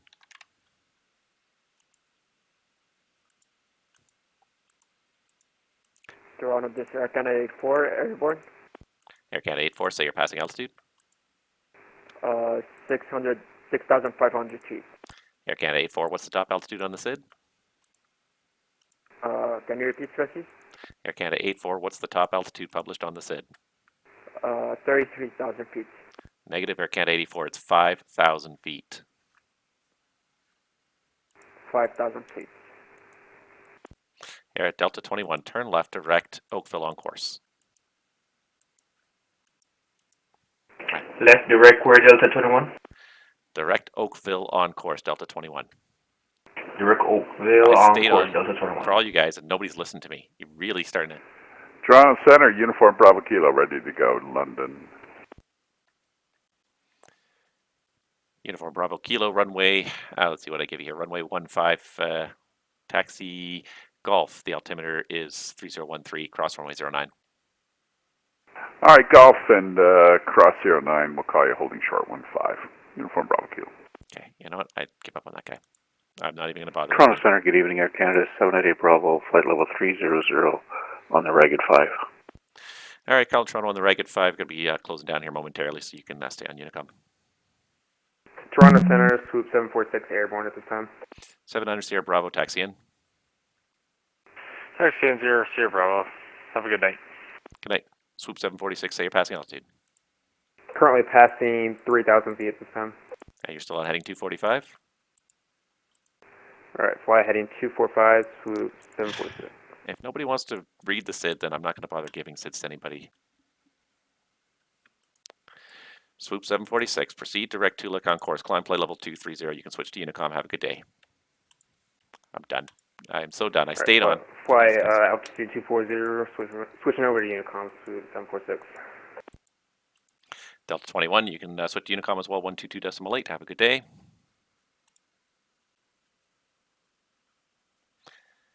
Got stepped on Delta 21. And Air Canada 84, switch to Unicom, 122.8. Have a good day. Thank you. To reach you. Air Canada 129, switch to Unicom, 122.8. Have a good day. Over to Unicom, Air Canada 129. A great three job, guys always, specifically, and they all botched the departure. I'm sorry, was that Unicom for Air Canada 84? Air Canada 84, affirmative, Unicom. Such a Unicom 12348, Air Canada 84, thank you. Uniform Bravo Kilo, departures at your discretion. The wind's 210 at 7. Enjoy your flight. We'll see you next time. All right, we'll see you. I promise to fly the SID. Thank you. See you, bye. Oh, Toronto Centre, Air Canada 129. You said go over to Unicom, but I do see Minneapolis is online. Are they logging off, or should I check in with them? Air Canada 129. If you go over Sault Ste. Marie, you stay in Toronto airspace the whole way. So unless you take the more southerly route out to Vancouver, south of the Soo, you'll stay out of their airspace. You can call them if you want, but I don't think they're going to bother with you too much. Gotcha, that's what you're sorry. I was having headset issues earlier when it was really low on the wrong frequency. That's the part I missed. Thanks for that. Yeah, no worries. Yeah, that's the little key point. If you go over Sault Ste. Marie, it keeps you just inside Toronto airspace on the way out west. So if you go south of it, any of the other routes, it'll get you into Minneapolis. So you can call them if you want. I don't think he'll probably want anything to do with you. Yeah, no worries. We'll stay on Unicom. Thanks again, bud. All right, take care. For everybody else on Toronto Centre frequency, Toronto Centre is now closed. Switch to the en route frequency. Surveillance service terminates. Have a great day. And then make a right onto runway 4 to back taxi runway 22. And if that was Pilot Club 1496, Sudbury's uncontrolled. All operations at Sudbury are at your discretion, and we're closing down, so switch to Unicom. Have a great day. Confirm, we'll do that, and then we'll come to do it again once airborne. Air Canada 2701. I don't have any current traffic inbound or outbound for runway 23. The altimeter in Toronto, or sorry, the winds in Toronto are 290 at 6. Depart at your discretion. Have a great day.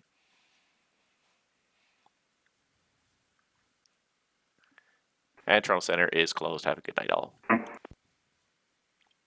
Okay, that just you stick around for 3 guys. All 3 of them botched the SID. That just frustrated me to no end there. I can only stick around for so long, and I really went out of my way for an extra 10 minutes to try and help these guys out and get them departed, and not one of them flew the SID correctly, which just makes you want to hang your hat in shame.